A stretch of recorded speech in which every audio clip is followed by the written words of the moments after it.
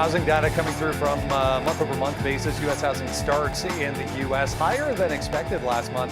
1.631 million in May versus 1.4 expected there. U.S. building permits month-over-month 1.49 versus 1.4 and a quarter there. Also, U.S. housing starts on the month-over-month change percentage, negative 0.1 expected there. Look at that number, 21.7 to the upside versus a negative print expected there. Building permits month over month, 0.6 expected, 5.2 to the upside. So lots of building going on apparently in the U.S. right now. We saw a few individual home builders last week benefiting from increased demand, it would appear. Lennar, one of those, back to all-time highs. A few individual notes to make note of coming up this morning. 11:45, we're going to get some comments from both Feds Barr and Williams. So mark that down again just before lunchtime at 11:45. We apparently got some comments there from Bullard in the pre-market. 6:30 is when that was supposed to happen. I didn't see anything, but we'll keep an eye out. Sometimes that does come through a little bit after the fact. Ton of things moving around here this morning. Just saw that Rivian note. Rivian also going to jump on the Tesla train and adopt the charging network for their vehicles going forward, joining Hyundai this morning, announcing the same thing. So maybe some more positivity coming through for Tesla. Chinese ADRs across the board downside this morning. People's Bank of China cutting rates in that country less than expected. That came out overnight. So a little bit of pressure here for Chinese stocks to kick things off on a holiday shortened week. It's Tuesday, June 20th, 2023. TraderTV.live starts now.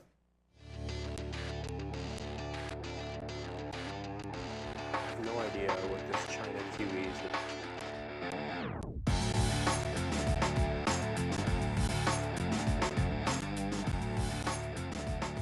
is. Just double checking the volume here for Rivian to kick things off. Already about 500,000 shares. You can see that pop that came on that note just before we came on there for Rivian. Again, if you missed it, Rivian also going to join Ford, going to join GM, going to join Hyundai, now all adopting Tesla's charging technology and therefore Tesla's charging network going forward here for their vehicles. So positive 2.4% here for Rivian to kick things off on a Tuesday. Sharif here as always.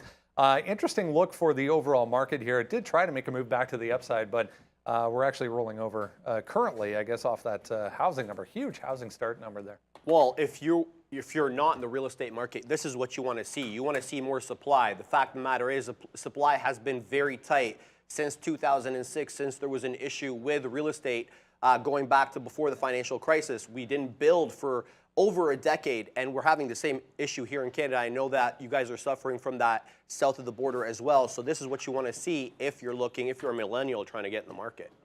Just double checking on not much of a move here for Tesla, but again, early this morning, we got that note suggesting that Hyundai will also adopt Tesla's charging network and technology, and now Rivian comes through with the same. But back to positive here at least, 0.4 right now here, guys, to kick things off on a Tuesday that feels like a Monday. Sean's back in the building after a long holiday weekend. Shout out to Max once again filling in on Friday. Great look here to kick things off for a brand new week, guys. What do we think here? Nice look for Tesla. Yeah, good morning, everybody. Welcome. It looks like it's going to be a good one. Obviously, you want volatility. That's what we're here to see. Just checking in on Rivian, probably stronger than Tesla right now. But let's keep in mind, I mean, everybody's going the route of Tesla at this point. So we can maybe expect to see some of these headlines going forward. I tend to say the same thing I felt about this for Ford and GM, that this is better for Tesla than it is for them. The stock market seems to say, okay, we'll be up 2% on Rivian, and Tesla, I don't want to call it a nothing burger because it is up strongly all pre-market, but when the news came out, it's really only popped another $1. If you remember on Friday, big double top on Tesla, just underneath that 264. So that 100% is going to be on watch. If it breaks out through 64, 65, could be absolutely wild. We got a lot on the docket in terms of individual names moving. PayPal's one. They got to deal with KKR for some of their buy now, pay later debt. I think that's a positive for them. They're breaking out in a higher time frame. And then all of the Chinese ADR names, all of them are weak, gapping down on a disappointing rate cut. And quite frankly, Baba's news that they're replacing the CEO it's really not all bad when you look at it, but I think they're down more because of what's going on in the sector than that replacement news, because they're doing that breakup anyways, right? Like they're diversifying the company, they're breaking into 6 pieces, and I think this is just a part of that restructuring plan. So Bob is going to be on watch. Neo's at key levels as well here, Sean. So I think we're going to have an exciting week. Starting it off today, I'll probably say Monday a few times because that's how I roll, but on this Tuesday. Yes. Happy Monday. No. It should be a good one. Yeah, Tuesday already. Wow, it's nice to have that. Happy belated Juneteenth to everybody out there. Happy Father's Day to everybody if we missed that one as well, if you didn't see us on. Well, you're a dad, so happy Father's Day. You don't have one of the new mugs. There's new mugs? So you guys can't tell, but like these are all new because some of them are getting worn out a little bit, so we have brand new mugs. They were probably just sitting in, the locked closet that we can't get into. Okay. I like the yellow mug. I don't know if this Ford, this charging station stuff has anything to do. Rivian, I don't think it's going to affect their stock that much, but I do agree with you. I think that Tesla is going to be on the watch here. Like, the reason why I don't think it'll affect Rivian is because they don't have any cars to charge. But the thing, it's true. I mean, now the lineup goes from like 0 Rivian cars to 0 Rivian cars, so it's fine. But look what's happened with Ford here. Ever since they got that look from Tesla and the supercharger stations, and same as GM and things like that, they've really started to go to the upside. Why? Because Ford is starting to roll out F-150s. They started to have the Mach-E. They have all that kind of stuff out there. Now Rivian's going to come with an adapter, obviously, to charge their car. I think it's great news for Rivian. Don't get me wrong. But right here, this is the name that I'm looking at. Ford right now trying to break through 1450. This looks great on a daily chart. I'm here for that trade. So it's going to be on this sticky note in a couple seconds. Right here, 1450 break long. And as you can see with Rivian, I'm not trying to throw shade at Rivian or anything like that, but I just don't think it's a game changer because they got to figure out their production issues, right? I mean, you could break out from this as well. Nice bottoms. A lot of these EV names have made a little bit of a bottom. And here you go again, trying to break through 1550. So if that happens, I think that's where we're at right now, right? Yeah, so you can break through 1550. Maybe then you get it rallied a little bit. I just think it's not a game changer for Rivian. It's nice, it's fine. How much are they going to have to pay Tesla to do this? That's just another expense coming through. First of all, they've got to settle their cars. They've got to get production online, and then when that happens, then I think this is a great win for them. So I look to buy up some Rivian. I just don't think that today is going to be the right day for that. Let's let it settle down, and then maybe we'll just see how we go from here. So Rivian's on my mind, but I got Tesla, AMD, and Ford is what I'm looking at right now. PHUN just popped up here on decent volume. There's a couple of penny stocks moving around here this morning in the pre-market. This was tied to Rumble and also Truth Social, that SPAC as well, DWAC. Funware to the upside though on a, looks like an AI headline. There's not a lot of detail, but Funware launching an AI-enabled mobile engagement. We'll see. PHUN, Faraday Future also to the upside this morning. FFIE, very popular. They announced they're going to reverse split to comply with NASDAQ minimum listing requirements. So we'll have a look at FFIE coming up here a little bit as well. I want to mention this down here. Interesting note for Adobe. It's actually not down as much as I thought it would be on this, but European antitrust regulator is going to look into formal investigation into this Figma deal. Seems to be all the rage these days as well. Regulators on both sides of the ocean been very busy lately, especially the European regulator. Let's look at Faraday, though, because I was talking to Brendo off camera this morning. I said, actually, Neil as well. I was telling him, well, it kind of looks like a Cybertruck, but instead of going with the hard edges, they went with the round. I'm kind of rethinking that here, Brendo. It's, I don't know what this looks like. It looks like it should be out of Demolition Man or something like that. Very futuristic. I mean, it's an interesting look, but I mean, to be expected for FFIE. Yeah. They got to, if they want to stay listed anyways, they got to get back above that minimum requirement for the NASDAQ. Out overnight, if you missed it as well, the People's Bank of China cutting rates in that country less than expected. So all of the ADRs downside, including the EV makers this morning. Here's BABA, JD, and PDD, among others, under pressure to kick things off here today. Yeah, a bit of a bad start for the Chinese ADRs, to be sure. And like I said, with the BABA news, I don't necessarily think it's about the CEO than anything else. And the easiest way to tell that is they were down 2, JD's down 4, Pinduo Duo, which we always like to check in on. That's been like decent trading vehicle recently. and they're down 5%. So you can see across the board, oddly enough, Alibaba is the strongest of those related names. So I do think there might be a little bit of relative strength in BABA, despite the fact that you have that news over the CEO. It's pretty obvious to tell where I might be looking at on Pinduo here today. It's about to test the 50, so the 200 period moving average. That's down here at 75 bucks. It's been on a nice little rebound, let's call it, back above the 50, now back above the 200. So 75 is going to be in play. At least it feels like 75 should be in play today. Whether it's support down here on PDD, maybe a little flat bottom break action. I think we could see that one certainly at the open. And the story, of course, the Chinese economy has been in trouble, and they've been a lot of indications that they're going to be going into some slowing. I'm not just talking about the long term, where they have a lot of issues in the long term, but in the short term, it's been sticky. Everyone's expecting more aggressive rate cuts to try to prop up the economy there, and that's not what they got. So that's why you're getting a bit of a downside. The question becomes, will it actually hold through? I like that 75 level for Pinduo. I think that's your support. As far as Alibaba goes, I just like the over-under at the 90. It's just if we hold above 90 in the open, like the first 15, 20 minutes, we're able to hold above, then I think you can play some longs there. But it's diddling in the middle. I'd rather it pick a direction and then try to join trend underneath for short or join trend above.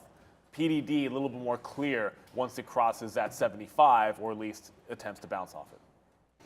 Yeah, I've always liked Alibaba. I think we wait for them to release some of their IPO news and see what happens on that front, because until we know some of the pricing there of Ant Financial and some of those other wings that they're going to do, I think there was 6 or so IPOs we're looking for, and you saw how good Kava was. I guess there's a lot of money on the sidelines waiting to get in there. Kava was priced at 22, came out at 42, almost 100% up.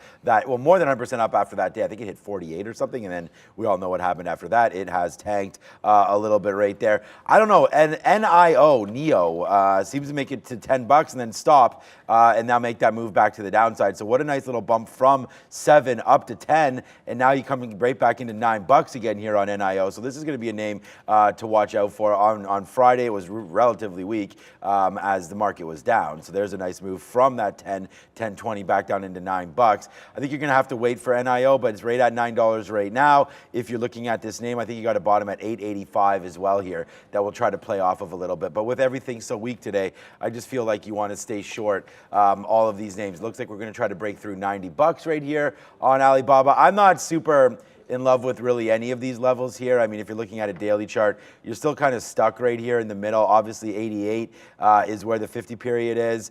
Down here at 80 is where you get a little bit more support, but I don't know. I'm not super in love with any of these trades. Here's the 20-minute on Alibaba. If anything, there's 87.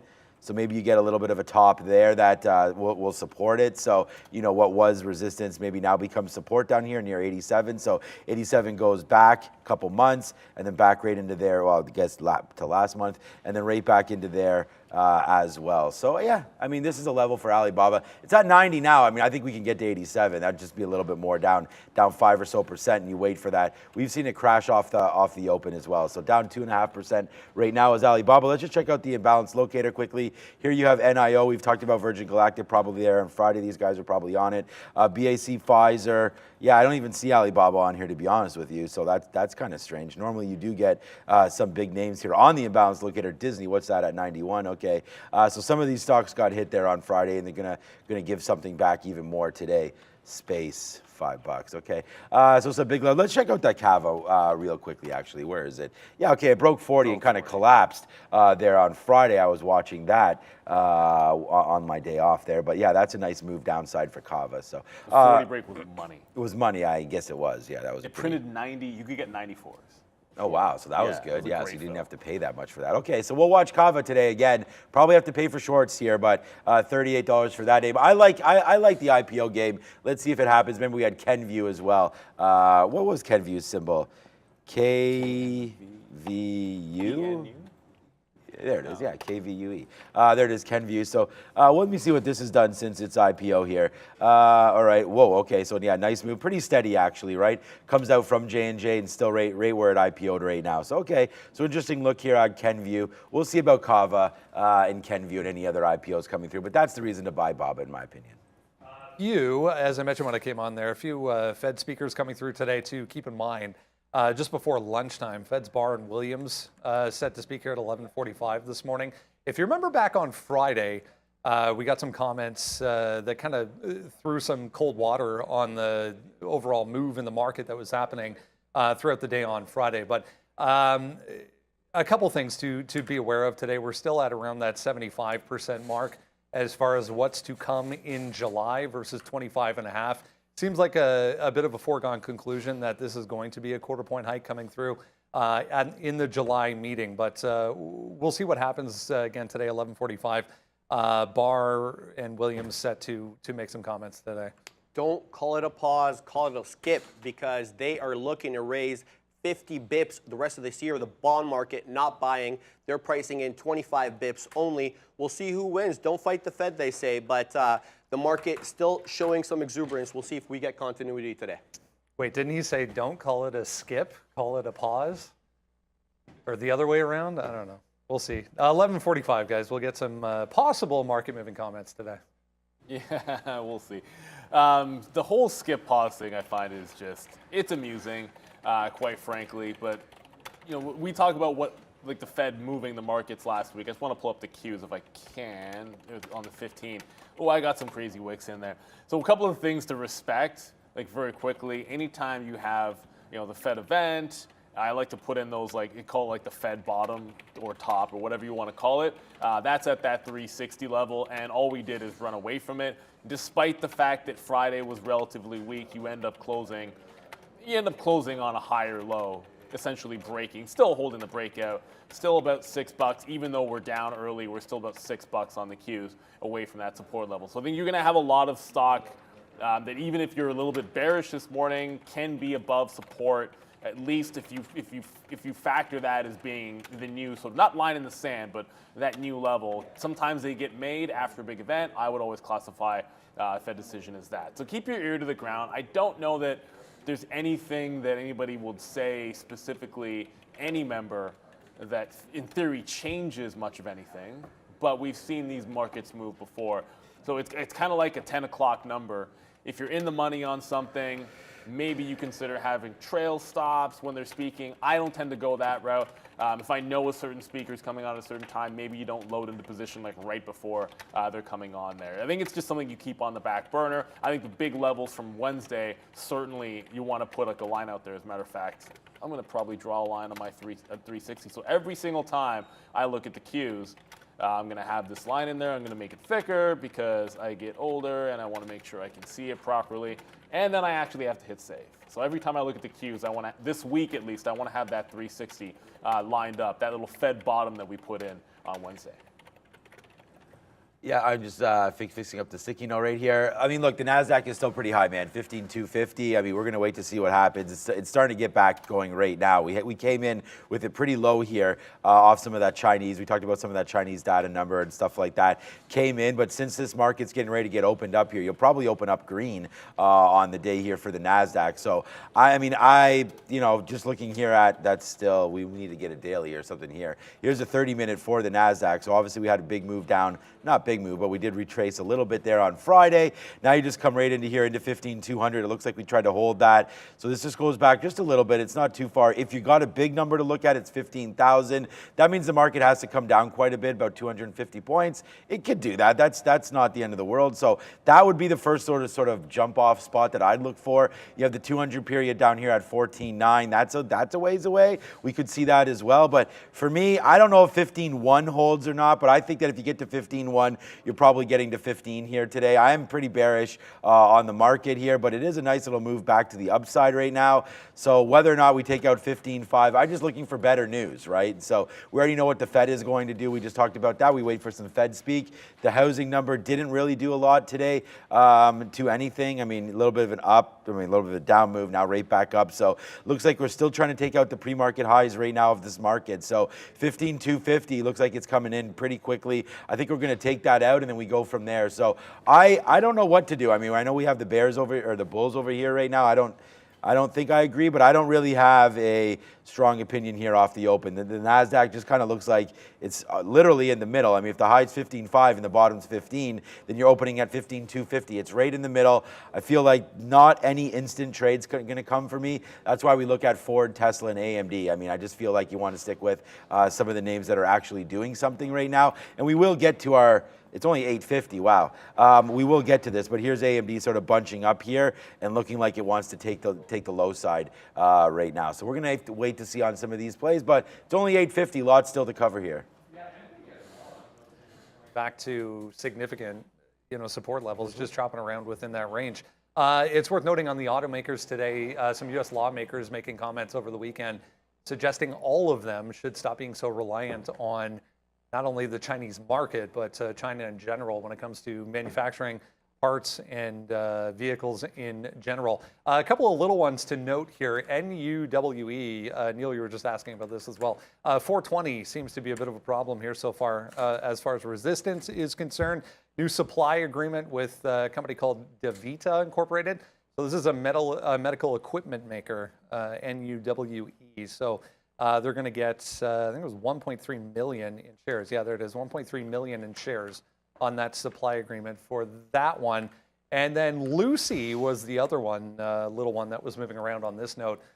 New global licensing agreement that will give them access to the Reebok brand for some smart eyewear. Lucy's that company that makes those integrated, like Snapchat glasses. Remember those from way back when? Yep. Similar to those, but smart eyewear teaming up with Reebok. Yeah, and Lucy, a former runner, we were trading that in small cap world not too long ago. Newell, can't really find the short float on that. We'll get back to you on that. But with respect to the China reliance, we've been hearing a lot about this lately, onshoring, friendshoring, nearshoring, whatever type of shoring you want to talk about. The point is to get it away from the reliance on China. We're seeing Foxconn open something in India. Google's looking to ramp up the Nexus production in India. So a lot of, let's call it friendshoring. That sounds nice and friendly, Brendo.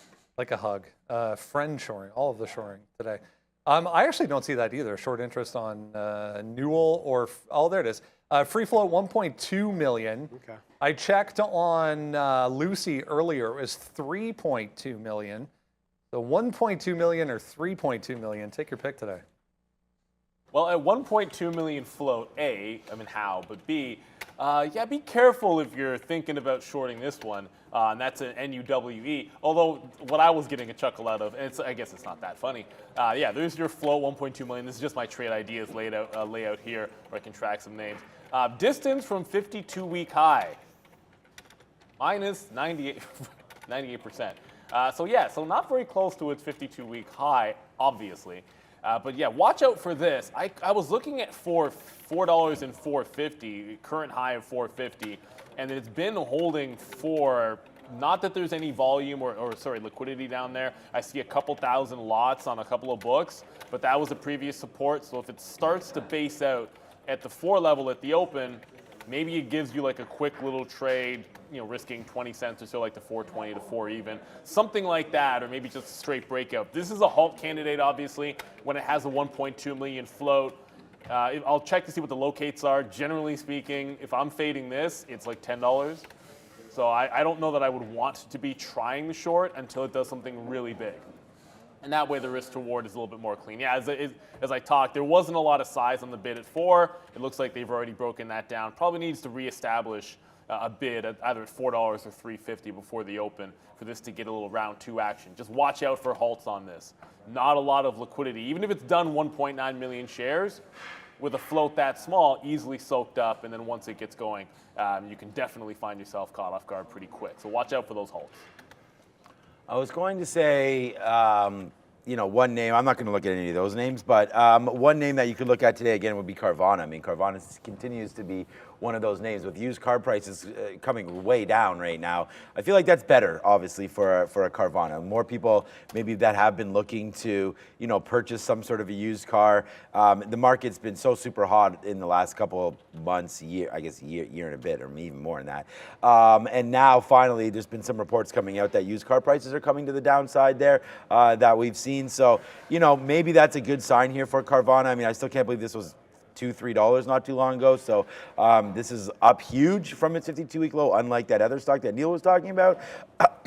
But you still get a good base here, maybe 22, 22.50, something like that. It's all the way up to $25 right now, Carvana. What was a pretty good day on Friday early, you know, you had a big move up to that $29 mark. Wow. And then it came right back down. This is the interesting part for me because we developed such a base here. Like, why did it not break? Why did it keep bouncing off 24.50? So I feel like on Carvana, there might be some sort of a support down here. I know the financials here aren't very strong, and I don't know if this is a good investment or not, but it just keeps on bouncing off this level. So if you took a 24.50, it bounced up a buck 30 right there during the middle of the day, only to close relatively quietly there. I know there was some rebalancing and there was witching and all that kind of stuff that happened on Friday, but none of that seemed to affect Carvana. You do get a big closing print there of 2 million shares. It held it. It's fine.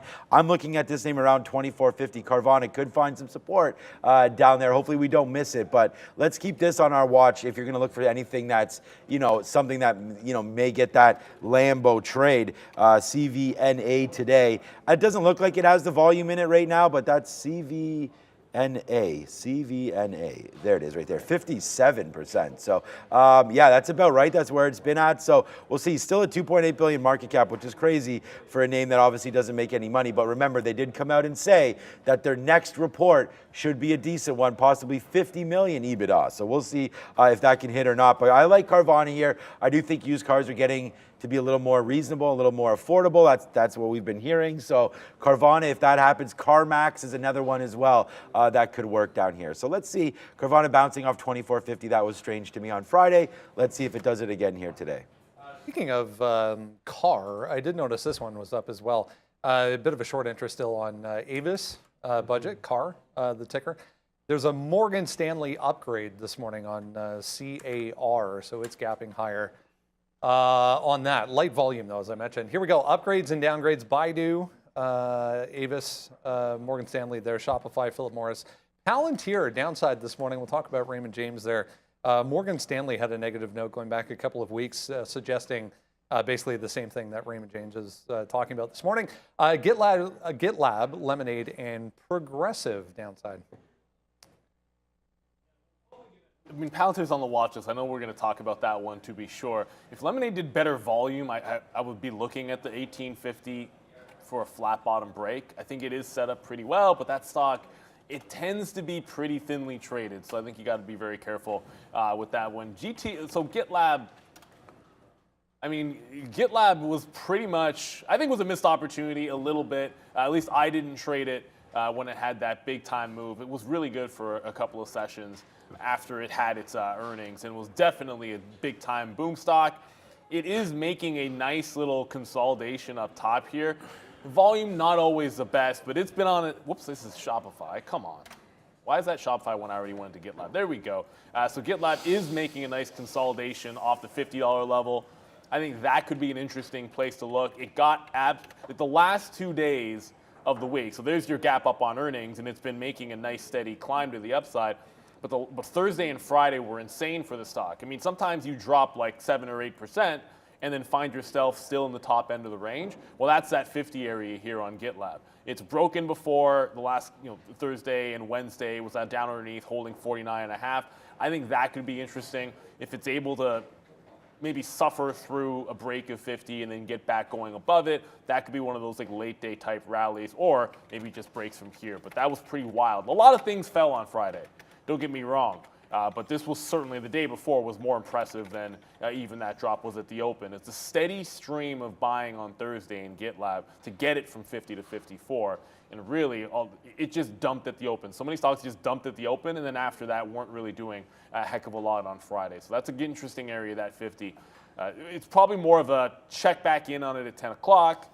See after the open if things have settled down. If it's holding the bid and starting to go, maybe you look for an after or a late morning break of 51, maybe a bounce off 49.5, those types of things. But it is on the radar because it's a very impressive move since the earnings, and you've had a couple of consolidations and further breaks. The next break, if it gets through the top, you've got room up to $60. I know Prad's happy about that one. Oh, Prad. Yeah, GitLab's been a nice little runner there. I mean, Palantir has been obviously very, very impressive here. Palantir's almost I mean, it's more than doubled off that bottom, which has been pretty incredible there, from 8 all the way up to 16 bucks. So it's been straight line to the upside. Obviously right now getting some more action here as analysts come in and try to figure this name out. I mean, either way you look at this, we've held 16 bucks. We held it on Friday, we held it again here today. So if this market, like, this is what I'm not just overly convinced on what we're doing here today. The NASDAQ is basically flat here when I thought it was going to be a little bit down. So I'm a little bit thinking here about Palantir and what it wants to do. We know we have a lot of consolidation here around $15. That would be a much nicer position. I've lost a lot of money trying to play top breaks for sure on this name, but I know when it bases out, it gets going, right? And so just like this, there's 17 based off, I mean, nice little top there. Obviously, you could have shorted off that. I don't know if Friday what the feels were like in the pre-market. I wasn't really watching, but that was a huge move to the downside here, basically straight down $1, stopping finally at 16 before settling down a little bit into the close, which of course had the rebalancing happening, right? And so let's just go to a little bit longer of a time frame and forget about Friday just a little bit, because we bounced off 16. We're doing it again here today. This is sort of maybe the trouble spot down here where we bounced down to 1550 before bouncing here again. So I don't know why we're using the word bounce so much, but I feel like if you do land in here somewhere, then this is a much better buy than waiting around for 16. I'm too nervous about what the day's going to bring today. Probably wrong. I mean, the market probably rips when we're like this, right? But down into here is a much better place for me. I think we wait for Palantir. You don't have to, sometimes we get carried away a little bit and we think that we have to get in almost immediately on all of these trades. And I know that's something that I'm guilty of, hopping into a name really early. And I don't think we need to do that for Palantir at all. Dramatic move down there, like I said, let it base somewhere and give us a bottom. And if that's going to be 1590, fine. But let's prove it to us that it's going to be 1590. We don't need to hustle into any of these trades today. Look at this. We've come in here on some days where it's been all buys or all sells. Now, we don't have the NASDAQ up yet, but that's not going to be that big of a deal. I just look on here, sell, sell, sell, buy, buy, sell, buy, sell, sell, sell, buy. Like, it's very mixed, if anything, maybe to the sell side for all of this. So I would just say let's sit on our hands a little bit here. Like when it's Space, Herbalife, and Cano as the buys, and AMC, there's not much on there. Like you got Uber with a sell. Obviously, that's much bigger. I mean, $43, wow. Okay, CRM with a sell, right? So these are bigger names here with some sells. Disney with a sell. Alibaba down there with a sell. Ford here with a sell. NIO with a sell. XPeng. So Pfizer, BAC. They're not huge numbers, but the bigger names are to the sell side. So I think the best thing to do right now would be to settle down a little bit. Pfizer's back below $40 again, eh? That's kind of an interesting name. I guess it never really got going through it there. I thought once we took 40, we may head back up. I'm long Pfizer somewhere in here. I'm gonna have to find out about that. I do like this name. You know another name that got hit last week? What about Humana? Yeah, they got hit last week, right? I mean, there's some spaces here that I think are definitely worth buying. I've talked about this last week. I'm not in any. Healthcare is really weak for me, man. Like I have AbbVie, that's not really healthcare. Eli Lilly as well, but you could see Humana breaking the range to the downside right now. I feel like there are some good names to pick up. I wouldn't be picking up any tech names at any of these levels, but some of these depressed names down here, like a Humana. And again, I don't know too much about the U.S. healthcare side of things, but this seems to be a little bit beat down here, HUM. So just one of those names to look at here. Amazon, Lucid moving around a little bit right now with Rivian.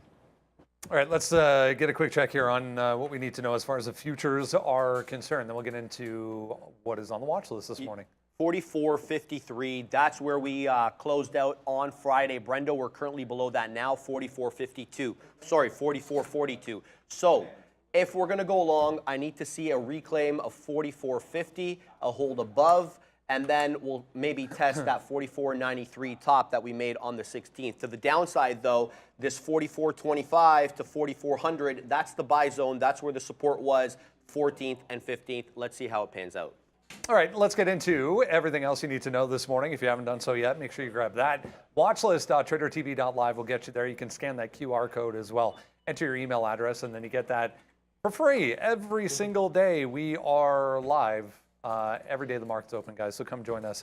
A few things to note on Alibaba specifically. Chinese ADRs, as we mentioned, downside right across the board after China's key lending rate gets cut less than expected. That came out overnight. And then Alibaba announcing that chairman and CEO of the e-commerce group and cloud business, Daniel Zhang, going to step down, going to be replaced. So I just noticed Baba day lows right now. Yeah, it's an interesting look. A lot of reorganization going on there. They're supposed to be into 6 segments. Looks like he's going to go back to his specialty. I'm talking about Daniel Zhang into cloud. An incoming CEO going to take the helm. But I'm reading articles saying that Jack Ma is still very much a spiritual leader of that company. So we'll see how they do.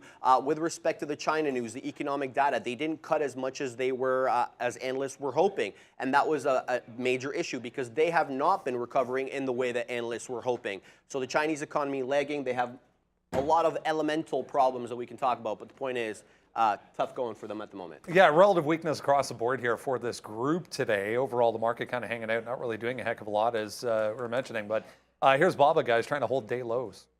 Yeah, it's breaking down, but like we were saying earlier, it's down 2.5% when the rest of the Chinese ADRs are down more than that. So I would tend to think one of two things can happen here. I guess they could catch up and it could have an absolutely disastrous open, but it's above the 50 and the 200. So I would at least look at the open, does it hold the fort here? If it manages to bounce off the major moving averages, kind of hold this price area from, I guess, Wednesday it would be. The last time we dumped down was Fed Day right into that 200 period moving average. So if it can hold there and make any kind of a bounce, I think you're at least looking for the opportunity of a long bounce play on this name. If it doesn't break these pre-market lows, then you always have the long above 90 can be in play as well. As far as the short goes, as mentioned, Pinduoduo, it's at a 75 level that if it were to break this, I think I just kind of look for a flat bottom break here. It gapped down after just huadunking on Friday. There's no, like that's not overusing the term. Like this one got shellacked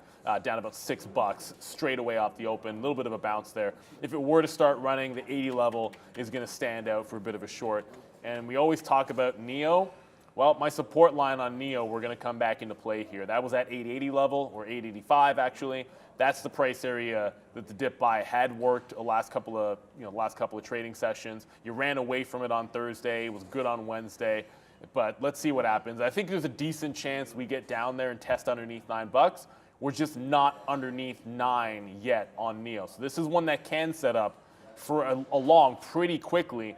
But there's no chance. I don't want to sit in front of this bid at 930 and just assume the level's going to hold. When it trades, if it trades down there, I want to see it bounce. But that's the line I'm looking for. It's about that 880, 885 area on NIL. So be very patient. The entire sector is weak. So playing it for a bounce is always going to be tricky. You want to see strength come in first. And quite frankly, that can require a lot of patience, especially in those first 5 minutes. Yeah, look, we've already talked about Alibaba breaking through $90 here. I mean, I think that that's not a great sign. It had some nice moves, but it just continued to not, excuse me, not be able to break 95. So, like, as that just sort of loops back around, you hit that 95 marker, and then you just start to make that move back down in. So 50 periods here at 87. We talked about why we like that 87 a little bit. I think it was on the 20-minute chart here, trying to find some levels to start bidding some Alibaba. We've seen this name come crashing in off the open, so I think that there's another opportunity to do that right here again. So I'd look for 87 to come into play here for Alibaba. I'm not too worried about the change in CEO or anything like that, or I'm not going to pretend like I know anything about that. So for me, I'm just going to trade price action. Alibaba looks like it wants to come to the downside, and when that's happening, then yeah, we do not want to stand in front of it when that is the case. There it is, Alibaba with a nice little sell. I'd say we stay into that name. I do like NEO. NEO just covered it, so that's going to be a good one. What is Lucid doing right now? It keeps on showing up on his scanner. I might not be doing anything at all. No, it's not doing anything. Okay, so it might just be, I don't know what it's doing. It keeps on showing like some VWAP here, but I don't know, just it's not breaking. So it doesn't matter. Okay, that's Lucid. Quick check in on Rivian, just real quick to see what's going on with this one.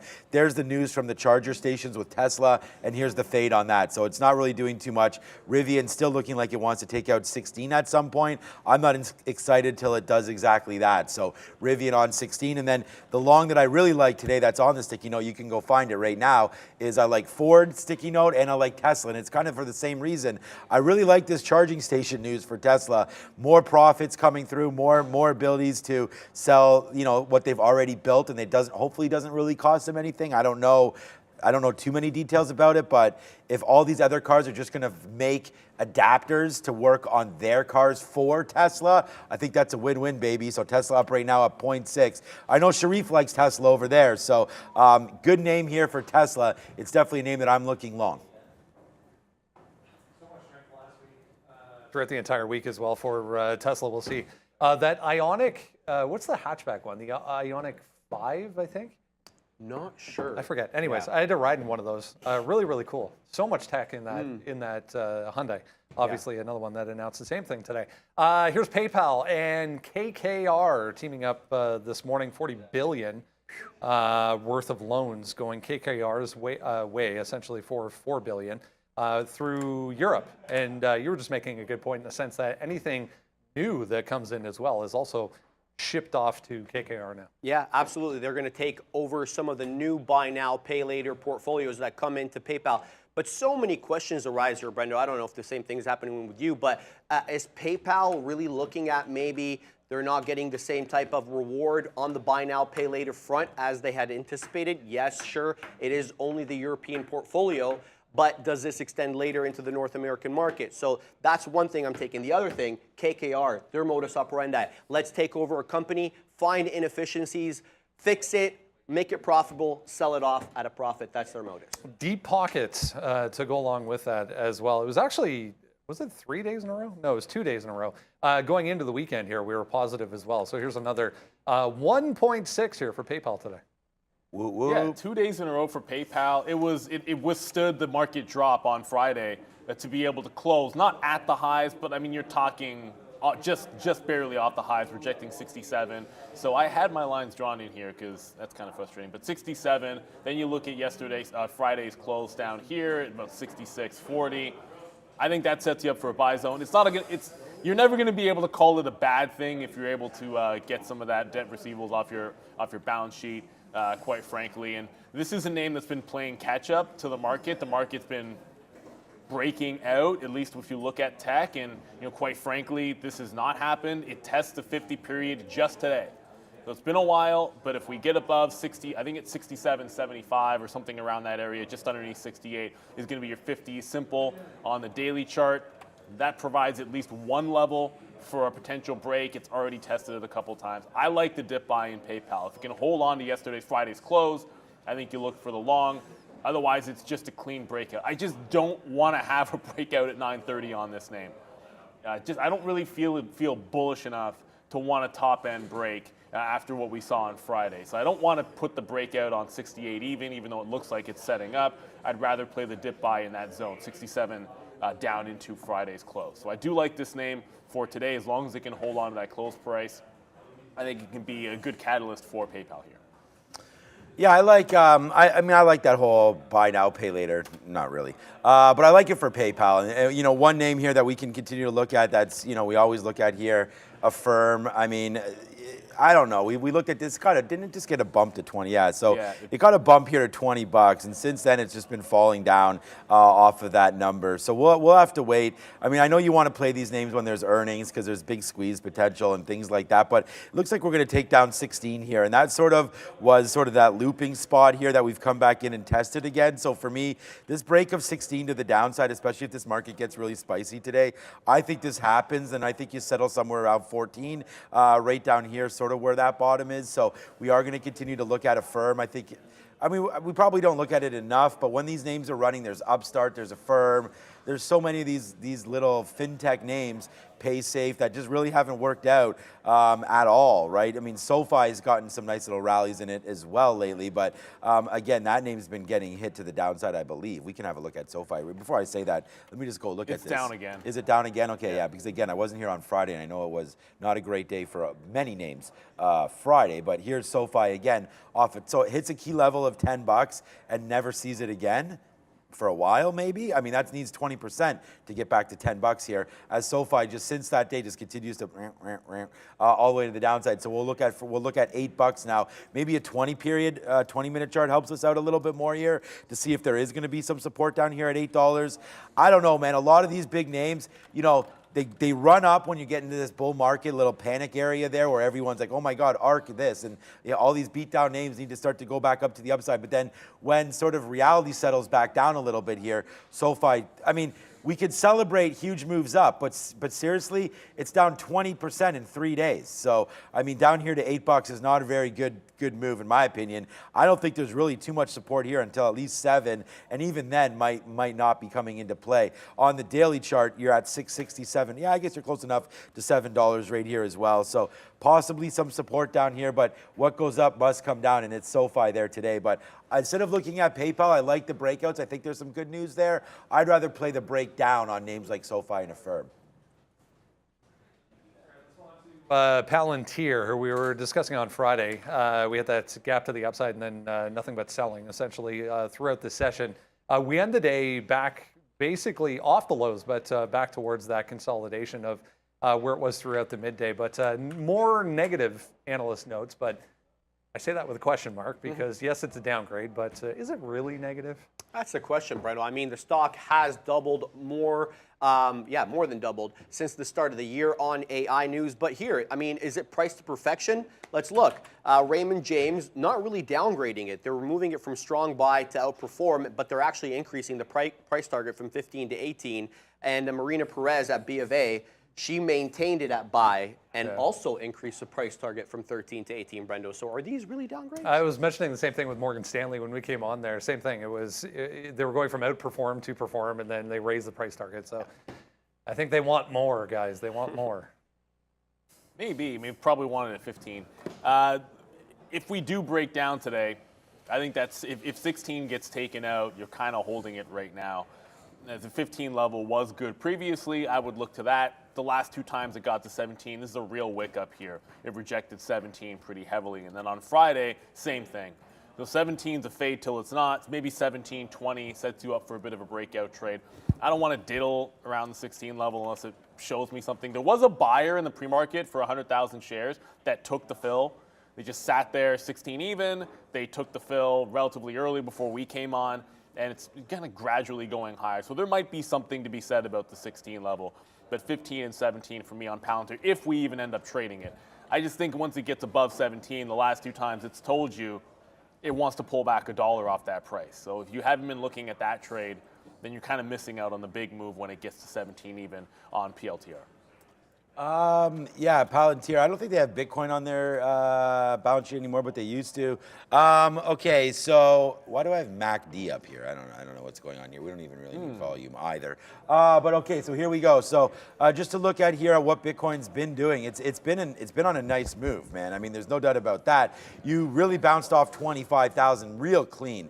Like it made a nice move to the downside there, and then it was only down here for this is hourly, so maybe half a day down here near 25, and since then it's been bump, bump, bump. One goes bump in the night. It's Bitcoin going bump in the night right now. So if you're just going to go over to a daily chart, Again, I'm not like a huge bull here. We had Natalie Brunell on last week, talked about sort of dollar cost averaging into this name. I feel like all the bulls, that's really the only thing they can say about Bitcoin is dollar cost average into it, because then if it goes down, they, like she said, her price is a lot better now than it was. I mean, so are many people's prices, as Bitcoin definitely held that 16, 17. That was the area to buy. And now I'm feeling like a lot of these dips, you could still see we still are trajectory downside right now, but it looks like, I don't know how to, here we go. Is this how I draw lines on this platform? Whoopsies, that's not the right one. Delete. Right here, if we could just go like this, and then whoa. This is a little bit too sensitive for me. Something like that. Right now, it looks like Bitcoin, if we could take above 27, so there's your high there. I'm just trying to like peg this to some of these highs. I think we did a pretty good job there, and then coming in there again. So it looks like right now, if we can bounce off 27, then maybe we test lower. But what about when we break? Right, then I do think we can retest $30,000 again right now for per coin here on BTC. So here's the line to the downside. Looks like we're trying to, you can put another one right here on this side. Looks like trying to flag it in here. Maybe we settle somewhere around 24, 25 before finally breaking it, but we could break it soon, breaking above 27, then into this 30 range. So I think that's good, and the reason why I bring this up is because everybody's favorite Bitcoin stock, well, I don't know. There's Mara. Mara's been a good stock lately as well. But Coinbase up to 56 again. I don't know. Here's the daily chart. It was bounced off 50 nicely for sure. So I think we could sort of put that $50 mark near 25,000 for Bitcoin. So as long as we sort of hold above 25, looks like 50 will be a good take. So, you know, what was once, I was very negative obviously on Bitcoin when we were trading, you know, up around $100. And every time we bump up like this on some of their earnings reports, I always say fade it, which has worked every single time. But right now it seems like 50 might be a decent base. So let's just continue to watch Coinbase at these levels. It's 9:20 right now, 10 minutes before this market opens. All right, just scrolling through some big tech names here. Here's one of them, Microsoft downside a little bit, 0.4 in negative territory. A little bit of weakness throughout this group this morning. Apple as well. Google to the downside as well.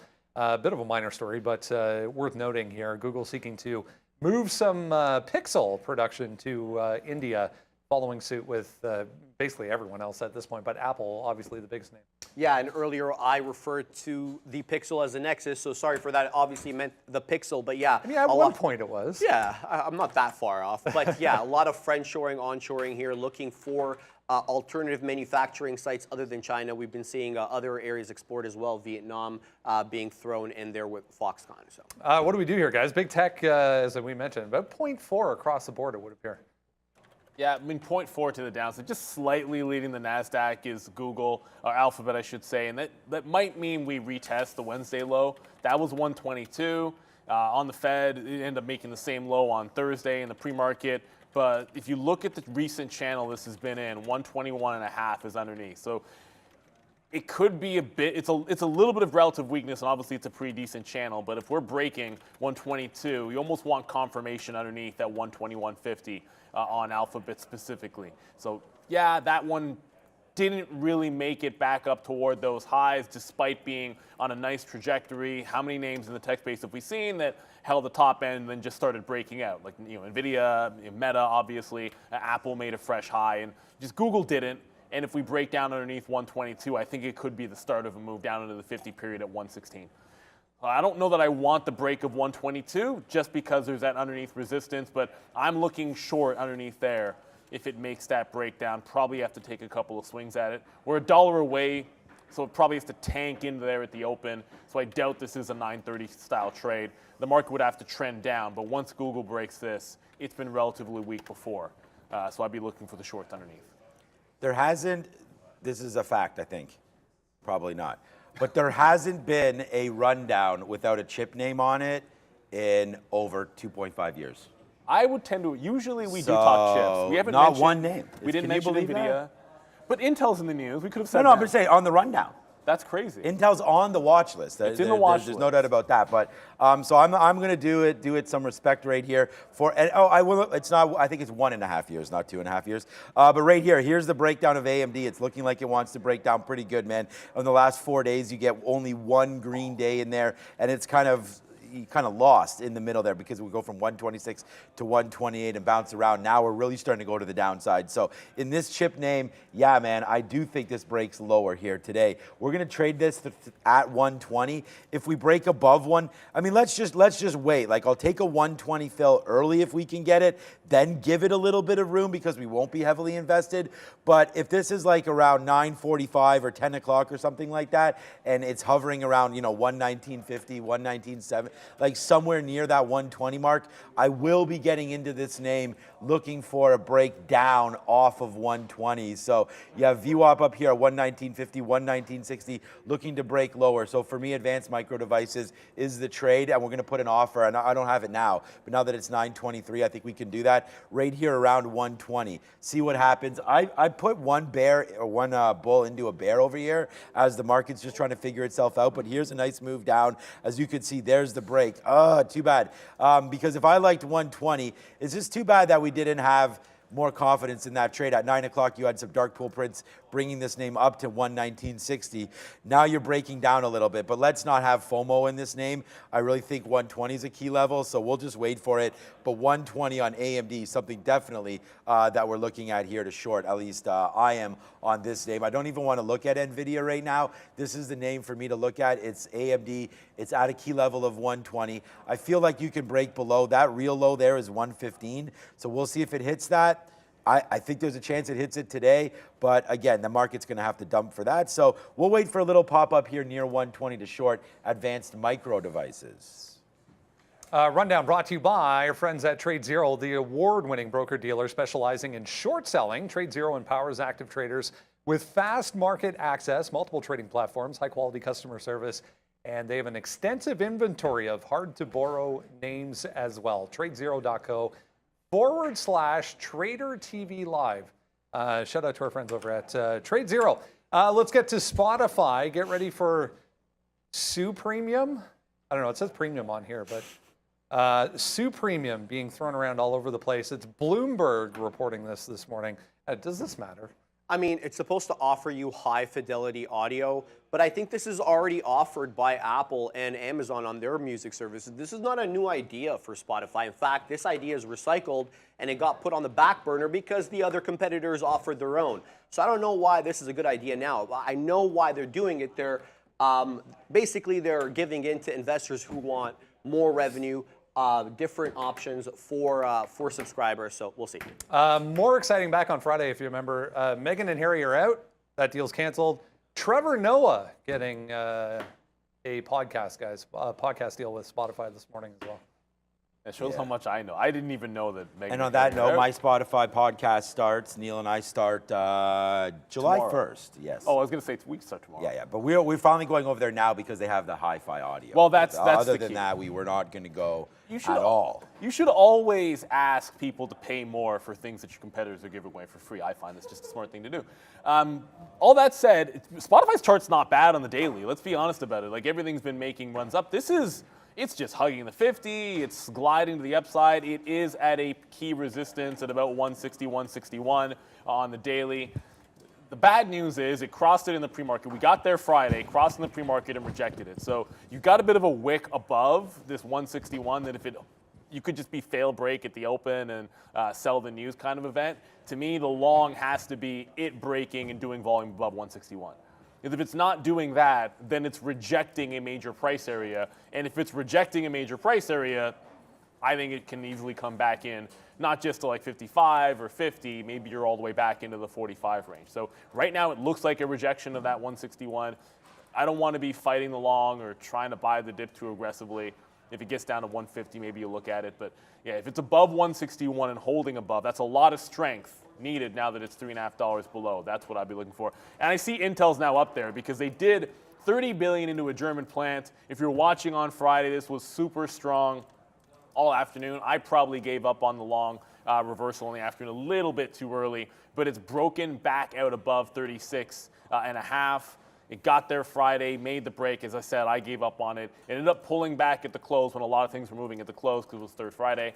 Right back into about 36 and a half, and now you've got the same support. So I'm looking at that 36 half, give it some room underneath. We close at 36.37, so I'd probably say the quarter to that 36.37, and then go for the long off of there. Give it a bit of a tight stop, but if it's going to continue its breakout, then that's going to be available. I think a 37 break is going to be available as well. This is playing catch up and has not really had any kind of a serious dip in the last week or so. So I want to still be looking for longs in Intel. All right. 2 minutes. Yeah, it's only 2 minutes now chilling. before we go. Wow, okay. It's hot. By the way, it's hot in here. It does feel hot in here. Right, it's a little hot in here. All right, so 186 right now on Apple. You know, you want to talk about a music, gives it away, that hi-fi stuff. Apple has been doing that forever, I feel like, anyway, since I switched over to Apple Music. 186.50 right there, good high for Apple. Seems to have a problem at 186. We'll see again. Nice little bump up right now, though, from 184 up to 184.50. What's AMD doing? Okay, still 119. Quick check on the imbalances that people have been asking it. You asked for it, I got it for you right now. It's getting hot in her, says Nelly right now. NIO, Mullins, Space. It doesn't look like much got updated here. guys. Alibaba with a sell. I see Amazon here with a sell, which sends this one. Oh, man, we got a bad wick there, which sends this one to the downside. I am in the new version, so I have to try to update it like that. Baba AI, what's that? 40, what the? $46 for AI. This is what I mean, like not enough preparation on this name by me. Wow, all the way up here again, bouncing off 50. I didn't even see this on Friday, so that's my bad. Uber, again, I think that's a good one. Oh, remember we had Pan W? They split off. Obviously, they had earnings and then they got rebalanced again. So not much action there, but there's the rebalance trade to the upside. Nice move there as that continues to climb for Palo Alto. So that's been a big name there. We'll have to look at this, but again, too big of a spread. Oh my God, it's only 30 seconds right now as Neil goes and whispers that to Kat. So we'll watch out for it. I'm still looking at Tesla taking out the top here at 264. That may not happen. Ford taking out the top as well with only 10 seconds left. 1450. This one's much more likely here for Ford. Yes, sir, and that C3 AI could be breaking 46. As a matter of fact, breaking 46 right now. That could be an interesting one if it gets close to 50. Katrina's on the bell on this Tuesday, but ring it. That was fast. With the chart up there, so just a quick move on that C3 AI, it made a nice breakout at 45, now 45 and a half. If it gets to 50, remember, 49 was a watershed area, so if it gets up to 50, that's going to be a big one. NEO was already going, I say was, because it's starting to pull back in here. So it was up at 930 just now at 930, and then pulling back in at 9 even. I do like underneath 9 for a bit of a dip buy there. Pinduo Duo, we're looking for that kind of flat bottom break. Oh, I hate it at the open, but here it is. It's through that 75, so I'm going to see if I can't get in. I don't want to give it too much. This was 76 like a couple of minutes ago, and you're already breaking that 75 to the downside. So if it cannot hold on to the bottom end of the range, I probably need to jam out of this one. Also keep a close eye on Alibaba as well. NVIDIA rejected 430 at the open. That's kind of in no man's land as well. Yeah, you remember how I said let's wait for AMD? Well, we're in it already here. Just a little bit early though. Let's just wait to see what does happen. We are waiting for. I was gonna wait for 75s. Let's wait. Let's still wait at 75 here. We'll wait around 70 because we just ripped right up into 70 right now. So there it is. So now we have a fill at 70. Let's just give it. Oh, thank you so much, Rob, coming to save the day. Thank you so much. That's gonna be a big one. You got a big ass coffee right here right now. Okay, so there's a nice move up. We'll just take one more fill. Like we said, we may have to, give this one a little bit, especially if we're going to average into this one off the open. So, wow, here goes AMD on the NASDAQ, really marching here. Wow, NASDAQ taking out highs right now. What, 15,250 right there, right back up to pre-market highs here. So we said we'd get out of the way of this. We're going to have to watch out for this 120.50, I guess, at some point to step away from it. But, yeah, AMD. Oh, Tesla's the name I like at 264 as well. Oh man, never mind. It was to go short. It just broke 263.5, and I thought it was going to get to 264. It did not. It's actually pulling back in there. PDD, I could have taken some out there. It got to 74.70, and then rejected the bottom. Came right back up. We went with a tight stop because it had already flushed $1. I want this one to settle down. We can get back into it. As you mentioned, the NASDAQ moving up. Intel briefly broke that 37. It's right back underneath. So I was looking for the dip buy initially. If it holds and breaks back above 37, I can look for the long above as well. PayPal, another name that was showing strength early. Doing? Dipped into 67, held 67, is now rallying. So I guess this puts, I didn't get the dip buy I wanted, not into the range. Didn't really fall far enough there. I wanted yesterday's close, and that's down around here. I guess we're looking at a 68 break on PayPal, because if you don't get the dip, sometimes it's only the break. Brendo? Start for space here, guys. Virgin back to the upside, just took out 5 after they faded that launch news on Friday. Came all the way back into 450, but nice volume here for space so far. I thought that was done because they rejected that. Never. They sold the crap out of that one. The market sold the crap out of that one on Friday. That was a wild one. Where is Intel? No, not going to get it. PayPal might make that break. Version above 5, it gets interesting, I suppose. But again, it has to be above 5. And Palantir, that was the other one. It held 16 even. There's your wick under. There's your hold of 16. Palantir's made its decision. 17 and 15 are better levels for me. But the fact that it held 16 gives you a base of operations for the long. All right, so we did get finally into, I mean, being short this AMD has been a nightmare. I mean, it's still going to the upside. It looks like we're out $1 right now on Palantir, but we do have a new trade alert right now. Or sorry, not at Palantir, on AMD. We took Tesla, so we took it through 64. This was a mark that we had written down on our sticky note here. Just trying to take out that high from Friday, basically was that was Friday afternoon. Did we get even higher than that? Yes, we did right there. Okay, so we just got stopped out of AMD as it takes 121. We're still holding on to a small piece, but that was bad. Right there, 264. So now let's see if Tesla wants to go. So did we get a piece out? Yes, we did. So we take 40 cents. Hopefully it can go a lot more than that. We'll just take out a piece right now on that as it's still trying to go to the upside right now goes Tesla. So let's just hold on. I think we got this one pretty good right now. We'll take something out around 265 because that's been up. It's been up here before and kind of faded, so we'll take a piece out there in the 90s if we can get it. Too bad. I said we wouldn't get into AMD until a little bit later, and of course we do it and then get absolutely destroyed right there on that short again. But it's a good thing that the long is working here in Tesla. Patience seems to be continuously paying off right now as AMD continues its move up, and Tesla right there. There's another. Oh, we didn't get filled. It just went up to 94. I'm at 95s.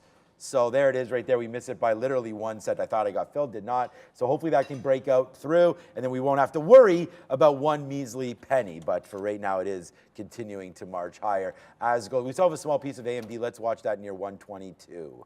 Yeah, I finally got Things into, are not firing finally, here. I just got, it is hot in here. There's absolutely no question about it, Sean. But I just got into Intel. It broke the high of the day, got to 37. Thank you very much there, Rob, for the refill. Broke that 37, coming back in and consolidating. I got the long in here off that consolidation at 80, as we're going to go to Brennan. No break on PayPal yet, though.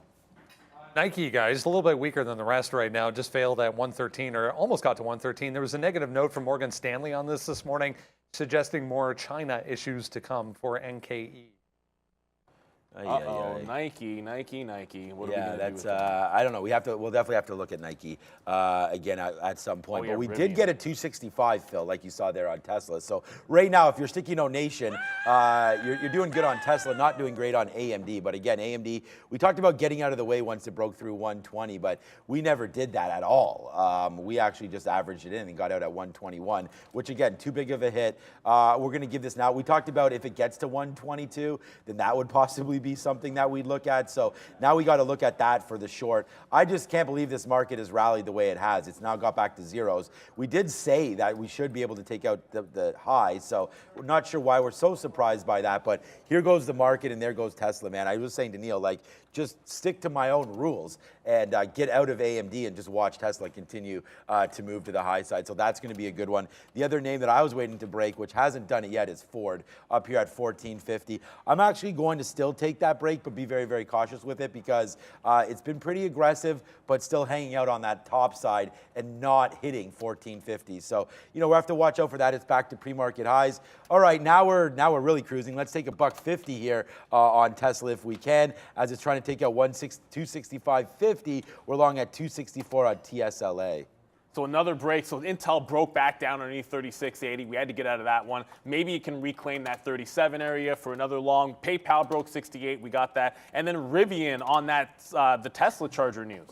It actually reclaimed the high, breaking out 15.50. It's got room to 16. The last couple times it's gotten there, it's been a rejection. So I think there's a short up there available on Rivian, but until it happens, let's respect the long. PayPal, as I said, did break the high of the day very briefly. It got it to 68.10. I got to find it, sustain the break. Lots of room on the daily above, but it has to hold this price area first. Want to be very patient here because there's room at least back to 67.5 and want to see how far this can go. The market just turned green on the session. My goodness, NVIDIA. NVIDIA is on another tear because of course it is. NVIDIA back up to above 430. 436 was huge resistance. I got to feel it to short if it gets back up above 35. All right, Tesla's still marching, 266 now it's trying to get to. Just got to 265.70 there. We are pretty lucky, not lucky, I mean lucky I guess so, I don't know, unlucky I guess to not follow our own rules right there. And then there's the move to the downside. It's funny because I was just not talking with, but I mentioned to Stephanie the other day, good luck. And then she said to me, well, you don't need luck if you just follow your plan. Well, I guess I got to follow my plan then, if I'm going to use that terminology. But there it is, there's AMD. Finally we wait for it and it comes back down and we take take a little bit of a win there on that as it hits 70s and then 50s. So that's turned out to be good. I mean, we wound up making a little bit back. Does need to fall down even more before we get that print coming through. And there's 266. I'm actually waiting at 266 flat. Let's see if the NASDAQ really wants to go. I mean, I feel like we have the best long name maybe in Tesla. I know PayPal also had some news. You're in it, so that's good. Just breaking through 68 right now, so that could be another one if you're playing off news. You know, PayPal gets, again, a couple of different upgrades, the KKR news as well coming through on that. So, yeah, that's Rivian's starting to fill this gap in that here. might be So good news. it broke 50s. It just broke 60s as well, added up there above 60, took some out at 70, made sure we rang the register on the way to what is resistance 16 even. If you think it's going half to evens, well, I want to start taking it out when it gets 75 up into 60 even. PayPal, as you were mentioning there, yep, made the break of that 68 level. It's at the quarters. Okay, can't seem to break the quarters. Want to ring the register on that as well as it's back above that quarter mark. If it gets to 68 half, 69, those kind of areas, we're going to take some out. Want to make sure we're getting some profit. The market's only barely green. And if you want to be patient, then you look at the NASDAQ just turning green here. You're not really even above Thursday resistance levels or Friday resistance levels either. So I would have some caution.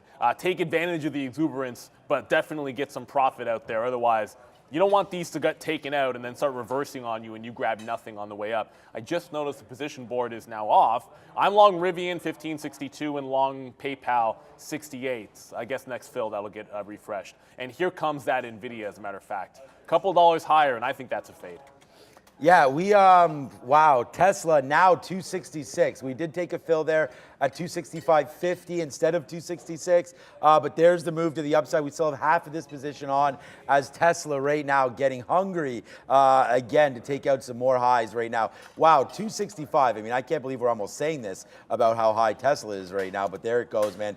There's the 264 break. It's a pretty clean one, and we just took $1.50 on that. We still have half left, though, and I was just going to say, like, I cannot believe how violent AMD is because it keeps coming up here to like 120, 120, and then we dared it, and like we just got a 61 fill there. So this is just continuing to make moves down now for AMD. Now, hopefully it will continue to do that, but if anything, we're bouncing off VWAP right now because we took that hit there. Not because we took it, I just, let's go see 120 again. That's sort of my idea right now. If we can get down there, I'm gonna put a bid like around 120, 20s, something like that. If we can get a fill down into there, then that might be good. And then we'll have to watch out to see what happens because we've already taken out the pre-market high right there on AMD of 119.70. So to me, we can get back into there, but first take is going to be, we're trying to get below VWAP right now and bouncing. So 120 flat or so here is a good little take there. But as Neil said, like this market is really showing no sign of slowing down here. It's a nice move back up. It bounced off 15.2 real strong. And there it is, man, another bounce up to the upside. So just be careful with this. Maybe we do have to get out of AMD here because if the market doesn't fall down, then what exactly are we doing holding on to the short? Neil has no shorts, which I think with this market, no, but I'm saying hasn't got any dip downs. What are you looking at for short? We're up 0.1 on the NASDAQ. Yeah, I'm just watching the name I should be short was look at the out on Intel. So it tries to break out. We have the tight stop underneath that consolidation underneath 80, and it rejects 37 even. It's like, oh my goodness, look at it reject 37 even. Why didn't I just reverse into the short there? Is that starting to go to the downside? I'm not convinced about this being a huge break. There's PayPal. It broke out. We're able to get half of it out there as it made that move into 68.40. But it's even pulling back into pre-market support levels. So if it can hold a higher low, fantastic, but I'm not all that convinced that we're going to continue this move too far. NVIDIA's not quite there for the short, but we thought Alphabet was a potential weak name. It bounced. It's actually gone green. 124, well, so it closed at 123.5, but 124 change was resistance. This could be worthy of a little bit of a quick little fade trade on that. And I'm just looking for something at the short if the market can't hold these highs. The ES is still red and testing lower. The NASDAQ's about to go red itself if it dips any further. I might like Alphabet here to 124.20 as an out, just giving me some kind of a short. NVIDIA just never went far enough. I wasn't going to short 433 and hold at $3. Even though we're long, yeah. I like that. I like the $3 talk there during that dollar bandit club there, ×3. We're already in that club right now with Tesla. Okay, there we just took another out at 65. it's having some problems here, and I'm not gonna, consider this as an ultimate long because we've already sort of hit up here. This goes back just a couple days. We were already up to 265 again, and then we did have problems on Friday. This is just a 5-minute chart. Sure, we're already taking out some of those levels, but now you're starting to fade back in a little bit. So now we're out of now about 80% of that trade, as I could see it fading back out a little bit here for Tesla. But, it's not a name that I want to recommend as a short, but right now it is having a problem here around this 265.50 area. We're lucky enough to have one out right there. We did not get that 266, although we could have been sitting there and got it. We actually pulled that to go right here because we saw some tops, then it took it out. Then we just got out another piece there at 265. So let's just see where this name goes. We're actually okay on everything right now as AMD's coming back in, so that's good. Too bad we had that one a little early. Palantir, of course, is on the New York Stock Exchange. Wow, Neil, this is $17. Palantir straight to the upside right now. 17's huge. I know, and that's why I'm just going to adjust this chart to try to see. There's 17 right here on the daily for Palantir, and here's the move right up to $17. Wow. Miss Kathy Wood, why not give me a call before you do this?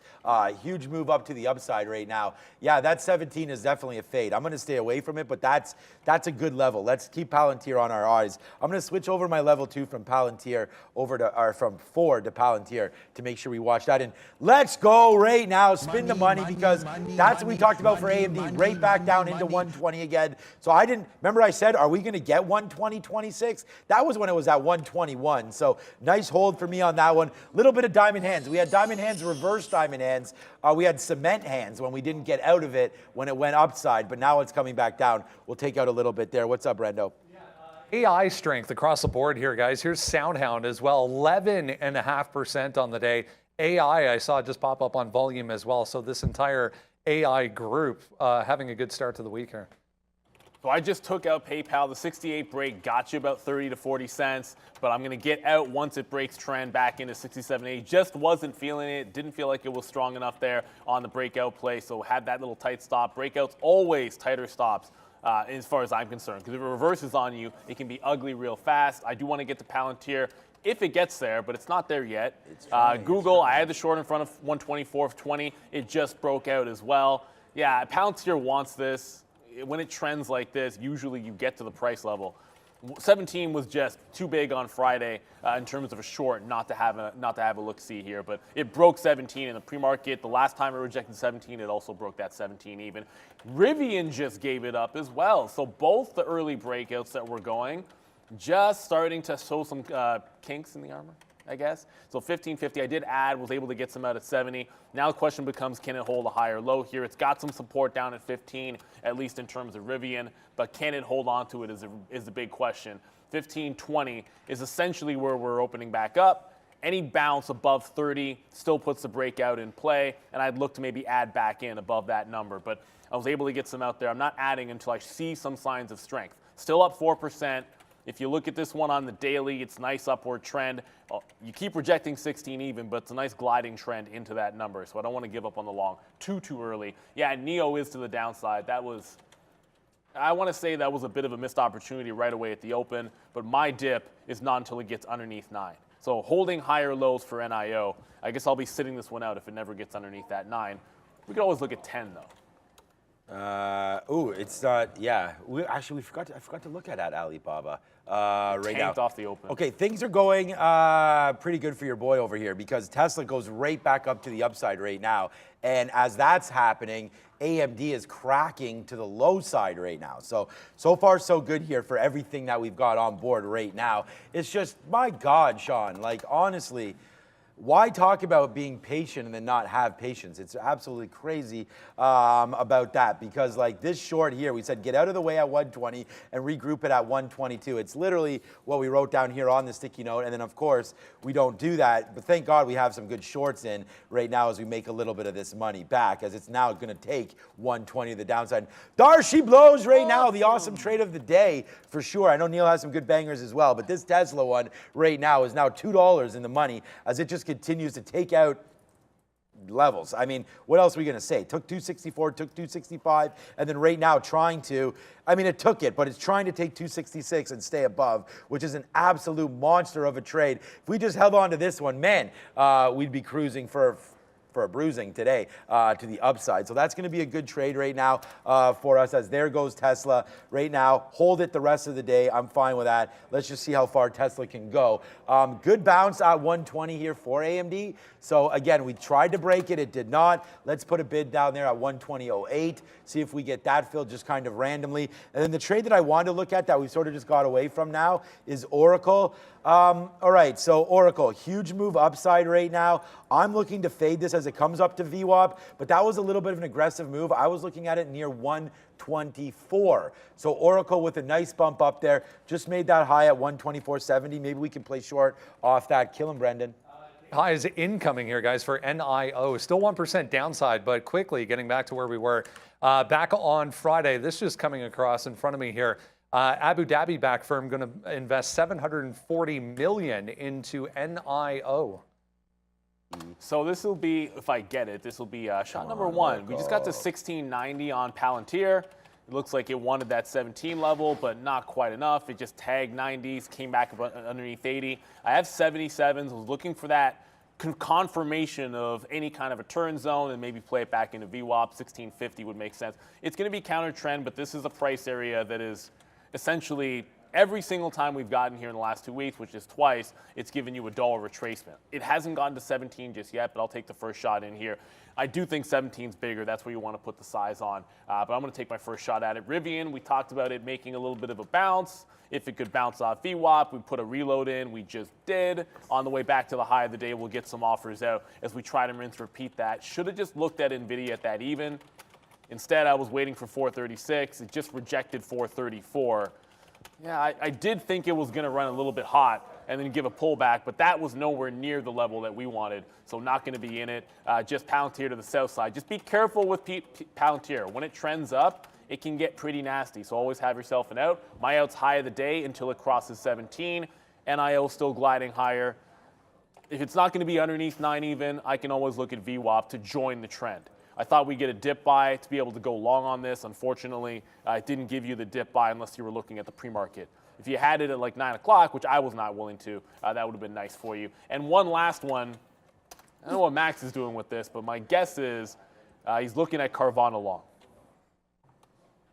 As usual, Carvana up 5% because why not? It's making another run at last week's high. When it got to 28 on Friday, it was pretty nasty, the reversal it put on here. So it would be pretty good to see a little bit of a breakout from there and get to that 30 level.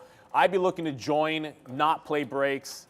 Use the consolidations when you get them to try and get into a long if you're playing a squeeze name as opposed to taking the top breaks, which have been nasty. So underneath 26.50 into 26 would be the dip buy for me on Carvana. Looks like it's on one again. Yeah, we're on one a little bit here as well, it looks like, temporarily. So let's just keep on watching the money come through a little bit here.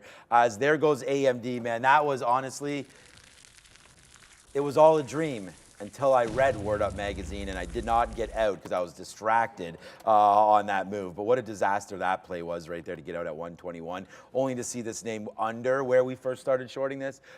So yeah, nice move right there. I'm still in this Tesla, and then we have a new position alert. It's Oracle, and that right now is 20 cents in the money and looking like it wants to retest 124. So let's just put a bid down here. The thing about Oracle is, I can't play this name the same way we do the other names because you need to put your bids out there. Similar to AMD, right, where we were putting bids and hoping that it came into us.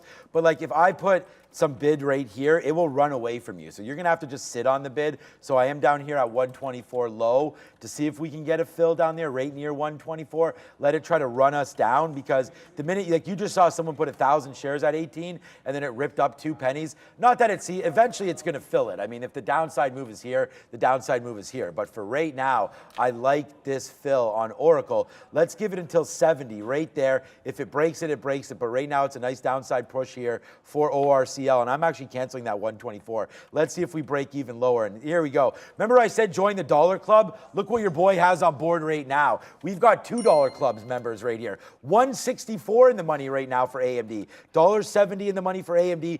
$2.50 in the money for Tesla, as that's right up here right now. I'm going to take a piece out at 40. Let's do that. Did we get it? Yes, we did. Awesome. So right there, we'll take 250 on Tesla. Let's hold the rest. Man, we've made back our whole day. Just an absolute disastrous start there with the AMD short. So that's not been a good one. But Oracle, now 35 cents in the money. That's doing well. Just to talk about some Chinese names, Nielsen, Rivian, and Palantir.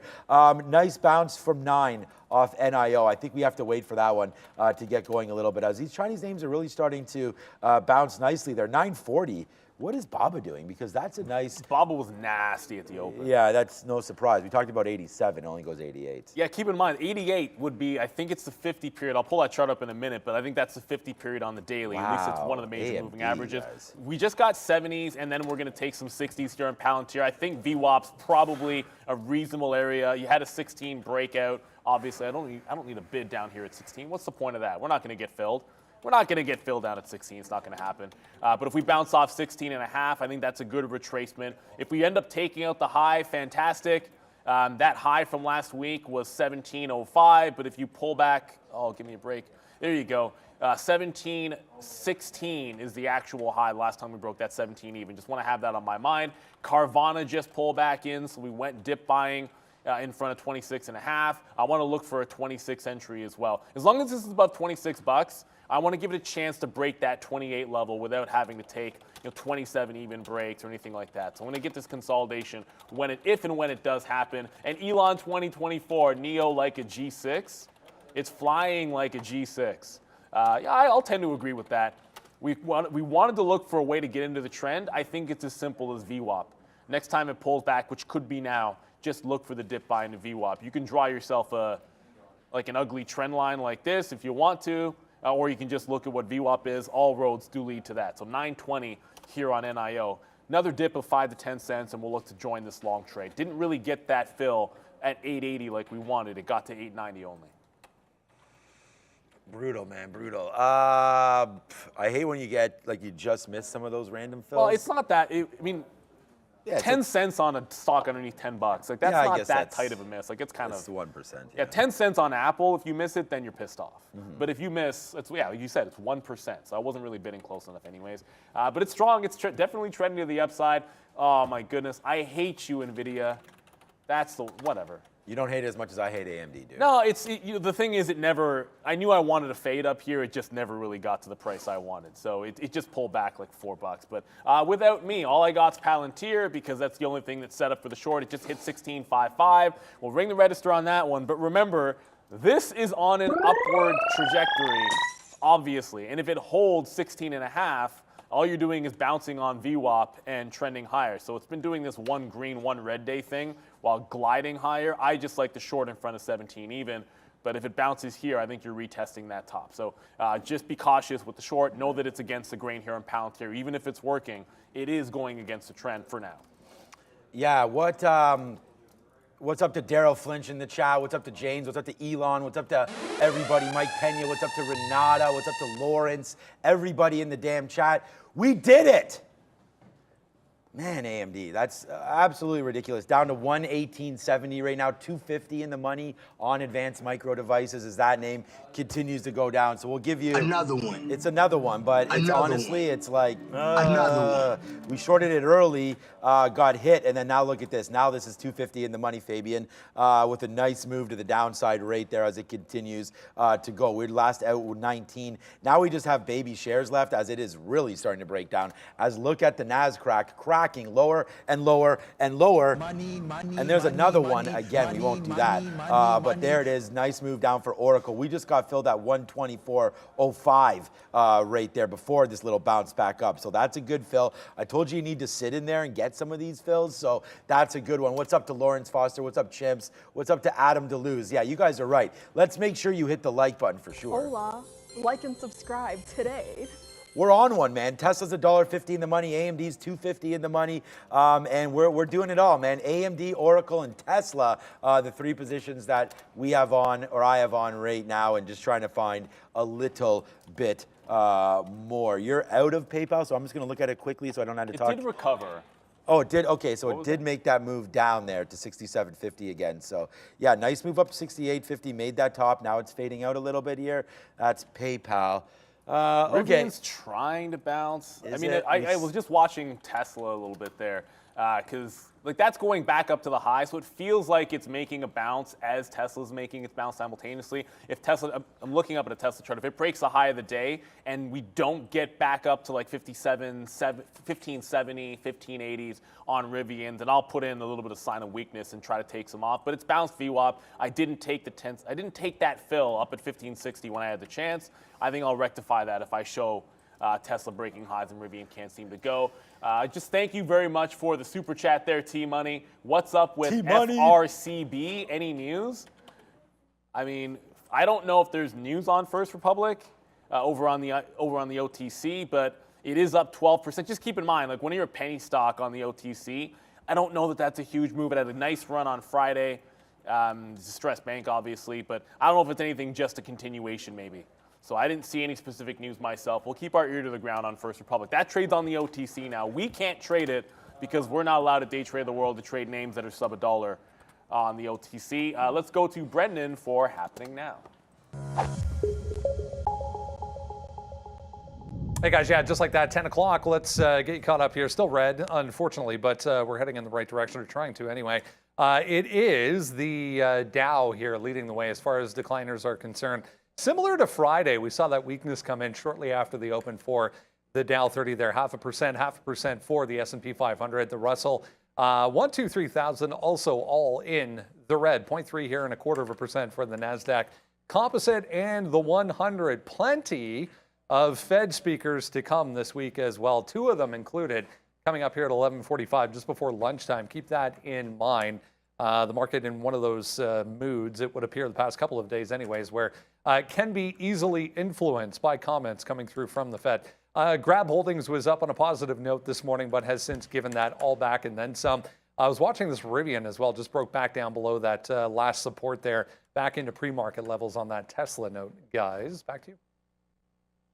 While you were gone there, we're flushing down a little bit on Google. We just took a new trade there, breaking through VWAP at 124.50. So that's going to be a nice little move to the downside right there for Google as it's starting to make some moves once again. So far so good here on that name as it is pushing to a lower level here for Google. So let's just wait to see. I want to give this at least up to 124 or so. So we do have some more shorts coming through if it does make that move upside. Again, we're now Oracle, again, looking to reload it, but it has to get up here, so we're kind of staying away from that name a little bit. AMD, we just have a little bit of shares left, not much going on right there. And of course, the newest position for me is this Google trade. So I'm just going to continue to watch this one. We do have targets, of course, for Google. 124.25 would be the best short, right up into here, just because we had that little bit of a bump higher. Here we come down in. Yes, sir. Wow. Awesome. What a shitty trader I am for taking that AMD early. But since we've done that, man, now we're $3 in the money on it. We're 40 cents in the money on Google that we just put on 2 minutes ago. We're 30 cents in the money on Oracle and $1.50 in the money on Tesla. So besides making that first mistake, I feel like we've done pretty well to make a lot of this money back here today. It's not about making money back. It's about making the right decisions. So hopefully we can continue that process moving forward and get some winners here, some more winners for everybody. As there's Google, just noticing right now, and this is the kind of decisions I'm talking about, right back into that low, right? So of course we bounced off there, so we need to take a piece out because that's another key level. If we break lower, good on us, but if not, we should be able to take some more out right now. And it's just like what happened on AMD, right?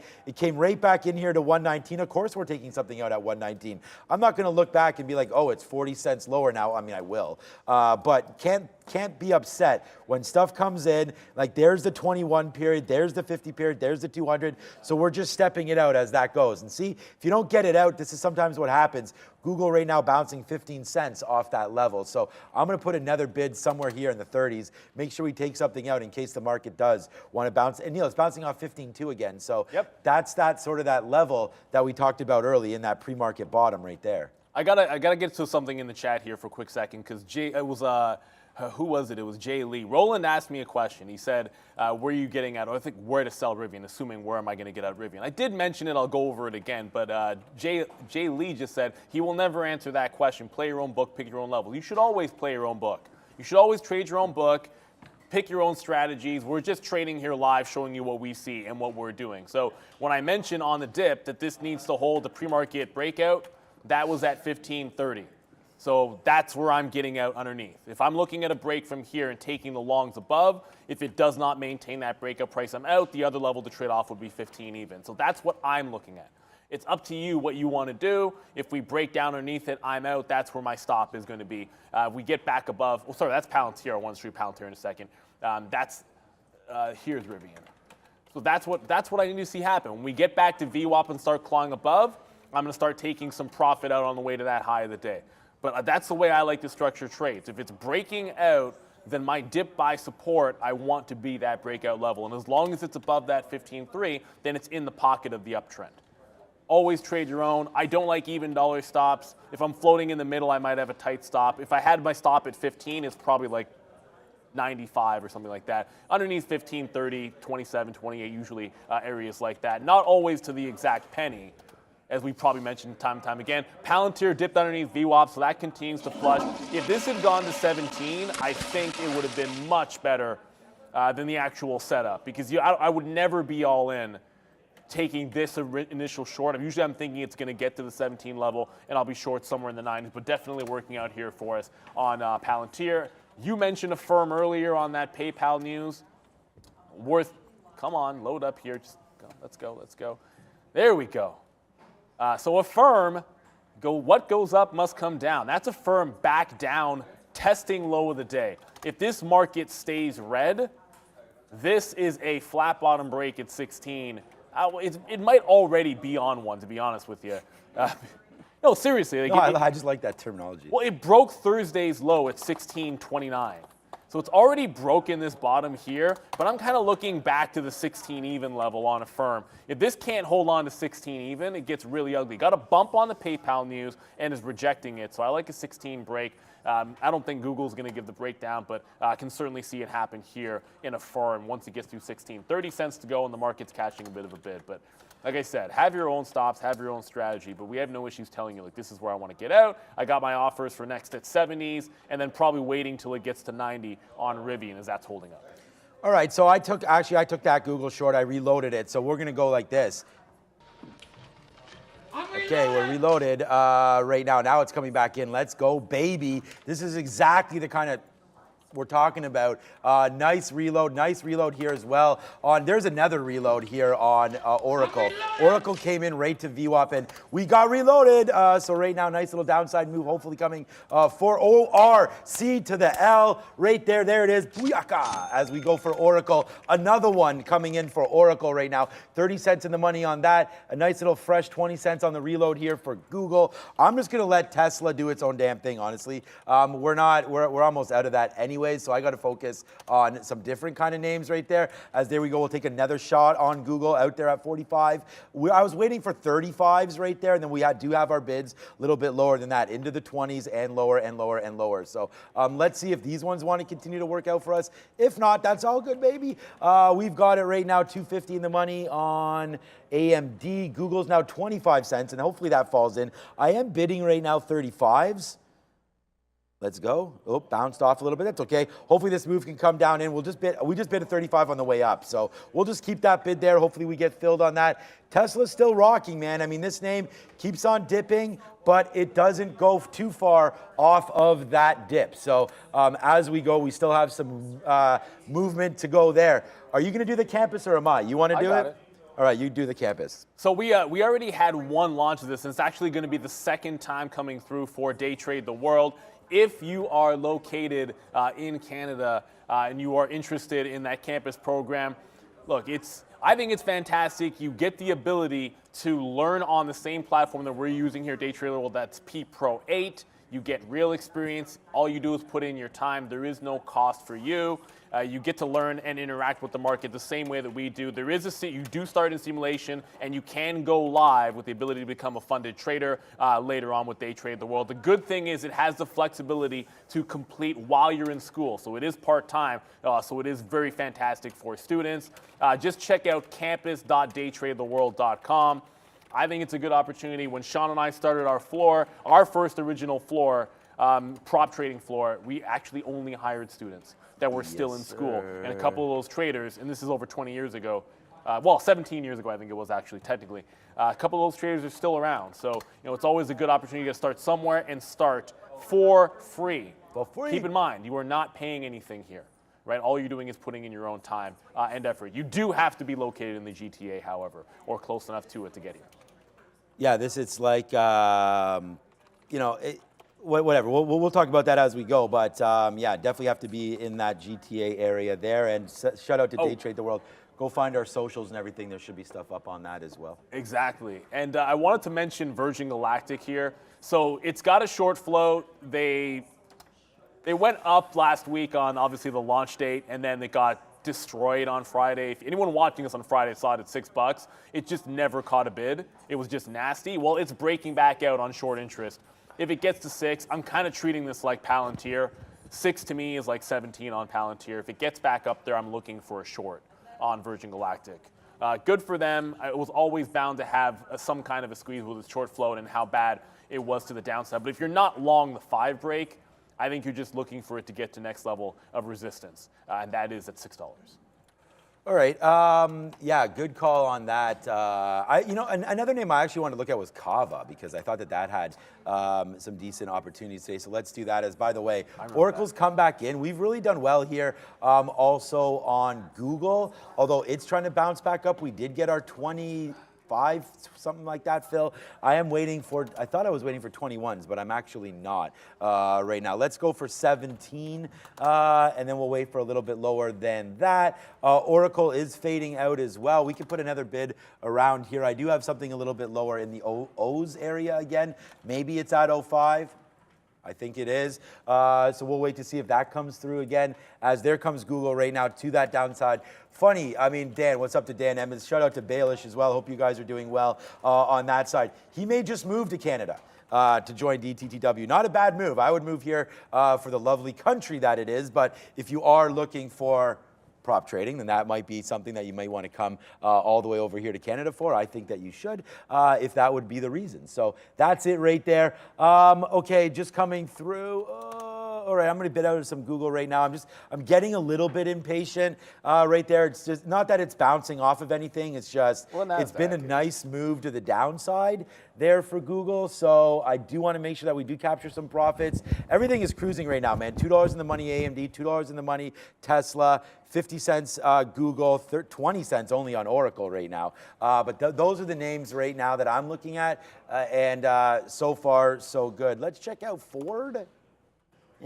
Went to that 50 level and then just dropped off since then. So not much happening there. I know you got Palantir. That's probably taking hopefully a dive for you. I haven't looked at that in a bit. It's starting a possible bounce. I'm going to go back over like the two of mine for a second because Rivian's slowing down with a lower high, potentially with a lower high here. If you're forming a wedge, at least you're forming it at VWAP, which can show some strength up 5%. I'm trying to get something in the mid-60s here with an offer at 65.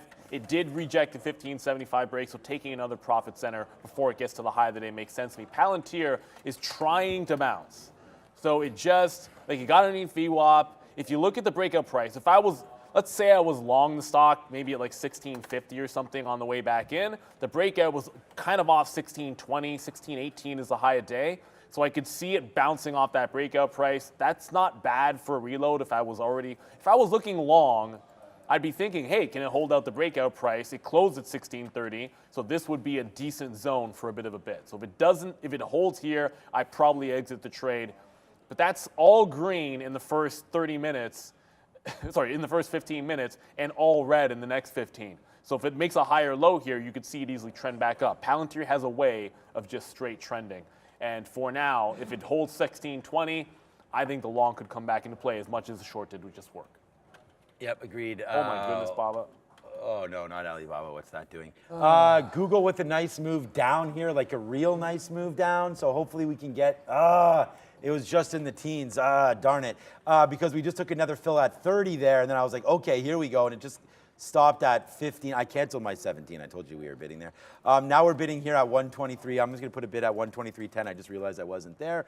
So let's put a bid at 123.10. Cancel my 123 flat. Maybe we do get more of a push down now on Google, especially since the market right here is rejecting, you know, some of those highs. Not some of those highs, but there's that pre-market high again that just coming into play one more time, 15,250. So I just got into that, then it just faded out. So let's take advantage of some of these moves down now.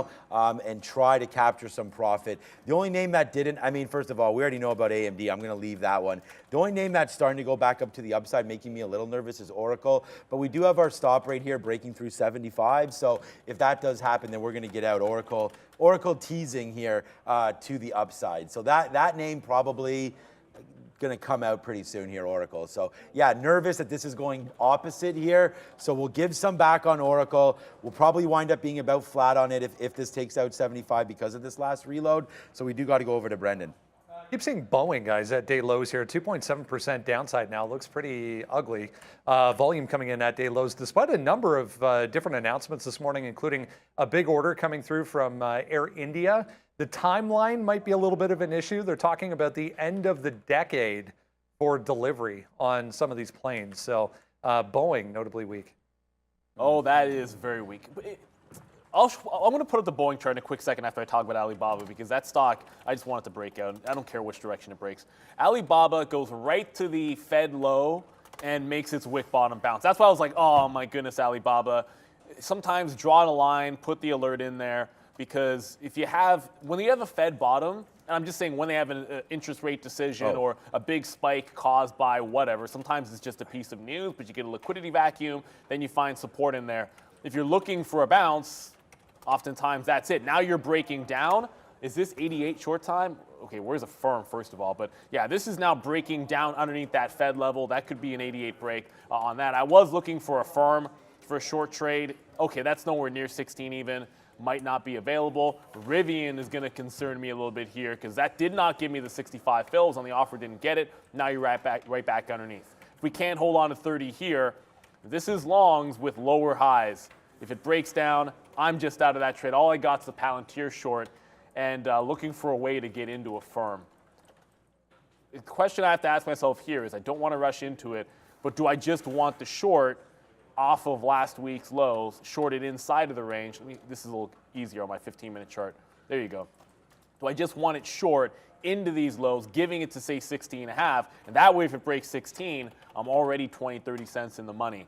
It's so weak right now, and we just broke support on the NASDAQ. Yeah, I'm going to wet the old beak here, maybe give it a bit of a tight stop on a firm. I do want to give it a chance to just absolutely flush from here. All right, we did something. I forgot to talk about this trade because I had it set up there, and I didn't talk about it because we were just doing other things, but it was going to be my next trade. And you could take it right now because it's against me. It was Meta. So we'll go new trade alert. I thought this could be a good trade, breaking through that daily bottom there of 78, not daily bottom, sorry, the bottom today of 278. So that does happen. We get out about 25% at 80s. So for only 20 pennies, we get a good fill, man. We're short at 95. And I just want to give this one. Let's just see. It's down 1%. It's more aggressive than the market to the downside. We actually did really well on our Oracle reload as well. So we're just punching out some of that. But we're going to watch out for 279. If it comes back up here, it takes 279, then we're just going to get out of Meta. This could be a wrong trade. It looks like it is right now, but it's against us 20 cents. Let's not cry over spilt milk yet. This is a good trade, though. Oracle all the way back down. I am bidding something in the 20s, low 20s, 21. Again, I don't know if that's going to fill or not. We just got a nice fill there at 32 off of a 62 fill. So that was 30 cents to the downside right there. Let's see if Oracle wants to continue to break. But, you know, Google really has broken. I mean, Google's going to be a big monster trade. So we'll go like that. What's up to DJ on this one? Because this one is another one. And we've been shorting this all day, man. I mean, we got it at VWAP early, right? Not all day, but the first starting at 10, then we got it again right there at 10:05, and now we're starting to make the move down. So let's see if Meta can follow it. But right now, yeah, we're reloaded. We've got some great trades on right now. AMD, the Dollar Bandit Club at $3 in the money. Tesla, again, this one we have right now have 15% left, and I'm just waiting to see 263. We've already taken 250 on it. If I can't hold the last 15% $1, then I'm not doing it right. So we're gonna wait to see if this bounces off 263 right now. Just trying to give it $1. There really is no reasoning for this. I mean, you are bouncing. I mean, the reasoning that I had was trying to bounce right here off of 263, which is this top. So I just feel like if we could breach that, sure, it might go down to 262.90 or something, but honestly, I got to have an out. So that's the area I'm looking at. Could be a good reload long right there, but I'm just going to hold out on this position and just watch everything else just continue to make moves. But the biggest concern for me right now is Meta, because it's my newest position, and it's starting to go against me a little bit here, Meta. So watch out for 279. If it goes to the upside, so be it, man. We'll get stopped out on this one. That'd be fine for me. But here we go, Meta right now short at 20 here on a reloaded position. So I think Palantir, okay, so Palantir broke down off that breakout price, will continue to work, but it just got to 1605, which given what happened at the open, I'm now trailing it out back at that breakout price. So the breakout was at 1620. If it breaks 1620 on the way back here, I'm just gonna get out of this trade. There's a question in the chat. Someone's like, do we ever lose trades? Sure. I'll show you lots. I'll show you one. It's not to say that you should always reverse from a long to a short at a key price level. However, there are times when you're wrong about a level in terms of which direction it's going to go, but you're right about the level being important. So I was taking the breakout on Intel only to watch it abjectly reject 3670. And when it happened, I didn't take the breakdown trade. Like, it rejects the high end breaks. That's a top break twice. Doesn't continue the move.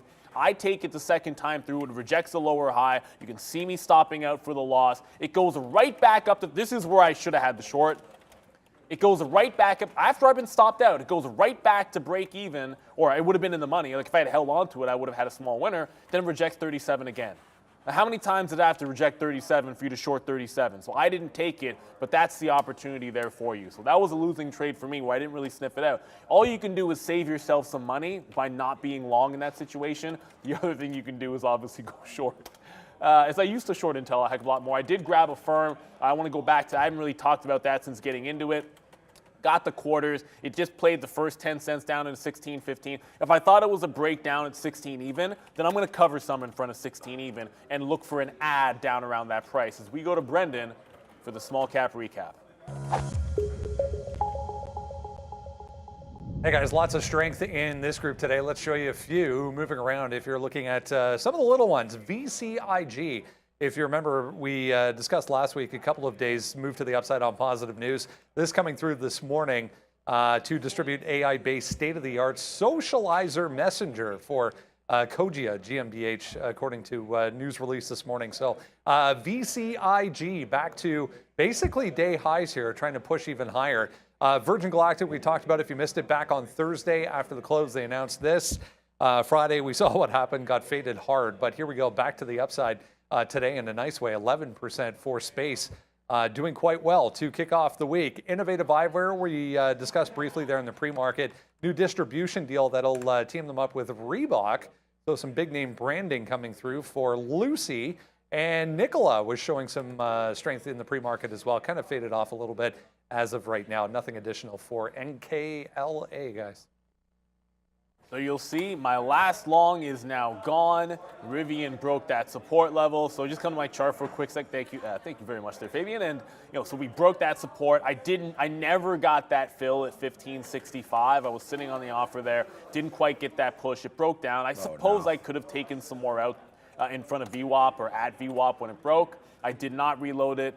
Don't like the relative weakness we're seeing in the market. So now I just have that Palantir still, and of course that Affirm. Keep getting asked in the chat here and all. Like you said, I can't give financial advice. The person was asking long-term what they wanted to do with Rivian.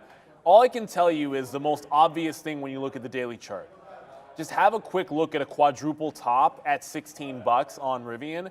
This is a stock trying to break this level. It is a big resistance point on Rivian. It does have some signs of strength holding the 50 period, consolidating very slowly higher. So there's lots of ways you can approach trading like this, but it's a monster resistance level. The 50 period has been supported, at least recently. That gives you some cover, but that's a heck of a lot lower. That's another, what is that, like 15% down from here? So you have to know your own risk to reward. 14 has held recently. I suppose there's something to go off of there. As a day trader, the only trades I want are, if it starts going, try to join a breakout trade, at least until it gets to 16 even. Probably short that level if it gets there. If that breakout happens off 16, I think a lot of people are going to be looking for that long, but it has to break. Quadruple top on the daily is nothing to sneeze at. I don't know who asked that question, but they asked, do we ever lose? And yeah, one time today, and it was too early, and it was this AMD one. And I think it's just as long as you learn off of your mistakes. It's funny that I lose on AMD, and it's now $3 in the money, but again, too short, too early right there. We knew we wanted the short in this name, and it definitely paid off for us, but at the same time, too early right there. Trying to recover right now as it's down at day's low. So there's the short, there's our out. So that was about a buck maybe overall after all said and done, and we take the average price, and then we hit this back to the downside. We don't make as much back as we lost, so we still will be red on AMD. And again, you guys, hopefully you could see that at the bottom. We're working on switching over to give it a little more clarity for everybody, but there goes the downside. Like, look at Google again off VWAP. That was pretty patient, and here could be a losing trade. Meta, I mean, it could be. We just shorted there at 60 again, out at 30, out at O's, and now it's trying to dance around a little bit. I thought Meta was going to be much weaker than this. I did think that once we took that 278 break, it's only 10:25. This seems like it should be 11 o'clock already for me, but right there, 278 right there as a breakdown, which means we just have a lot of time left for this market to do something, which I think it's going to go lower. So let's be patient for right now on Meta, but we're going to be wrong if this breaks 279. I feel like it's a pretty easy trade for us. So let's just review something else. You want to talk about something that's been absolutely destroyed today. Another one. It's another one, and it was a good idea to short Oracle because into here, short, out, as there goes Oracle, bringing it back down to the downside. So no matter what Warren Buffett tells you, the Oracle of Omaha right now, this name is starting to go down to the downside. And let's just wait to see what happens. Let's get down, as the professor says, right there, 124. Let's break yourself, fool. And then we'll get down to the downside and see if we can't get some more action here for a little shorter here on Oracle. If that happens, man, we'd be printing on everything. This is already, what's joined the Dollar Club right now? We've got three names that have joined the Dollar Club today. Tesla joined it by 3 times. AMD is now a 3-time member of the Dollar Club, now $3 in the money. And there goes Google joining it as well, as that one pay dirt right now for us. Google short, Meta short, Oracle short, or AMD short, the 4 horsemen, and we got all of them. Let's just watch Meta. Hopefully that's the name that'll hit down a little bit lower here. Need to break through 278. That's what we're waiting for. Let's go Meta. Ooh, it's interesting you say the 4 horsemen. Yeah. I watched a semi-decent, wasn't really that good movie with Dave Bautista. It's an M. Night Shyamalan movie, and there's a loose reference to the 4 horsemen. I don't know. It's something cabin or knock at the cabin door. Yeah, something about that. Yes, something like that. Batista's actually not that. He's solid. He's as done an well actor. for I'll himself. give him that. Yeah. He's done really well for himself. Vince As far as McMahon. M. Night movies go, I'd call it a 6.5 out of 10. But yeah, decent 4 horsemen I'll have to reference. watch that. It is all shorts right now. The NASDAQ is now 0.7 to the downside and flushing. The ES is going to approach 1%. So I reloaded at the exact same price on Affirm, creatively enough at 16.25, and then getting out in front of 16.15. I have a bid in front of 16.10. We're just going to rinse and repeat the shorts as long as they go. I don't know if Palantir, it just broke 16 even, so I'm just going to keep on trailing it at this point. We don't really have much left. Didn't really think it was going to flush quite this far, but now it's down 2% and still going. At this point, now that you've made a fresh low, I guess I still want to have a trail at 16.2, but that 16 even as a trail is going to come into play. I think you're just looking for shorts right now. Alibaba, we probably, when we put the trade on in Affirm, the other option was Alibaba breaking 88. So that's giving you about 30 cents. That's underneath support. It's about to get to the 50 period on the daily, which is about 70 cents away here. So we're trend down, obviously, in the overall market. I know there's a few things that are still holding out for hope at support. One of those, despite being down 4%, believe it or not, SoFi barely holding on to the open range bottom. I suppose it's got a chance here. The Palantir tried to do the same thing on a pullback. It did not hold on to that low, but you could be seeing that happen in SoFi. I've been looking for something like that in terms of a bit of a long, but yeah, it's a trend to the downside. Just take your profits where you can. Virgin Galactic, I know that's strong, but it's a squeeze play, so I always treat those a little bit differently. I'm talking about stocks that aren't like squeeze names that are trying to hold on to strength. If we break the top, I'm still looking short at 6, but it is worth acknowledging Virgin Galactic is near the high of the day as the market absolutely tanks. So congratulations. Congratulations! If you somehow held after Friday Virgin Galactic on that breakout, then congratulations to you. You are in the money right now, but I'd be looking to take some profit because I think it's going to be a fade at some point. I'll take the congratulations as well here because we are barbecuing up profits. We just talked about the 4 horsemen. Neil did that little M. Night thing here. But we feel like M. Night, and we are banking right now as the cash cow just comes in. Now joining yet again another dollar club is Meta. This is $1.30 now in the AMD $3, Google $1.50, Meta $1.30, Oracle 70 cents as Oracle breaks as well, it looks like. Oh no, coming into breaking right now in Oracle. It did break, but did just come back right. Wow. Okay, Meta. Like, you want to talk about a trade that we gave you while this was well against us. Meta. 278 break goes 60 cents against us. We averaged it in, and there it is right down to the downside. Now breaking off 277. It ain't breaking too much, is it? Let's go to bid out right now on these bids in the 90s right now. Little bit of a flush down. We'll get this fill. I hope we can get it right now. Thank you to everybody in the chat. Definitely got to say, yo, what's up to Steve? Thank you so much, man. Sick trading here. Thank you so much for that. What's up to DL? What's up to Chill Vibes? Adios, Meta. Man, is this coming in right now. Thank you so much. What's up to James D as well? Everybody that's out there, stand up, everybody. Sticky No Nation's in the building. We're back. We take a hiatus, but we back, baby. And there it is right now. A nice positive morning for us here, despite running ourselves over in the morning. Here we go, man. Big time movements happening. Bye-bye, Meta. You're going to say, what's the news on Meta? There ain't no news on Meta. It's just catching up. Right, well, there might be news. It's just catching up right now.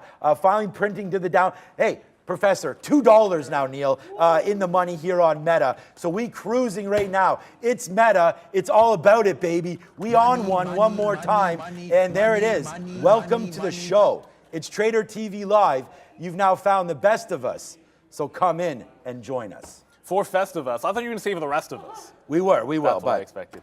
You know what I love? Meta. Actually, that's what I love to see up there. Big tech, Oh. Apple is still green. I haven't looked at Apple one time today. It's a couple of things here. If the firm goes down $1, I'll lose my ish, because quite frankly, it's a $16 stock. But it's bouncing off 16 even here. And when you have an even dollar bounce, you respect Like it. this? So it just got 16 quarter to 16 even. We make sure we take some out. We are probably, I don't want to jinx it, we're probably going to get a buck now on Palantir just because it's fallen that far. So 1575 is the current, sorry, 1570 is the current low. It was in the money dollar, but I'm going trailing stop on here. It is a huge reversal. We talked about 17 even being, that's the line in the sand on Palantir. Quite frankly, it doesn't have to be complicated. This is all about we're here to educate, we're here to entertain, we're here to inform you guys. Well, we inform you every single time Palantir gets to 17 because look what happened last time. 17 all the way down to past that 15 even, and then on Friday it was the 17 rejection that got to 16. Today it doesn't quite make it to 17 even, and now you're flushing all the way through the low. So we're going to go trailing stop here. If we break the lows, fair enough. You could probably get to 1540 even. So it's all about trading the setup. Hang on to it once it's in the money. Thank you for, is that Rihanna for the super chat? I don't know what that is. IDR. What is IDR? Rupees, probably. Yeah, that makes sense. It's probably rupees. Thank you very much for the super chat. We don't ask for anything except. All right. Hola, like and subscribe today. 118. So a nice, yeah. Make sure you hit the like and the subscribe. I mean, we're bringing it to you Another one. all over the place, man. Follow me Another at one. Trader TV, Sean. You'll see all Another these one. shorts. I want to give a big thanks to everybody in the chat, especially Rihanna. Thank you so much. That's everybody. Oh, Indonesian dollars. So Okay. there it is right there. Thank you so much. Roland, everybody on there that's talking about. Shout out to Ponzi Fonzie, who always wants it. Chill Vibes, everybody that's there, man. Thank you so much. I don't know, next time Neil's rapping, I don't know. Chimps, shout out. Thank you so much, Chimps, for that one as well. Yeah, it's been a very good day to trade. That is for damn sure. As some of these are starting to bounce back upside a little bit right now. Let's watch out for Meta. We did take that out at 277. Does go as low as 276.15 right now. Now a nice little bounce back there for Meta as we're bouncing off of 15.1 right now. So shout out to everyone. Thank you for joining us here at Trader TV Live. And we're going to go over right now for our crypto updates. All right, guys, this segment of the show brought to you by our friends at Riley Coin, the utility cryptocurrency used by the international organization, the Royal Court of East Breffni, O'Reilly, as their method of exchange. Thank you to Riley Coin, bringing you this segment of the show. A couple of things as far as Bitcoin is concerned so far. Everyone was kind of looking towards not only the Fed last week, but what happened overnight coming out of China, essentially not cutting the rate as much as expected for the PBOC. So holding steady, as we were saying, for Bitcoin in the pre-market there. Still trying to hold on to 26,500 right now, which is that last low there. This is an hourly chart, but a nice move up over the past few days as we've been discussing. Back towards 27,000, still positive on the session overall, or on the 24-hour period. Ethereum just went red, was green as well. Pretty mixed otherwise, though, guys, for crypto. Yeah, coin was early strong, but wow, it gave it up at 57. It's frustrating because it's the same setup that Palantir showed you at 17. Like, you go to last week, this is Coinbase at 57 the last time, breaks 57, goes to 57.40, and then tanks $4. Today, breaks 57, goes to 57.38, doesn't break the high, rejects it. That's just an up and down. Over-under play at 57. Pretty much gold. I don't know if it's making a bottom here at 54. That was Friday's low. I think you're just bouncing off Friday's low for now, but trend to the downside, definitely in Coinbase. You're looking for setups like that, right? Like that's not a complicated area to look at. You know your stop above 57.5 at that high. The second it gets back underneath 57 even, you're just looking to put the short on underneath, confirming that that level is held to said downside. I'm still in that Affirm. I don't know if I want to reload this a third time on Affirm. It's been pretty good, but it needs to hold that trend to the downside, which would mean a lower high at this point. If it gets back up to 16.25, it's showing some signs of strength that I don't want to see. And it could get back into VWAP, and I'd look for a VWAP retracement on Affirm. I want to stick to these ones for the south side. Tesla is still showing some relative strength. I was talking about, it was SoFi. SoFi holding its breakout price in morning lows. Well, Tesla just did at 262 as well. So I guess 262 turning into a form of support for Tesla. It's kind of hanging out in that middle. If it gets underneath 61, I think it's one of the last bastions of strength giving it up. And Virgin Galactic doesn't seem to want to get there. This is a case of being patient, waiting for an opportunity instead of just jumping into any short that plays out. But the more it slows down, right around here at 550, which it rejected on a lower high, I might take a first shot at this at the 550 level. So it broke 550 on Friday, got back up to 555, and then turned around. If it makes a 550 break that doesn't get through 55, I'd look to short underneath, give it like 5 to 10 cents worth of risk. As I didn't even, we just got to reload again. Did Randy come? Was that I'm Randy? asking Rob because I don't know. I didn't see him. I didn't even see him. There's a coffee right here. Right, I'm cheers, like, but I thank gotta you very tell him, much. beggars can't be choosers, but he's putting milk in here when I'm an almond milk guy. Yeah, you and well, Brennan does the almond milk as well. I have mine black because obviously. Yeah. We made that request to get that in. Okay, so right now let's not. I don't want to sleep on Meta this time coming back in. So we will try to take $2. Not try to. We will take $2 as we are now bidding to. Well, it's almost $2 right now. We are bidding $276.55. Just because that bottom was 30 or was 40 or so, I just want to sit in front of 50. It has nothing to do with it actually being $2, but this is a level of concern for me. So we'll wait to see if we, you know what? Okay, here we go. I'm bidding 55 right now, so obviously I'm going to cancel that and just punch a. There we go. Punch. Okay, there we go. We got a piece out right there. Yes, sir. Bye, bye, Meta. Okay. Now we are really starting to spin this money around. The market's really starting to come in now. It doesn't seem like it's dropping too dramatically, but it is dropping right now. This market coming back in. Watch out for that 15-1 again, taking that out. But you know what's been good so far today? You want to talk about. Again, sticky note, sure. Sticky note nation, stand up. We're all super proud of that for sure. But look what's happening right now, though. Oracle, we just found this name, man. A name that had some strong bump ups there. Great earnings report. But look at this. There goes Oracle to the downside.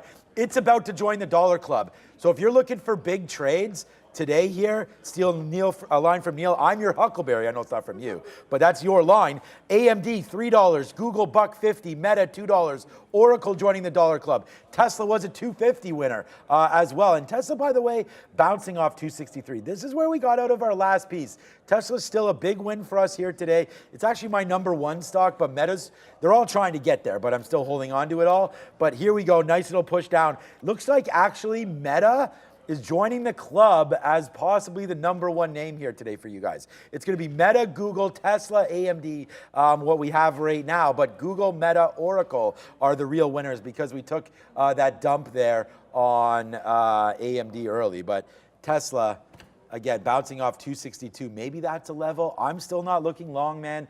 I turned one of those guys into a bear, and there it is, man. The day today is downside. So pretty happy with everything. I know you got that good Palantir trade on. Everything else right now is making a little bit of cash. So pretty happy with everything, and actually couldn't be happier with the trade this morning other than one trade that we lost on. That was that early AMD one. But man, do we seek our revenge on Meta, Google, and Oracle. So far, so good, man. Game over market? And I don't think so, Jay Scott, but it's been a nice run up for the market for sure. And as you guys know, I've been selling into this run. So I don't know where it ends at here, but it's almost getting time to pick up some quality names. Just needed to get down a little bit more.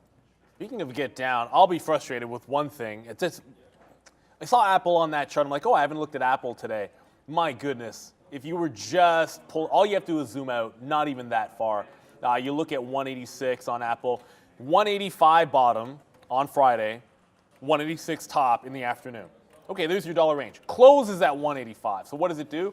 Breaks out 85, tags 86, double top, mind you, and now back underneath. So it's pretty simple here. I only want to trade off at two price levels. If it tries to go over under 85, I think you work trend down unless it breaks back above it. And if it holds VWAP, maybe this can set up for like an 86 break. I don't think the market's strong enough for that. I think you're just looking for retrace back into 185 on Apple for that short trade. But that's that symmetry. Like, how many levels are going to be as obvious as that? And Palantir's getting dumped and space wants to break out. Like, Virgin Galactic, this is going to be one of these days. Like, if it wants to just play squeeze, it's not really going parabolic yet. I'm just going to double check the short float for myself here. 22% short float. So this is not Carvana short float. But if we do get back above 550, I'm looking for a rejection of the 550 break, not carrying through to like 55, and just try to short this above that not above that 550, but on a failed break of 550. Like, he gets above 550, can't continue, then I try to short back underneath it. I just don't believe in the move as anything else than anything other than a squeeze play, and the market is a little bit weak here. Palantir is just a pure trail for me. It's a firm which I think is going to run into some trouble here. I like the 16 break initially, then we shorted it through the low of the day. Well, it just wicked 16, got to 98, and is coming back above. So I'm going to take some out if it gets back above 10. I still want to hold on to the short. If it reclaims a low, I guess we're shorting underneath 16 even. Firm getting absolutely quadrunked. There was news on PayPal, which was getting this going, but unfortunately, Firm went back to doing what it was doing late last week. Speaking of Palantir, before we go to Sector Watch, PayPal, before we go to Sector Watch. PayPal had the break at 68, couldn't hold, stopped it out.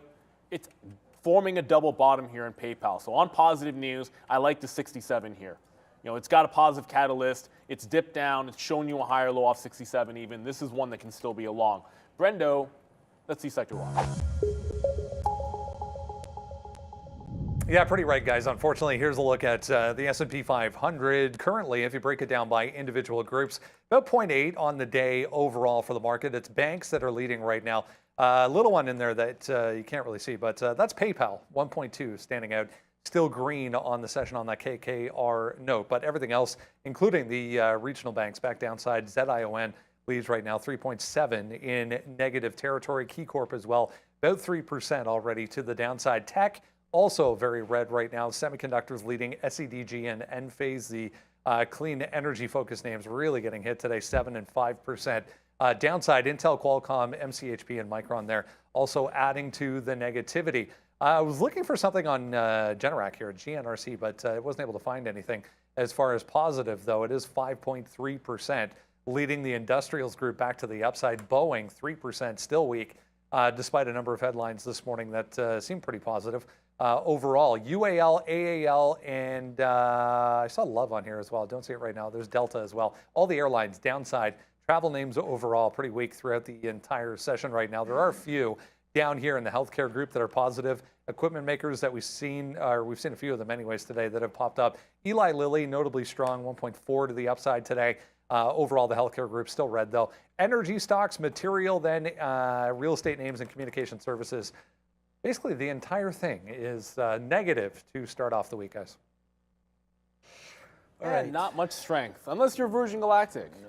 That's the one, but then it's squeeze play, squeeze play. I was lamenting about Boeing here, and I know it's down today 3%, but the bigger story is the breakout that just keeps on not happening at 225.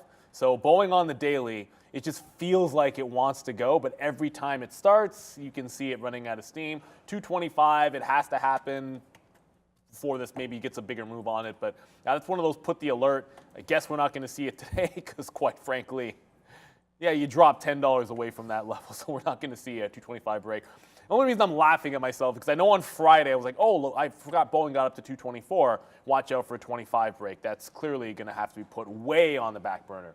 Way on that back burner. Virgin Galactic did just break 550. Not a lot of weakness. It doesn't come back underneath, so no fail breakout at 550. I suppose I could be looking for the long, but I'm just going to wait till it gets to 6 to short it. I just don't really believe in this long, so I'm looking for a fade trade. I'm not going to be chasing this on Virgin Galactic. If you did, congratulations to you for hanging on to this squeeze play. All right. Okay, so just a couple updates here. We did get out of AMD when it broke above the 50 period there, so we get out of that one. We did get out of half of our Google, basically on the same kind of a breaking rate now at 122.50. So we have smaller pieces on. We're not going to, you know, maybe the market did bounce. I mean, we talked about this earlier here on the NASDAQ, 15.1, right? And so that's a level that we've just come into right there and bounced pretty nicely off of it. I still think we go lower, but there, watch out for 15,000 coming through, but there's 15.1, a nice little bounce off that level. So now we'll wait to see what happens here as we get pretty light on everything. I don't mind if everything starts to rip up a little bit here and we can sort of reload some of these shorts. We're still under VWAP on the NASDAQ right now. So this is the current. We just showed you the 30-minute. This is the 1 minute here today. So nice move up. We're still well away. So any kind of a move up, I still want to get into the short here. And I don't know, I'm seeing some people on the chat like, oh, this is the crash. Like, this is not a crash. Like, down 0.7%, not a crash. So we'll wait to see if that does happen. Like, you want to see a crash. You'll wait for me to say Meta's $7, $8 in the money. Then we'll worry about that. The best we had was $2, though, on the money. And there it is right there. A great out for us at 256, 276.50. As here comes Meta just making its move back up. Again, because I still think there's a lot of room to go up, I don't really want to reshort Meta until 279. So I'm not getting super excited about any kind of reshort on that. Ola, what's up for a couple members there? Let's say this right here because we get an Ola right there. What's up to 4L Taz? What's up to you as well? Wiana, we already talked about that. So thank you so much for the super chat and for becoming a member. We're at levels we are headed had COVID not happened. Right, okay. So yeah, we have retraced a lot back there, James. So congratulations on that. Yes, Roberto, I agree on that one as well. People overreacting. But you know what? It's been a rough ride for some of the bears. So when you're seeing a move get pulled back down into here, you know, I do understand that there is time to rejoice some of those plays. So from Meta going from $2 into the money to now 50 cents in the money, a couple good outs right there. We do only have about 15% of this name left. As we said, we were starting to cash out here at the bottom. So good cash out there. Google, good. That's higher than it was. And Oracle has been amazing for us today. Let's wait to see if that goes even lower. But for right now, not really working with anything, to be honest with you. So it's 10:46, which is perfect. I'm happy to be getting ready to be flat here on the day as we come up to the middle of that day, where these guys will start trading some more stocks. It'll be, I think it's Max, Sharif, and some guy named Pratt coming through as well. So get ready for that on the midday show. And then today is Pratt's debut, inaugural aftermarket show at 4 p.m. With Pratt. So as if you didn't get enough of him already, he's coming back. Thank you for doing that for us, Brad. I've got places to be. I think it's gonna be fantastic. My daughter's got swimming tonight, so I gotta beat out of here pretty quickly. Oh, I forgot to mention this. I'm off tomorrow. You're gonna get Max tomorrow. What? It's the year-end like a concert at my daughter's school tomorrow. So I went last year. I'm going again this year. I don't want to miss it. I had to miss the talent show, which was on Friday. My daughter, she was the only kindergartner. There was only 2 kindergartners that did like a dance together, and they closed the talent show, which was pretty cool. I think those things are cute. You just don't want to miss out on those when you get a chance. So the crash that's occurring right now, I'm not saying it's over on Palantir, but I'm now out of it. It did make a nice little dip. The pre-market bottom here at 1580. Once it got back above, I trailed out. But just to put things in perspective, sure, that looks like a pretty big red day. Moves to daily chart of Palantir. Where's that? Oh, yeah, there it is. So it's still, this is May, not even the beginning. It's like May 8th, I think, was earnings day. That right? Yeah, May 8th.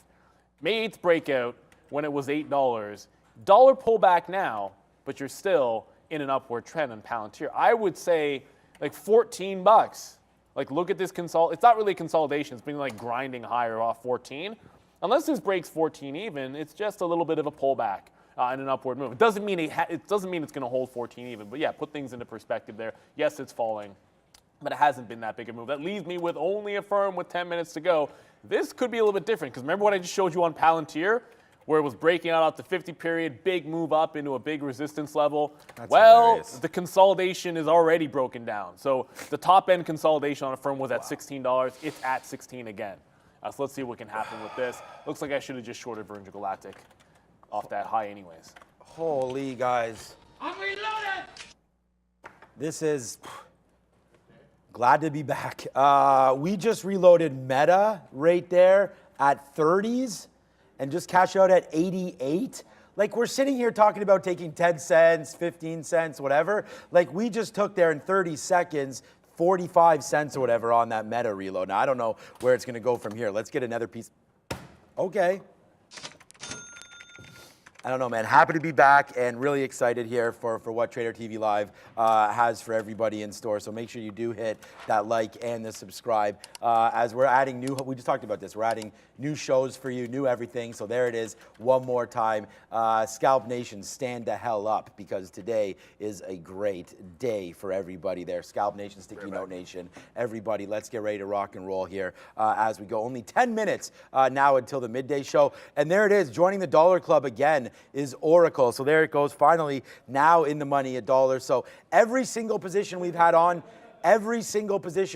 today has gone more than $1 in the money for us. So, you know, it's been a good day, needless to say. And I just want to thank everybody for joining, subscribing, and all that. We just took out 400,000. We've got 41,000 here following on Twitter as well. So that means a lot to me, trying to hit that. Let's see if we can get up to 50,000. Follow me at Trader TV Sean. So a lot of fun, a hell of a lot of fun this weekend. Neil was just talking about what his plans are. We've had, this is what I'm dealing with every day. Look at, this is my daughter here. We did her hair. She's got the glasses. We had a fantastic time with High Park this weekend. A lot of pictures up there on Facebook and everything like that. The first ever all-girls Little League rep team, and I'm proud to be coaching that. So that's been an absolute blast. We got a lot of love this weekend as far as that is all concerned. So yeah, man, things are going real well in the Katina household, and I just want to thank everybody for joining up here. And it's just crazy that my daughter, in order to go to the tournament, we had to come back on Saturday because she was in the dance recital and she was a key piece there for her acro dance. And then we also had to miss Little League practice, Little League game, and hockey. Like, wow, talk about having a busy time this past weekend. But hey, that's why I'm here, man. It's all about the family, and we'll continue to do that. And thank you for being part of our family. And one person that's been here from the beginning is Brendan, and he's going to be over there at the desk and giving you Money Talks. Hey guys, yeah, a bit of a bounce so far this morning as far as the dollar is concerned, putting pressure right across the board on the rest of the currencies. 0.2, if you remember, this is a weekly chart. So this is the DXY on a weekly chart. Huge move down last week back into multi-month support areas. You got to go back to the beginning of April to find this 101.5, 102 area on the chart for the DXY. Frank Caberna on later this afternoon. We'll tee up what to expect coming through the rest of the week as far as the macro front is concerned. Almost the opposite here for the euro, back to the downside today on that dollar strength to the tune of about 0.25%, 0.4 for the Canadian dollar, 75.4. British pound as well under pressure to the tune of 0.5%. The yen is higher so far, 0.3. 70.6, 0.4 for the Swiss franc as well downside. Australia under pressure, big move down, 1.3.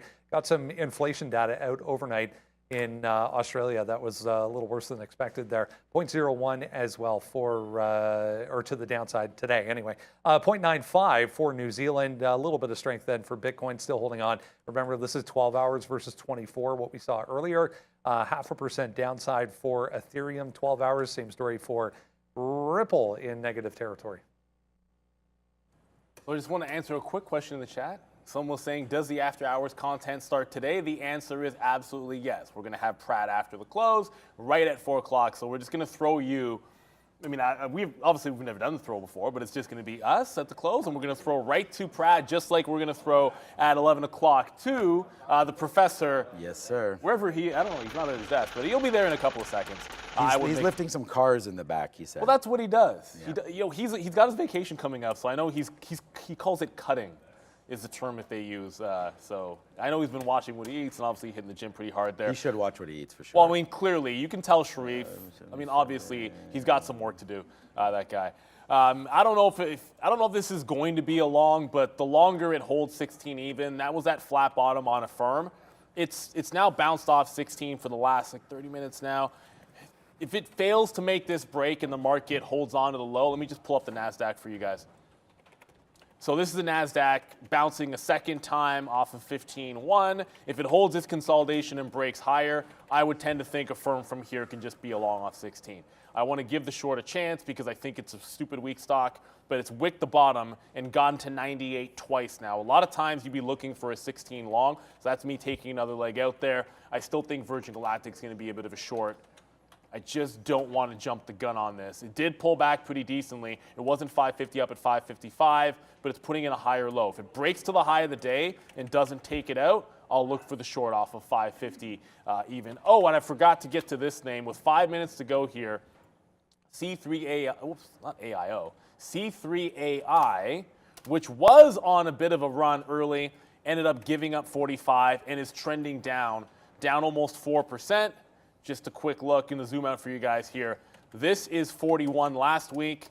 That's a pretty decent support level. Now that you're breaking down, I look for a 41 bounce area on C3AI. So I want to come to see if you break the lows, is there anything that's holding up at a level that you think can give you a bit of a bounce play? C3AI is going to stand out. You saw it bounce there. That was on Thursday and on Wednesday, catching a bottom at 41 even.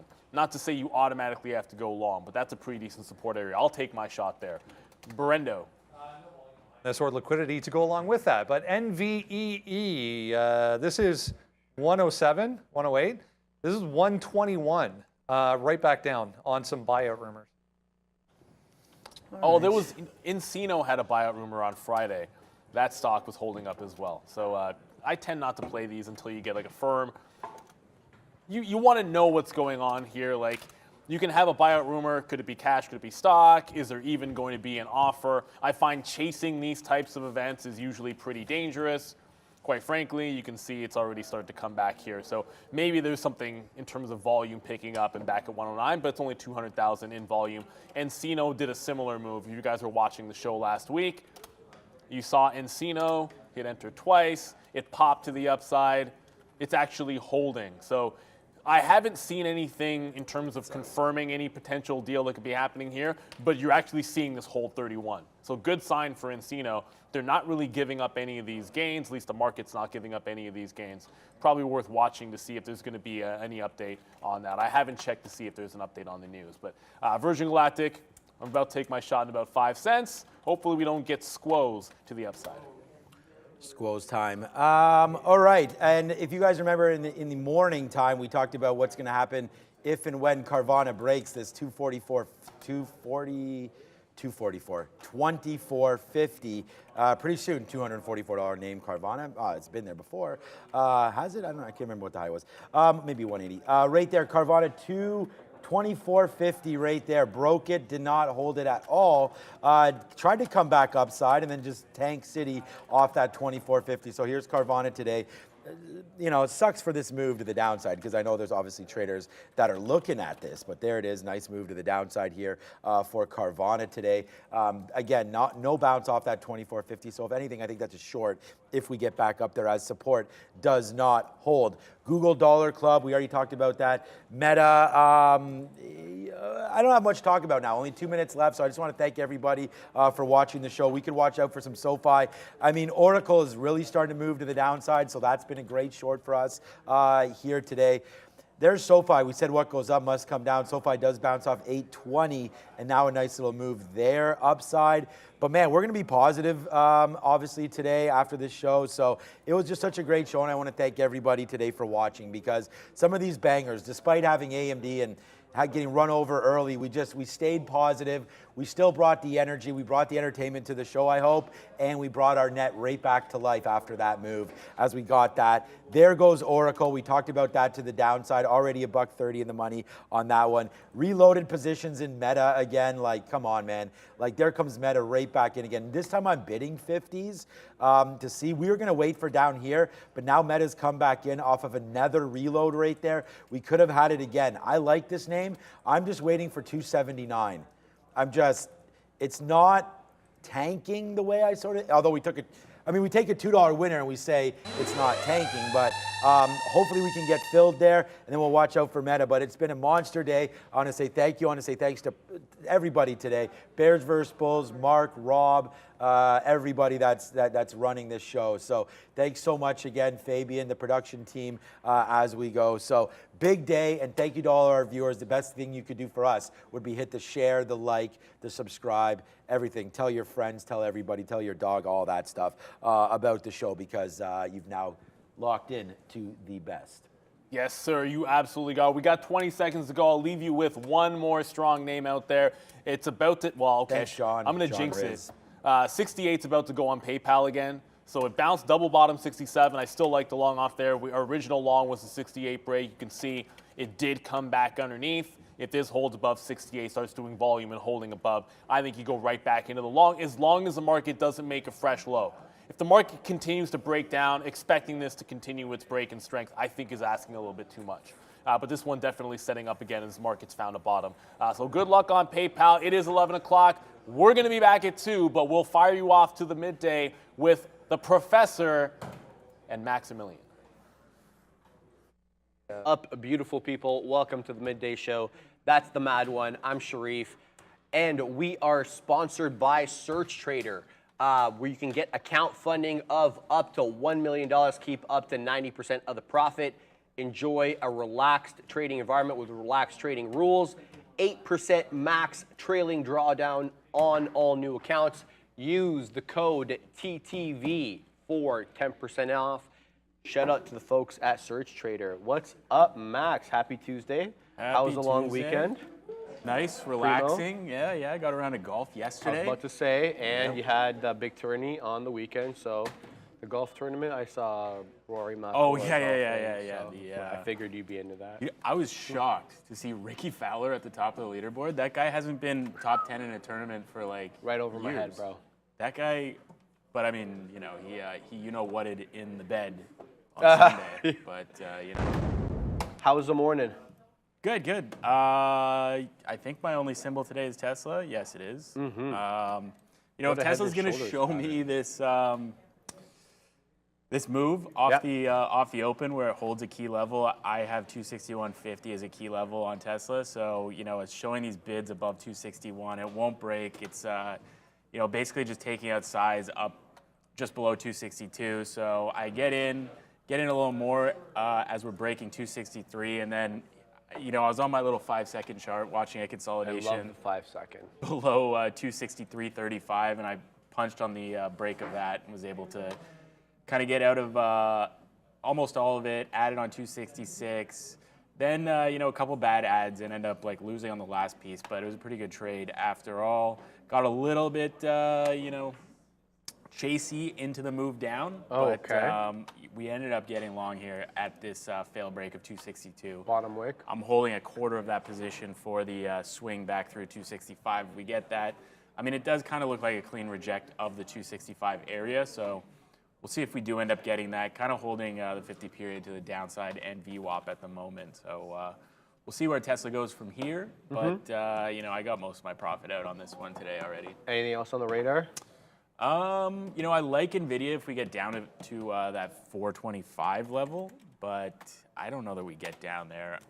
Yeah, I mean, I don't see anything short at the moment just because, like, we've made this move down already on NASDAQ and ES. And, like, you know, sometimes on the first day of the week, you get all this selling come in and then it finds a base and then we go all the way back to the top. So, like, I don't think I want to be shorting bottoms right now. So I'm just kind of going to wait for longs.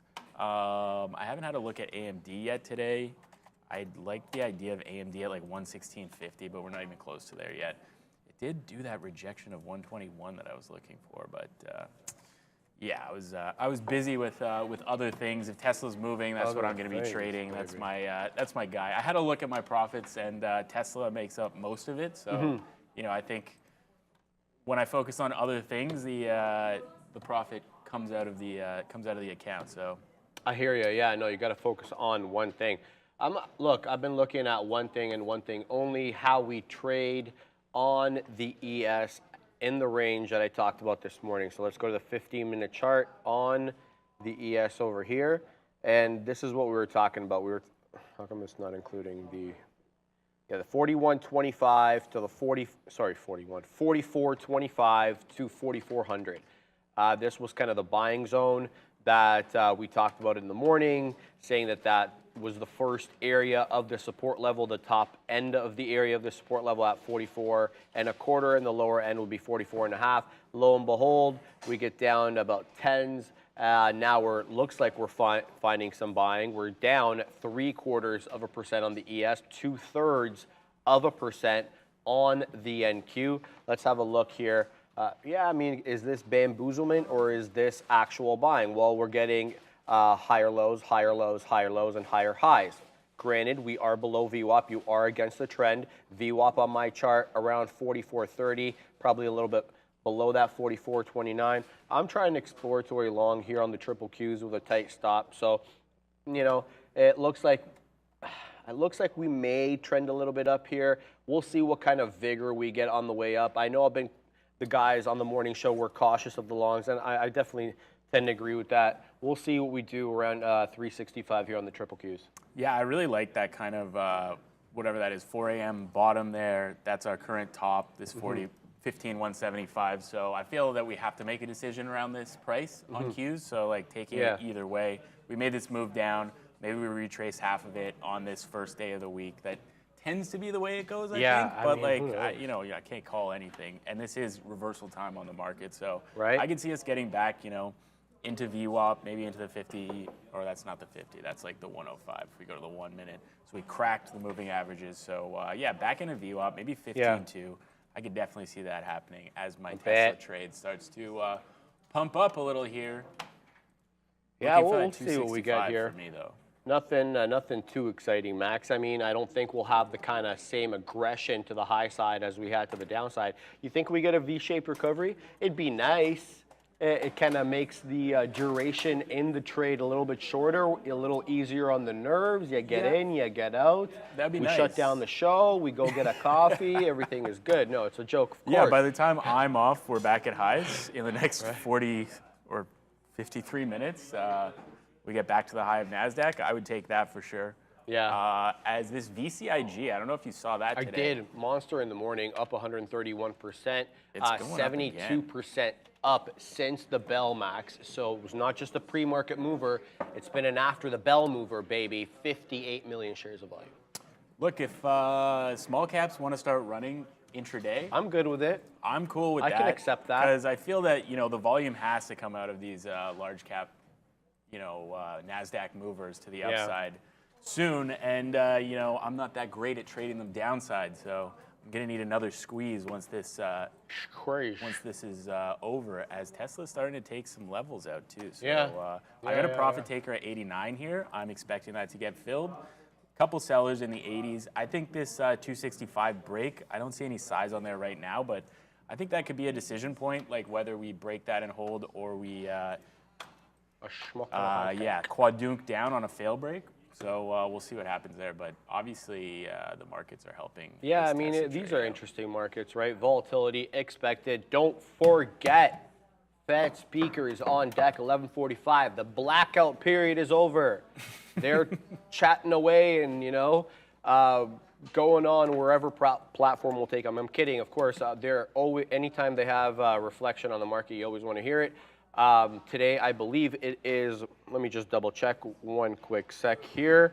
Brendo always puts that in the watch list, and I should have that up, but I did close the thingamajig here. So, well, I'll pull that up in a second. But we got a couple of Fed speakers at 11:45. I'll let you know who in a minute. I think we got all the economic data we're going to get for today. I'm pretty sure we can have a look at the investor, just so that we know times in which there can be volatility. Let's look here. And 11:30, there is a 3-month bill auction and a six-month bill auction. Williams slated to speak, FOMC member Williams, 11:45. That's the one. I think there's two of them speaking. We'll see here. But yeah, anyway, so looks like we're curling here a bit, but nothing too much to celebrate. Let's continue to hold the position and see if we can get out some more when we're about a buck in the money. Currently, 30, 40 pennies in the money or so. Let's let this one run. Looking at the big cap. VCIG now above $7. Looking for this breakout to kind of blast off, maybe go into a halt as we make new highs again. Let's go VCIG. I don't even know the news on this one. I just pulled it up, punched in. Here we go. 30 cents in the money. Going. Yeah, 33.5 high. I think that this could halt. It looks like, it hasn't halted yet today. So that is, first halt could be awesome. But yeah, we'll see if we can hold this 7 break. I don't want this to go against me at all. So 6.99 will be the stop, but not expecting that to hit as we just keep flying up. Some sellers in the 30s here, but they get run over as we're now printing 40s. Let's get through the 50s. $7.50. Let's go, BCIG. Wow. Is it going to halt here, or do we get a halt? I think we're going to get a halt here. There we go. I think fake halt I'll get out. As we're like 60 cents in the money. Attaboy, all right, small caps are back. Let's go. Hey, man, we will welcome them with open arms. Oh, yeah. It's not NASDAQ. Okay. Solid trade there as we continue to curl on these large caps here. Google finding a bit of an issue, but let's pull up VCIG because this is the all the action right now. We want to see this. 7.5 right now. Max holding 768 high. Where's the breakout area? You gotta say it was through that 7 top. Nice accumulation in front of there. Yeah, it looked like the 5 break was good, the 6 break was good, so I'm like, all right, I'll take the 7 break. Here we go again. Let's see if we can halt up here. Got to get through that 768 for whatever reason. There's a couple sellers there. Have you seen size there? There's no size really, so there it is. There it is. All right. I haven't taken any profit on this one yet. I want to see this break $8 and kind of halt up as we're starting to accelerate now. So $8 is broken, $8.20. We are flying on this one, expecting a halt anytime, halting up at $8.35. This guys are thinking out anything yet. Look at this. Baby, look at this. When you see this, you don't take anything out. Baby. You just sit there, wait for it to halt. Let's go. Come on. Can it do it? Probably 10 more seconds. Yeah, we're going to stop. We're going to halt here at 58. Lot of red on my tape. Do we halt here? Is it a fake halt? Yeah. Fake halt. Let's see. Do we get accumulation We get right back at that up. level, Let's though? see if we can break the level. 57s again. See if we can break the level, get back above $9, or get But above $9. has the time lapsed now? Do we get like Yeah. a new period? Now there's a new level, so if Yeah, we get through there, this exactly. goes up again. Boom, goes up again. Oh wow, this is quite Very the trade. exciting. This is this isn't exactly what I expected. I was thinking maybe we halt up 60 cents. Now we're $1.80 in the money. Now it should halt. It's going to continue to go, man. I think we have a new 87 showing up here as the halt level. It looks like we may. I took a little profit I think there. another fake halt. There you go. This has been, this is being kept open, Max. This is nice. This the is being liquidity kept on this open, one yeah. is interesting. A lot of algo movement on here, you can feel. Yeah, this is crazy. So if we take out that 86 high now, you would expect this to blast off as it does again. So still not halting. Over $2 in the money. Trying to halt up at Wow. 9.10 now. Money, Still can't get those buyers. Someone's keeping this one open. I don't know where this squeezes to, but I'm trying not to take profit here, as difficult as that is. I think this is going to now halt. it looks like it's Finally, gonna halt. we are going to So, halt here. Where's the gray yeah. at, man? Wow. Here Show we the go. gray. Here we go. Halt up. Halt up. It might Still actually sellers. take halt. Boom. Finally. All right. Tapping There it is. $9.98 now. Tapping $10. All right. How can it not halt?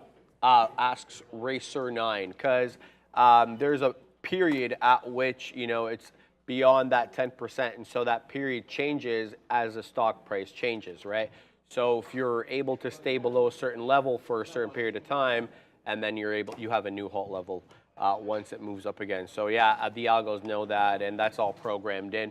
Nice trade, Max. This guy's holding. Well, fine. You got 20 out. You got 20% position. Yeah, There you 20% go. out. 20% out. Money, money, money, money, money, money, money, money. I mean, if I took like real Monster size on trade. that, we'd be. I mean, I I'd think probably be it's out good. of it at this That's point. how you if I trade took small real caps size. right there, bro. But yeah, so that should open. Max is in about retiring 5 today, minutes. says Elon Oh, 2024. buddy, I wish. One day, I'm gonna punch crazy size on one of these, and that'll be the day that I retire or get fired. It will be neither. It will just be a nice big green day that you'll look back at it and be like, good thing I took that trade.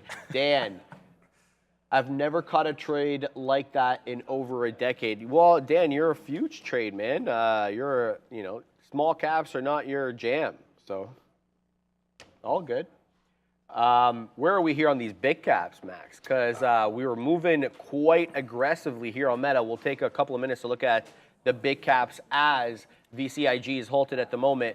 281 was the Friday close on Meta. We kind of broke through 280, got to about a quarter, and now looks like we're retracing down with the overall market as we find a little bit of weakness here on what has been pretty much a red day. 1.5% to the downside for Microsoft. It tries to break through with higher highs and higher lows here at the bottom end of the range, though. We got to hold that 336.5 for the trend to be intact. Right now, it's under threat. And Apple looking to curl back into VWAP 185.25. You want to see a higher high. Realistically, that's a 186 break. So, nothing continuation on that. Tesla as well. You're getting some good Tesla, that patterns. 265 is definitely looking like the breaks. that's Yeah, the make or right there. break there.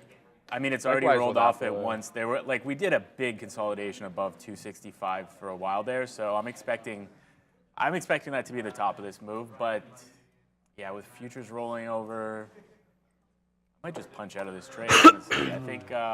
Excuse I me. mean, we're holding above VWAP. I think 264 breakdown, I'll just bail on this if it stays below there. Because, it doesn't even want to touch 265. Usually, if it wants to bamboozle people, it'll go above for Yeah. a minute. But if it can't even get above, there's lots of sellers. The selling up here was crazy. Above Yeah. 265.50 was every time it would go up, slam back down, back down. So, yeah, I mean, I think if we get a 266 breakout today, that could be something in the afternoon, but probably has to consolidate for a while. Yeah, let's see how we do around these areas on the future.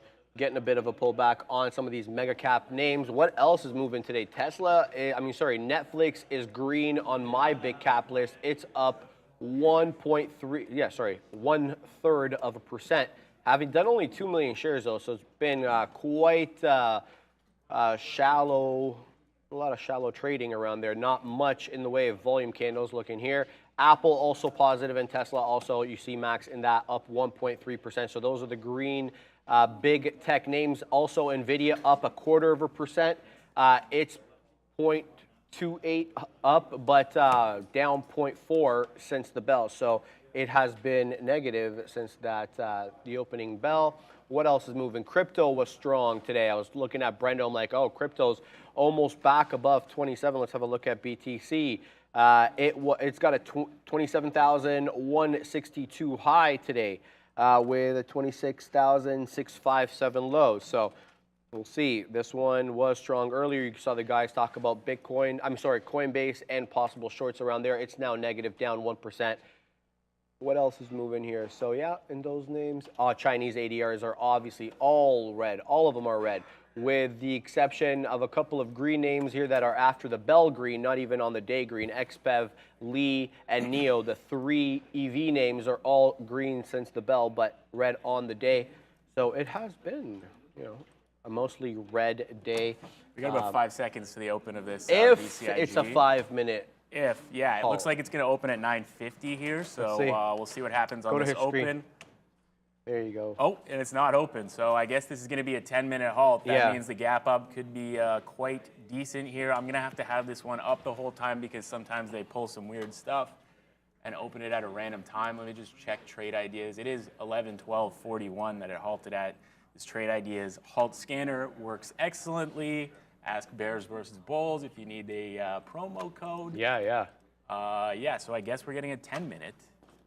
Well, you know, that's been happening a lot more lately, which is to be expected, I guess, with some of these lesser-known names up 221% now, 63.1 million shares. What's the catalyst again, in case you guys are wondering? Yeah, I'd like to know. Yeah, the company announced it has been appointed by Kojia GmbH, which is like a way of saying limited in German companies. Like they use this GmbH designation instead of incorporated or limited to distribute its AI-based socializer messenger. I have no idea what that is, but it's AI-based, and that's been all the rave right now. So halted 2 million for float, so you know. Yeah, that might have something to do with it. What's a short float on that? Probably negligible. But the daily chart. What's the new daily? target on this trade, folks? Okay. $25 breakout. Money. Look at the daily on this. It IPO'd, I guess, or came to market somehow in April of this year. All-time high 24.38. Well, I think I'll add on the 25 breakout when we get there. Okay. But yeah, this could go to $100 probably. He says with a straight face, "Hey man, you don't know. We've like seen it could this be, before. Do the HKD people think that it would? Well, it's not trading anything like HKD, but Yeah. the point is, you never really think it's going to get quite up there until you're there. So, Yeah, I don't know. Like the 10 breakout actually looks pretty awesome here. This is the that was the close of this crazy day, which I mean, it has shown a propensity to reverse the entire move in day, but. Yeah, that's the close of this day. That's the high of the next day. So 10 breakout. Would I add on it? I don't know. Am I feeling gambly on this gambly Tuesday morning? Maybe not. I mean, think you I'll just hold it. are $2.05 in the month. What's the tap on that bad boy right now? Tap currently 9.48, so it's looking Wow, to gap so looking up 40 cents. Now Okay, it's very 9.55. There's about 2 minutes left on that. 11:22:41 it should open. So we'll see if this tap keeps going up. If it gaps above $10, I mean that could be pretty explosive. I don't know. I'm just gonna hold it. Just gonna see what happens. Take a look at the levels from the last time it went crazy. If there's anything here for me, I imagine there's nothing. Yeah, so $7 was actually pretty key. I feel like this buying on the futures is like quite weak here. If we break below 15,150 on the NQ, I'm going to get out of this triple Q's trade because that'll be a newer low for me. I mean, look, the ideal level is to obviously give it to 15,126, but I feel like the moves up are quite anemic. Shout out to Anzi. Thank you for that €2 super chat. Sharif, I like how you call futures Futures, the future. Yes, that I gotta tell you, I took that from Neil. Usually it's the other way around, but this one I admit I took it from Neil. Neil used the word future, and I kind of liked it and ran with it. So thank you for that. You don't? I've heard you say future. Well, Neil says he stole it from somebody else. So, well, there you go. HUT moving up according to Tyler. Let's have a look at HUT, another interesting crypto name, mining. Up 15 and a third % on the day. Not sure what the volume. The volume today, 11.1 million shares, so decent volume. Not much for really a $2 stock. But here is the 5-minute chart on HUT. It's been a 244 low, a 267 high, so bull flag continuation above VWAP in that $2.50 range on HUT. Good continuation from Friday. Friday was also strong. What's been the daily on this one? Let's have a look here. Yeah, within a bit of a range. I mean, you've made a bottom basically at the end of last year, much like everything else, but the move up has definitely not been as strong as these other bigger names. But now it's reclaimed the 200-period moving average, looking to stay above it. We're open. We'll see. Okay, go, Max. We're open, just made a 980 high, dipping a little bit, but back up to those 80s. So I'm not going to sell unless we really give up $9 here. Not looking to take profit until we break 10. We'll see if the 10 break is a failure. Getting some sellers, some profit takers, but again, you know, I'm in at $7, so like, what? Why am I going to take profit before it really proves that it's dead? That looks pretty bad. We'll see if we get right back up above 9. If not, I'll probably bail. Waiting. Making a new low would be bad here. I don't want to get halted down on, but I also don't want to get out. Yeah, I'm done. All right. Oh, there you go. 825 looked like it was going to halt down there, so we bailed. That was a good trade regardless, but could have been a lot better, obviously. I was expecting that 10 break. I mean, we did just kind of soak up that dip. Maybe that was the bamboozlement to get everybody out. I don't know that I want to overtrade a name like this up this high, so I'm just going to leave it alone, call that one a W. Well, that's a dub, baby. And yeah, we'll see what happens. 10 break could be crazy, so I don't know. It's kind of setting itself up for a 10 break. So if we consolidate for a while here and stay open and then break 10, I may be down to take that breakout with half the size that I took the other one for. Yeah. CHPT, Max, also down 7 2/3. Oh, wow. You'll know this company as ChargePoint, and they offer mobile charging for electric vehicles. They're at my gym. The EV charging stations at my gym are by ChargePoint, so I've seen these live in living color. And they are down on the day on news that Hyundai, whatever you want to call it, is adapting Tesla's model of charging port there. It's called the North American Standard, they're calling it now, Max. I saw that. Yeah, that is, that's a good catalyst. I think, well, there you go. So Tesla. ChargePoint, not a good look for them as they're not using that proprietary standard. Now, you got a question. Does this standard become like exclusive to Tesla? Does Tesla the only one allowed to sell them? Or does it this VCIG again? Go for it. On that 10 break. All right, there it is again, baby. I took half size though, not gonna lie. This isn't a big trade, but you know, if this goes to 25, I'd like to be involved. And we are trending up now. Looking for another halt up, which would be at, I think, 1150 as we just start to fly now. Looks like it's going to halt at 1087. We'll see if we get that halt. I don't want this back below 10 at all, so I'll be punching out pretty quickly if it goes down there. But, I mean, not looking like that's going to happen. It looks like this is a pure short squeeze action, breaking $11 now. So over $1 in the money. This is, you know. Very nice. These trades bro. are pretty This is easy, nuts. man. When they good never for print you. against you. Yeah, you're really good at catching momentum, I think, lately. Like, you've been really on the ball with that. And, It's all about finding the spot where people are kind of screwed. That's how I catch people play. offside. Yeah, you catch people offside, and then because you know I've been offside so many times that you know it's easy to recognize where people are. I love how you had to self-deprecate there. I like it. Well done, Max. Well, here we go with a little reversal here. So this could be a quad nuke. We'll see. Think you get back above 10? Does it? It does. Let's see if we go back up here. Yeah, it's interesting. I don't know. I think this could just shoot straight back to $11 with some buying here. No, I'm out. All right. Well, you made profit every time, so good for you. Solid trades there. And obviously it goes to show you, I mean, it goes without saying the level of volatility on these is quite dangerous. So make sure, you know, if you're new at this, to size in accordingly. Max has been doing this for years, right? Instincts are, you know, very much involved with these small caps. So take it slow, guys. And you know, as I was saying, these are small trades for me. I'm not like, you know, I haven't seen small caps be good for a while, so I'm not trying to just size in like crazy and, you know, risk my day on something like this. You know, I'm risking basically nothing on these trades. Yeah, and, fantastic. And that's and that gives you confidence, so you can see it more clearly or clearer. You know, a lot of people's emotions cloud their judgment. And if you've got less on the line, you're able to see a lot clearer. So shout out to the mad one. I'm in SoFi since night. All right, what's SoFi been like today? Let's have a look at our friend SoFi. Now, it's caught a couple of downgrades lately, not really of anything that it's done, more as a product of its own success. It's been priced to perfection, say the analysts. And that's why we've been kind of down lately. Friday was a down day. Today is a bit of continuation of that. We closed out Friday at 860. We're trading at 836 at the moment. The 15-minute kind of shows the peak here that we made on the 14th. This is where that analyst downgrade came in. And again, this is not really a downgrade. It was actually a price target upgrade that day. But they just said that it had been priced to perfection given you know, what they were expecting in terms of, you know, return clients for that.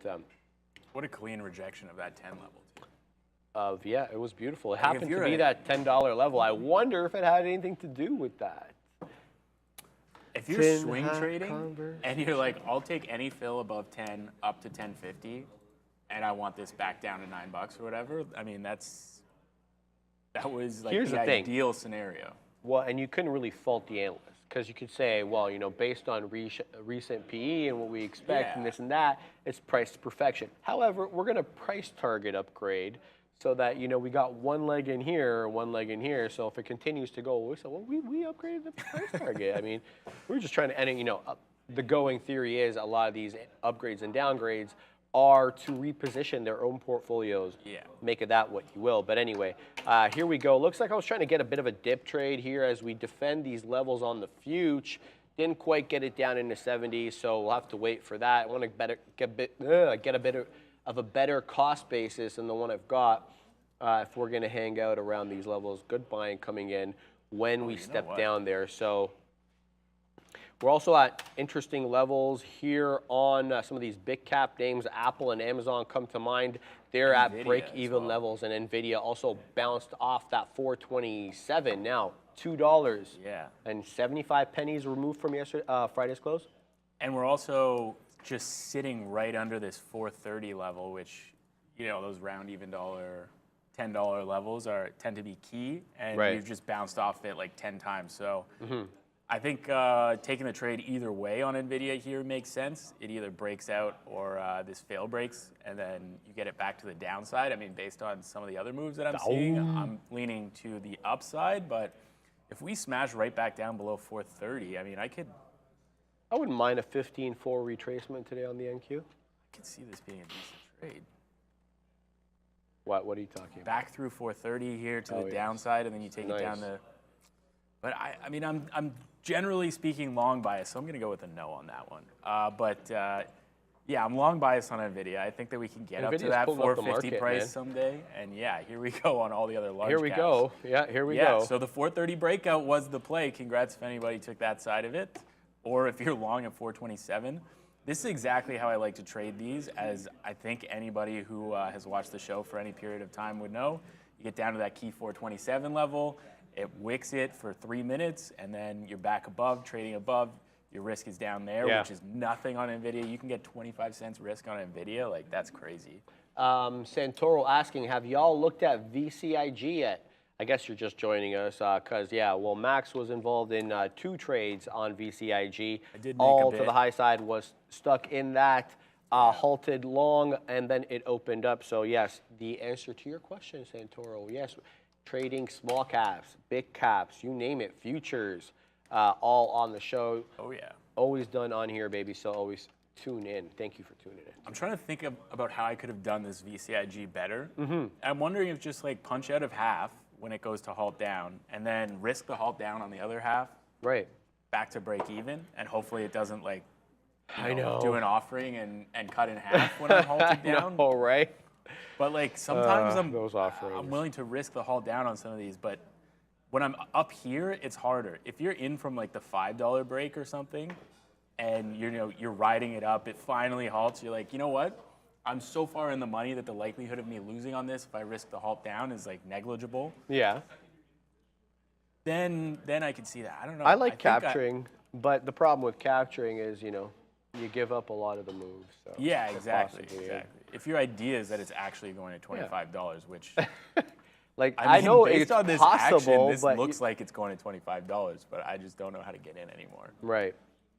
15,187, an interesting level here on the NQ. We're having a bit of a local top. Second time we reject off there on the 5-minute chart, but curling back in and looking to take that level again. Meta looking to go green as it curls up into 281. Amazon trying to stay green. It's at 125 3/4 above that 125.50 close on Friday. Apple trying to get above VWAP. It's gone green. It's above 184.90, which was Friday's close. Now trying to curl up. It's making higher lows. So are most of these big caps here. There's a lot of higher lows, and there we go to the high side on the NQ. 15-2 incoming, question mark? So let's see if we can get. Say so for sure. It'd be nice. 15-2 question mark. Let's go. 15,200. VWAP hanging out at 15,212. But I still feel that every time we move up, we're met with a certain degree of selling here, and you can tell that this is a red day, no question about it. Even though we're moving up, I feel the moves up are quite anemic. At least for the moment, I don't feel the same degree of vigor on the way up as I did on the way down. So Yeah. yeah, and we have a lot of profit upside to account for, possibly to the downside on any retracement here. 8 straight weeks is it now for the NQ? Yeah, I think Right? so. But we keep talking about how these funds are underinvested. Oh yeah. So like there's so much money on the side. Yeah, if they It's have ridiculous. to buy, they have to buy. So any dip is going to get bought up, you would think. I mean, Again, look at that top I and don't tail know. candle in the fuge. Yeah, we're definitely getting some Bamboozled it. rejection here. Interesting. Shady N was asking how I caught VCIG on the screener. Yeah, tell This them all is about that. Gap in. Trade Ideas High Volume Movers. I believe this is a built-in scanner. I don't think I made this one. I definitely didn't make this one myself. I think this is a built-in scanner. I could figure out how I got this, but it would take me a while. But VCIG just pops up, running up on strong volume, new high on significant volume. It shows you the relative volume here. So 164 times normal volume. Gives you the float, gives you today's volume. And look how many alerts this VCIG has had, 550 alerts or something today. So that one's been running. Honestly, this is the first time I looked at it when I sat down up here because I was so focused on Tesla today. But yeah, that Trade Ideas scanner, I've been using it for years, particularly for the small caps. That's the only way to find them for me. Like, I don't know. I've never had success with any other scanner really on I the small use, caps. you know what I use, but I use both. Yeah. Because on the show here, we are sponsored by Trade Ideas, so you obviously have to learn how to use that, but I also have my platform from when I first really started learning. So. Yeah, I used to use that, but Yeah, I know. it's like, I mean, Well, if I you do a lot of if my you- swing if you trading like, here too, so yeah, you know that, right? That's true, And, that's true. by the way, update, swing, L on plug, lost $1 a share. And you just cut it? I cut it. Yeah, I had the breakout area. I made a mistake on that one. I jumped in too quick. Anyway, out on plug, lost $1 a share on plug. So that's officially done. It's down 8 and almost a third, above 8 1/4 at the moment. Plug power, 15 million shares, very, very red on the day. And here's my mistake. Like, let me look at this. So I was trying to use the anchored VWAP thing on it. I should have been looking more at the price action. Now, we had a topping tail candle. This is the day I got in. I literally got in on the topping tail candle. Every previous topping tail candle has been met with sell-offs at peaks. This one was met with a sell-off. This one's the most notable one. Previous ones as well. All topping tail candles usually met with sell-offs.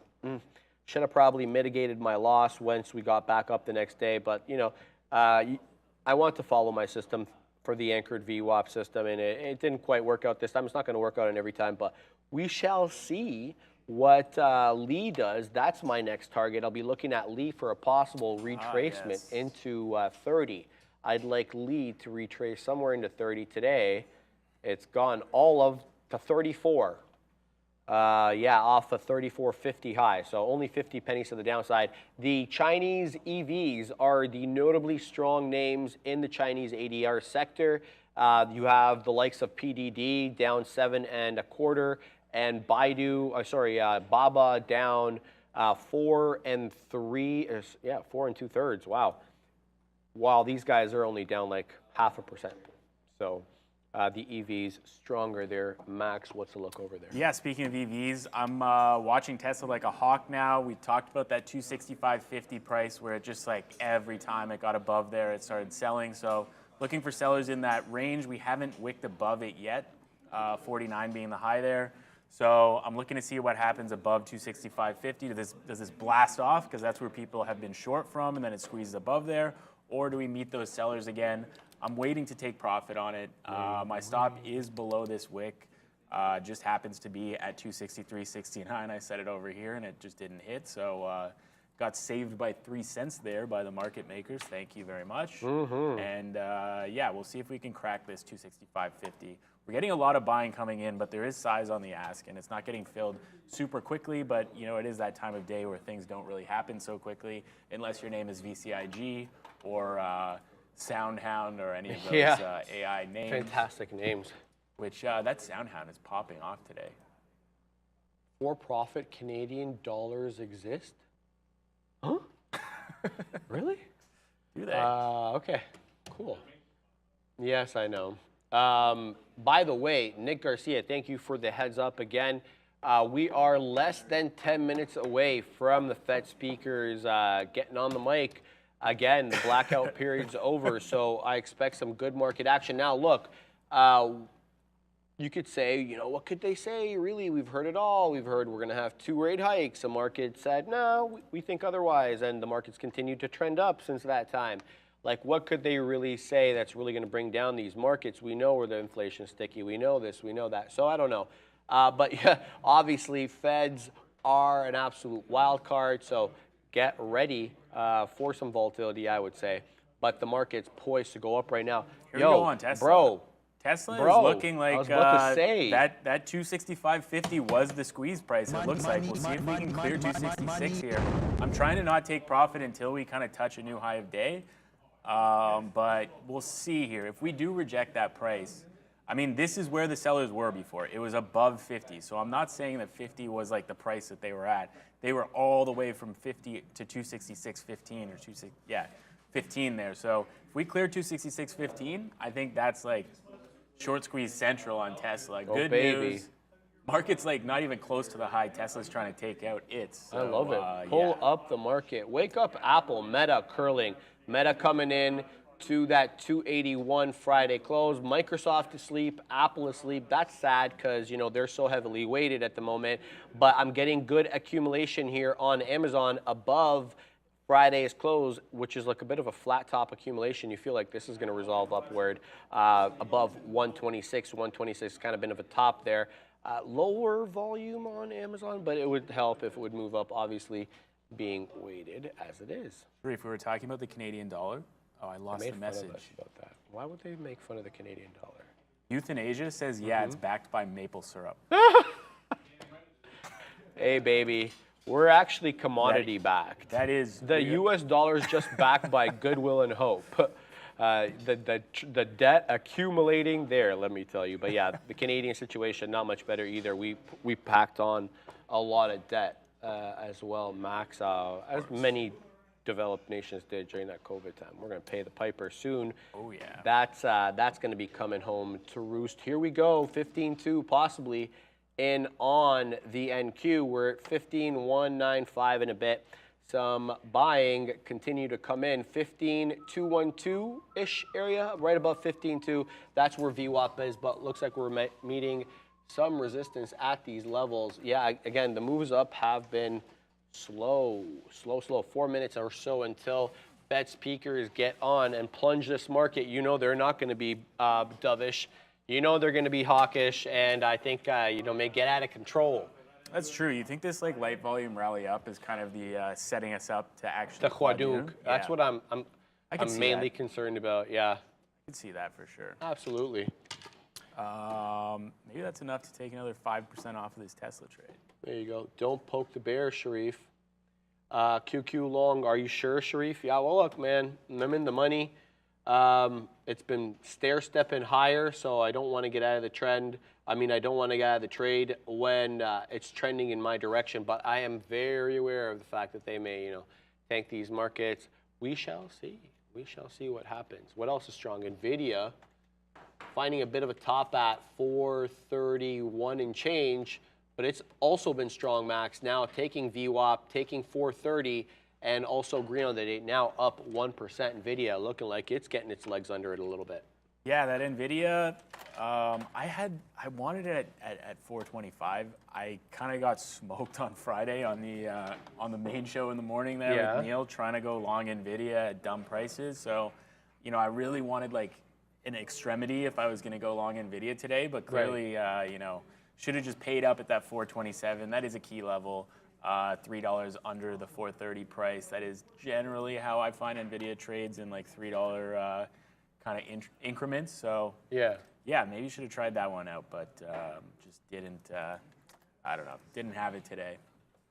And it's like it keeps doing these consolidations. Like that's what 6 minutes in a row below 431.50. Like it looks like a blast off spot if it cracks that, but kind of wrong time of the day for that style of trade, in my opinion.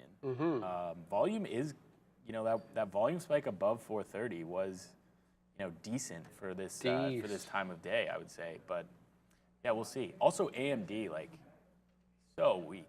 AMD, clearly, the market is angry at AMD. They set them up for that. Okay, so I was actually looking at it this morning. The reason I had 116.50 is look at this price. This was when the market, for whatever reason, decided that AMD was going to come out with an AI chip that would rival NVIDIA's. I don't know about that. And this is where it supports from. So this 116.50 kind of price, if we get below that, tomorrow you would expect we could get below that. On a breakdown in the morning, I'm going to be looking at that 116.50 to potentially retrace down to like 110. Look, bro, I was looking for more announcements from hyperscalers, and it's not like we're not by any means done. Obviously, we get announcements any day. Exactly. But we got one kind of pseudo announcements from Amazon. They may or they may not use it. Yeah, they may be looking but I at need it these at, hyperscalers. AMD. These guys are going to buy warehouses and warehouses and warehouses of GPUs. That's where the money's going to be made. So I want to hear about those deals, baby. Where are those deals at? But yeah, Lisa Sue in that blue jacket, they could be working right now and they could be making those deals. So you never know what could be going on behind the scenes. I believe we may start getting Fed speak quite soon. So possible headlines incoming here. Now I got to give you a warning. Is it 11:45? It is. Okay. We are, I think, 15 seconds away from 11:45. And it's how these things work in. There's obviously a keynote, and then there's introductions and stuff before the statements are made. So statements may be coming in soon, but market obviously cognizant of that as we continue to get more volatility here into 11:45, and then we move right back down, dancing with some earlier levels here, Max. Yeah, so nothing. I guess they weren't pre-prepared speeches. Because usually that would move the market, right? But I don't know. Who are these people even? I don't know. Williams, I believe Williams, and then Barr. And we already know that they're kind of hawkish. I don't know. Yeah, that's what I'm saying. I think the market is getting tired of this Fed speak stuff. I think I think that the market has decided to ignore the Fed. It's just like it's time to go up now. It's not sad. I don't want to say it's sad because the market do whatever it does. It has its own internal logic, but. It is funny to watch the Fed really try to make its case for the market not to go up and the market continue to. And they're like, we're going to do 2 more. And the market's like, no, you're not. Like, oh, we know you're not going to do that. Here we go. Yeah, it's fun. It's just comical in that sense. I don't mean anything by it. I don't mean to imply anything, but it's just interesting stuff. Trying to have a look here to see if we can get Fed Williams. Let's see if we can get the Fed speak here, and then we can kind of keep an eye on it like we did with AMD's. Virgin Galactic making new highs. Yeah, go for it. NASDAQ? It's on New York.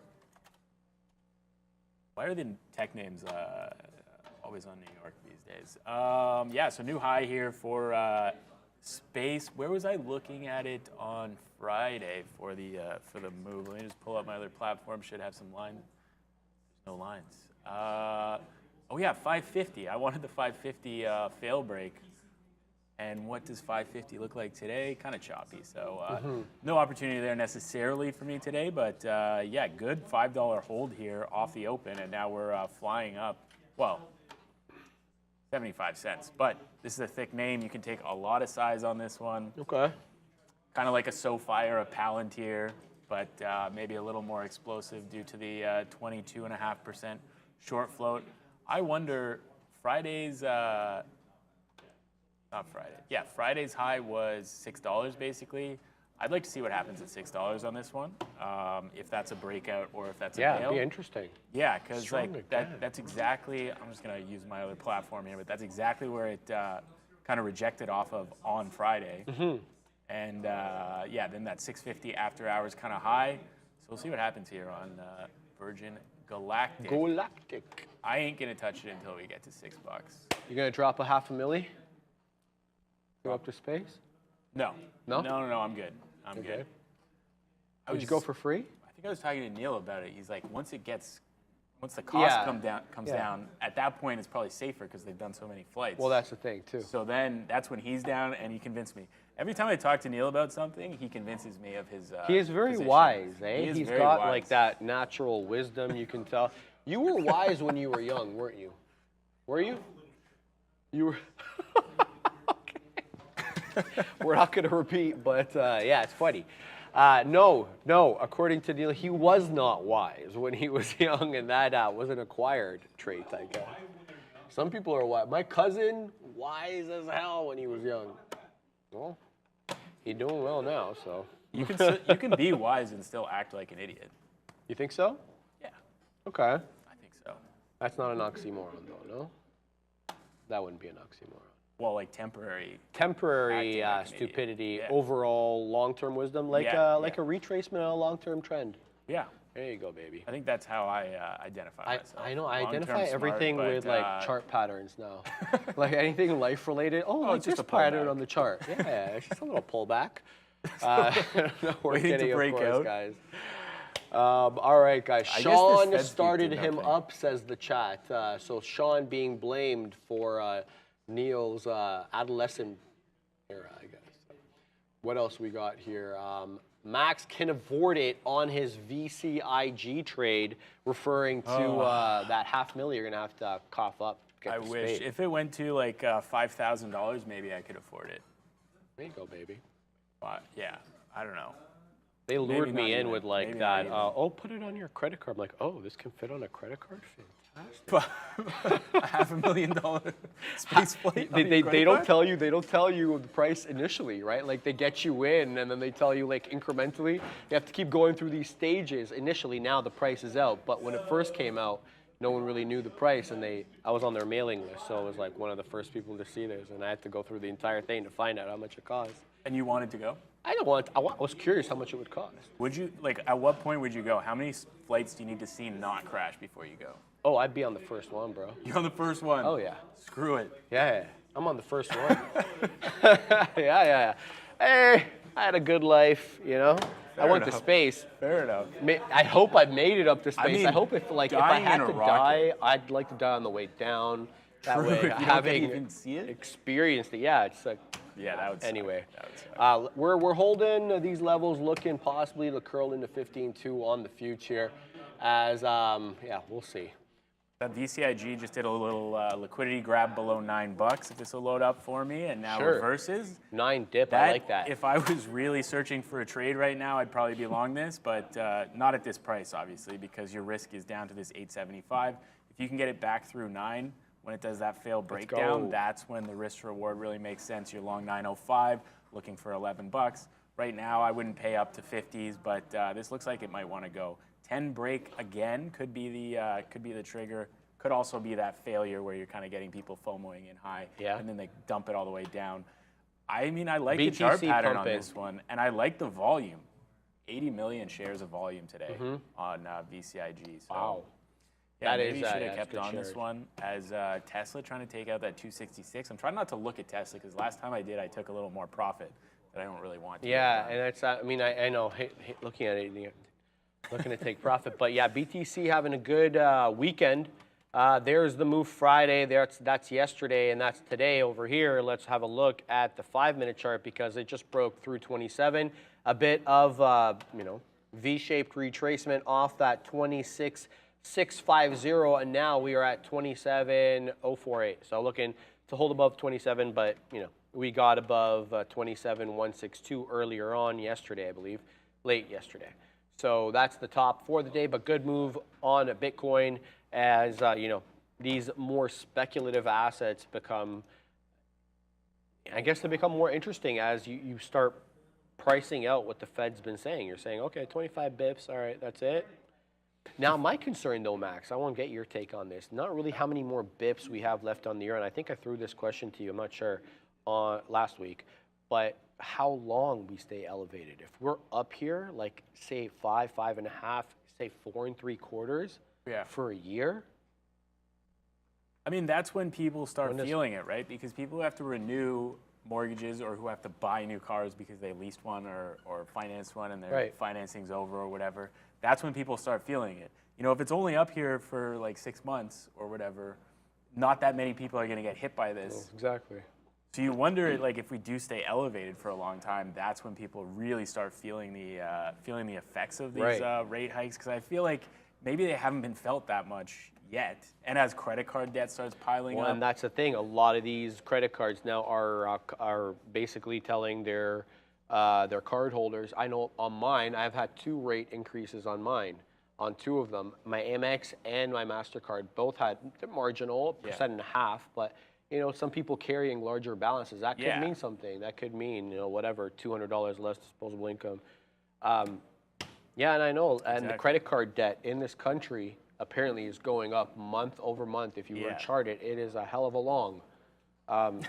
Yeah, no, I mean it for real. Yeah, so apparently it's those are not always good. things, So I wonder, like, does the effect happen kind of as we get into like September, October? Do these effects get kind of too much to the point where they do start to back off? Yeah. Or, I mean, that's you the know, thing, I mean, right? they keep saying they're not lowering until the Right. end of next year or something crazy. Well, don't forget what the narrative against the Fed up until, like, let's say 6 months ago was, certain parties were saying, the Fed wants you to lose your job because the Fed Well, yeah, they wanted do. to tighten up the job market, and essentially that would mean some layoffs.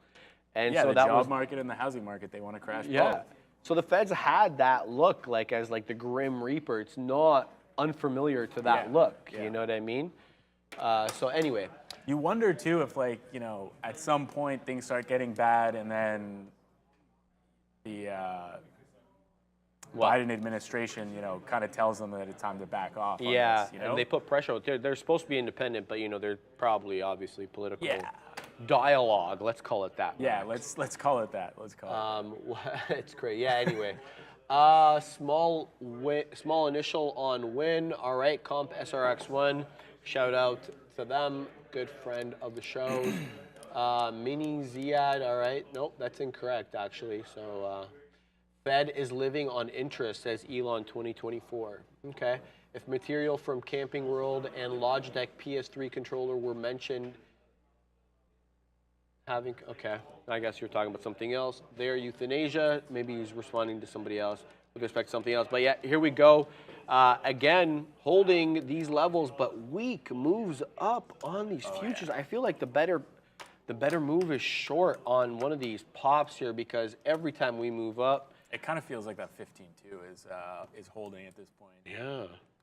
But ES looking a little stronger. Looking like it wants I gotta to tell get you, back up to VWAP at least. The ES looking better than the NQ at the moment. The Microsoft, I want to say, is really dragging down at the NASDAQ. I think as opposed to the ES, because this one's really curling to the south side now, down 1 2/3, very much close to the lows. 336.50, 335.86 are the lows on Microsoft. Apple barely green below VWAP, and Amazon consolidating at that Friday close, 125.86. Meta trying to take Friday's close at 281, not happening here. Tesla, obviously the strongest of the bunch, holding and accumulating at 266 for a possible break, but I don't know, man. Even NVIDIA now curling, rejecting off 431. Yeah. So could have the longs been had here, or or is this just noise? I don't know. I mean, that 44.25 on ES just looks like it's going to break any second here and go back up to VWAP. What the hell is lifting up the ES? Is oil moving? I don't know. Not really. Oil is down 2% on the day, but it's off that 69 3/4 bottom. It's at 70.50 at the moment, but yeah. Anemic. I'm definitely looking more short. Fed Williams now speaking, says Dan Emmons. Dan, do you have the link? Oh, so they were late. That was the problem, maybe. Well, yeah. Well, sometimes, remember, we were talking about them getting on stage, and then, the introductions, yada, yada, yada. Well, we'll see. Yep. I do have that Tesla trail stopped at VWAP, I think, so we'll see if I get out of that. But there we go. Yeah, that's the last 10% of that position, so not really concerned about what's happening with that one. Kind of locked in a pretty solid trade there. I wish, I lost a bunch of money on the way down on Tesla. If I didn't do that, I could have probably double the size that I had on that trade back up. It's just like, being a little tighter. It's always hard on the first day of the week to, be super tight and super fast and make those decisions as quick as possible. I feel like you got to kind of, ease into it. But yeah, ended up being a decent trade after all, as Prad shows up. NQ looking weak, to be honest with you, at the moment. So we're going to have to, it's definitely looking weaker than the ES. Somebody who said, Nick Garcia, NQ broke the trend line off the lows. Okay, shout out to Nick. Nick's got his trend line. I got to agree with you. Looking weak here as we trend down. Definitely not a good look. As predicted. Yeah. These guys get on, they start saying, no question. Hawkish stuff. We do a little dip. We'll see if we recover that dip. I'm going to be looking for that 15.2 if we reject that later in the day. Yeah. Again, that 44.25 on ES too, looking like something. Obviously this VCIG will be something to keep an eye on. It didn't really do the breakout, so looking like maybe it needs to consolidate. Do a little 8 hold instead of a 9 hold, as my time here is coming to an end. Let's end it off. Solid trades today, bro. The VCIG, hell of a trade, but I think that your best was obviously Tesla. Several bucks in the money. Shout out to you, Max. Thanks for coming on. Anytime, Bradley man. will be on soon. Do we have Brendo at the big desk for happening now or no? He's not there. He's not so there. We do not have him. All right, guys. So we'll talk a little bit about this trade as we curl down here on the future. But Meta finding some strength. It's breaking through Friday's close. Right above that 281 area. It's got a local top here of 281.59 made earlier right off the bell on Meta. Now actually up 0.02%, but nothing, still dangerous. But relative strength on Meta, no question about that. Let's see where the volume, declining volume. Yeah, it's been definitely a weekday for these longs. Let's have a look at the NQs here. Still haven't been filled on that dip trade at 70s. The break of 15.150 for me will be the end of the trade as we, continue to print lows. But I just want to stick to my levels. We'll continue to look at that. See what else here. Adding Goo calls as long as it stays above 112, says Kenny D. All right, interesting, Kenny. VCIG yells Elon 2024. We're looking at that. I don't think it's doing much at the moment. No, it's still hanging out below 10. We'll keep an eye out on VCIG as we continue to print lower on some of these names here. What else we got moving? Palantir, this one was very strong off the bell, despite the fact that it had a downgrade. Got all the way up. You saw Neil short this right in front of 17, 16.89 top, V-shaped recovery. Flat bottom break, looking to brew here through that 15.65 bottom. got downgraded essentially for much the same reasons that SoFi got downgraded. It's priced to perfection, so the analysts feel. In fact, both downgrades were actually price target upgrades. So they downgraded from market outperform to perform or something like that, but actually increased the price target. Who knows why? What the intention was. What else we got moving? NVIDIA found a bit of a top at 431.5. It, much like these other big cappers, retracing off its highs at the moment. Still green on the day. I believe Friday's close was that 427-ish area. It's at 429.5, but below VWAP and below 430. 430 has been an interesting area of support and resistance. Let's see if it closes below this area. So NVIDIA now up only 0.2% as we get a bit of a downturn here in the market. We got Stradamus, Pradley, Beal, Praddy Daddy. So I like this shirt, man. Thank you, sir. How are you doing today? Good, man. How are you? Always good, always good. Always, let me face the camera. Always fun to be back on the show. Obviously, love to have you. It's a beautiful Tuesday. We just all came back from a wonderful long weekend. How was yours? Before we start, Yeah, sure. inaugural. Inaugural. I can't even say it. I'm so excited. Inaugural. What do we got after the close today? Oh yeah, that is today. I forgot. Yeah. You just have to wait and find out. Come on, if you, give the people what they want to know. We're going to talk about a little bit of that, a little bit of this, and you're going to get to see my beautiful face for an extra hour after 4 o'clock. And for those of you who are excited, I just need to open the YouTube chat. I can't see the chat right now. But for those of you who are excited, hang around. Yeah, hang baby. around. We're going to probably look for some levels to trade tomorrow. We're going to cover all the moves that happened today. And once earnings season's back up. That's what I'm going to say. Isn't that going to be exciting? Once earnings season's back up, Sharif, we're going to have a lot of fun on that show. Man, I might have to guest with you on that possibly. Anytime, my friend. You're because more than those welcome. earnings plays, you know how much I love the Those volatility are on your, those, that's your Those are creme de la old creme school, setup, man. I eh? haven't touched those in a while, but yeah, wow. When this man gets on the TV and we see those earnings plays after market, you know what the liquidity is after market. We could have, on some of these big tech names, $50 and $60 moves in seconds here. So very exciting times, obviously very dangerous to trade. And I'm sure Pradley will talk plenty about that when the time is right. Pradley, though, Meta waking up 282 incoming possibly here. We're about to break through 281 and the high. New high of day on Meta. This one's getting strong, baby. We ID'd this one as strong, and here it comes, 282 now, up 0.25%. I know I'm getting excited for something that's only up 0.25%, but definitely showing its outperformance right now as the market not really doing much, but Meta, strong at the moment. Honestly, I think Meta is short here because the Take double it, top baby. might be coming in. The markets are already down on the day. We've seen the market struggle. S&P 500 down 0.7, NASDAQ down 0.6.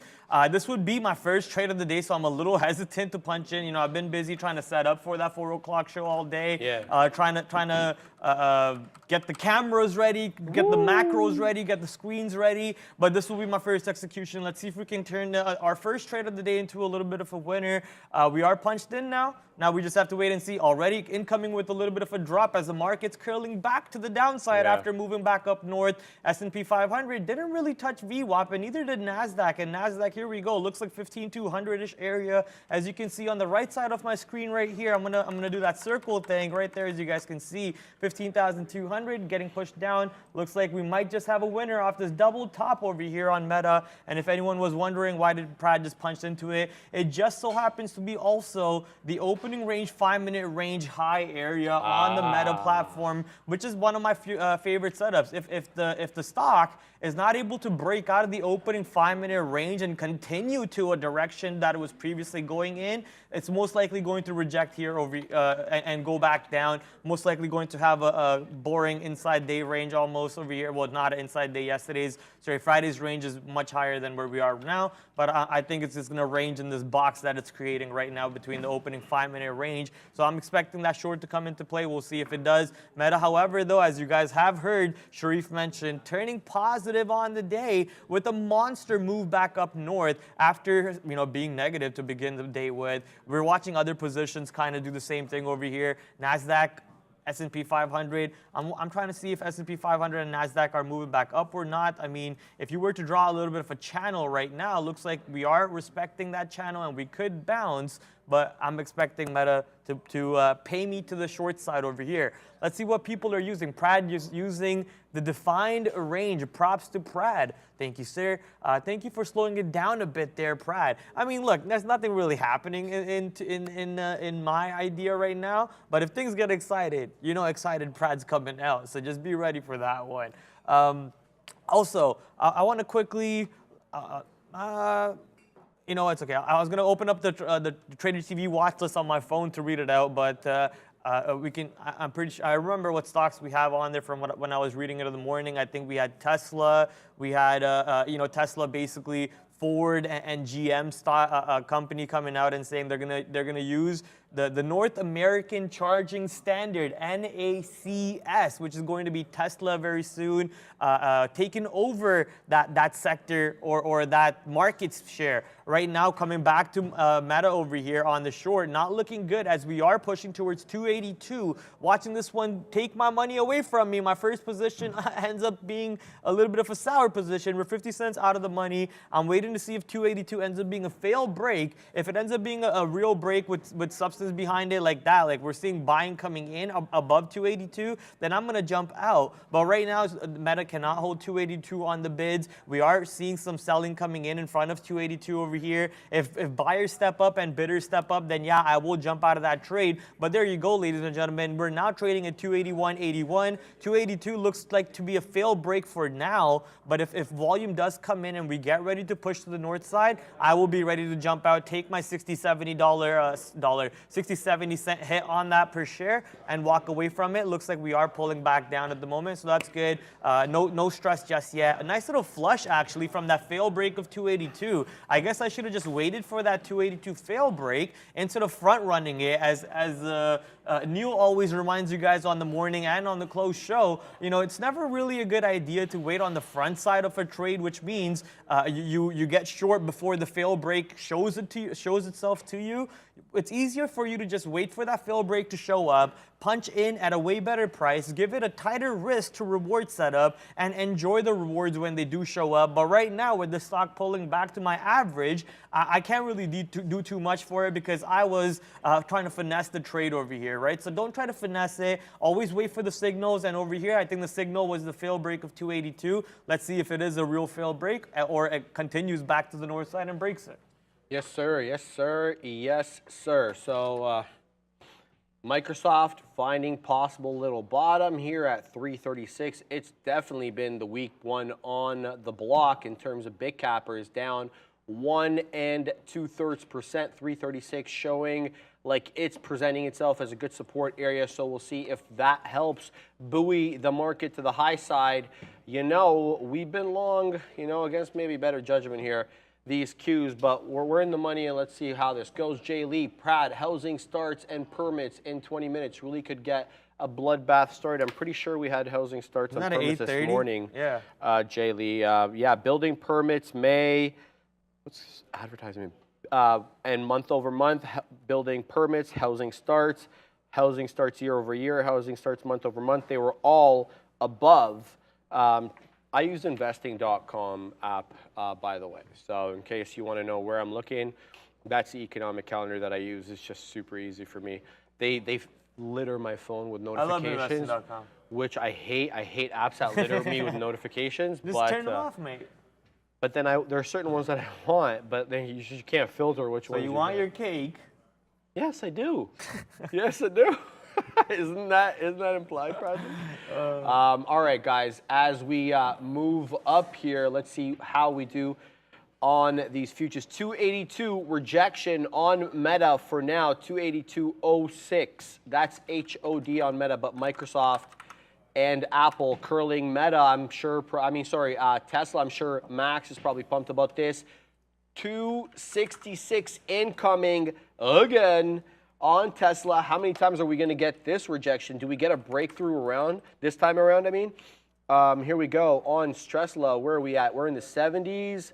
Are we getting in the 80s? Oh, 80s incoming. We actually haven't broken through 66 on any of these attempts. Last time we were above that was 10:10 in the morning, or on that 5-minute candle. So here we go, 90s. I just saw 90s. So this could be an interesting area. What's the future doing? We're back up into possibly another 15.2 test. It's been rejections below 15.2 thus far on the NQ. 15.190 something, all incoming here. 266 goes on Stressless squeezing here as we move to the high side. Pumped about this because I'm long these names. So not going to take profit yet, waiting for that 81 area, and then maybe we'll discuss some profits at the $0.75 proudly. In fact, let's just sit in and around there now. Should we make it up there, we want to be ready because old man hands can't handle the heat. I'm talking about myself. Neil giving me a look. VCIG trading, yeah, we were talking about that one. Max was involved in that one. It looks like it's dancing with 9 at the moment. VCIG up 217%. Currently watching SPCE, Virgin Galactic. I believe last week, going into the end of the week, they announced that they were going to resume commercial space flights. You know me, every time they announce this news for SPCE, I'm super bearish about them. But today, that would have hurt me if I was too early on that bearish side, because this stock is up 24% to the upside. But Neil mentioned in the YouTube chat, if you guys are watching it, that SPCE is marching towards the $6 area, which is the exact same high that we made on Fridays at the off the open, and then we quadrunked, in the infamous words of my friend to the right side over here, Sharif. So that trade stands up again over here, showing up itself to you. We do have some size at $6. Last time I saw it was around, 1,300 lots or so. Let's say 1,600 lots so far on $6. It could be more once we get up there. The stock is yet to test $6 today, and we're already pulling back about 10 cents over here from that area. For those of you wondering what that $6 level I'm talking about right here, look at that daily chart. This 599 to 605, 604. Happens to be 3 days in a row where we keep rejecting these levels. I think there could be another possible short over here. I just can't get into it right now because I have to pay for shorts most likely, right, Neil? Checking for short. He's checked. He's short now, but he doesn't remember if he paid. I'm almost certain I have to pay for shorts, so it's a no trade for me. No, they're free. It's free? Let the party begin, baby. Prad's at the dance floor, and I picked you, Space. We're going to party. I'm going to buy Space a drink right now. Let's go. Let's go to the bar. 15.2 incoming on the NQ September contract, breaking through it. But we need to see continuity. Bless you, Neil. We're hanging out here. Neil.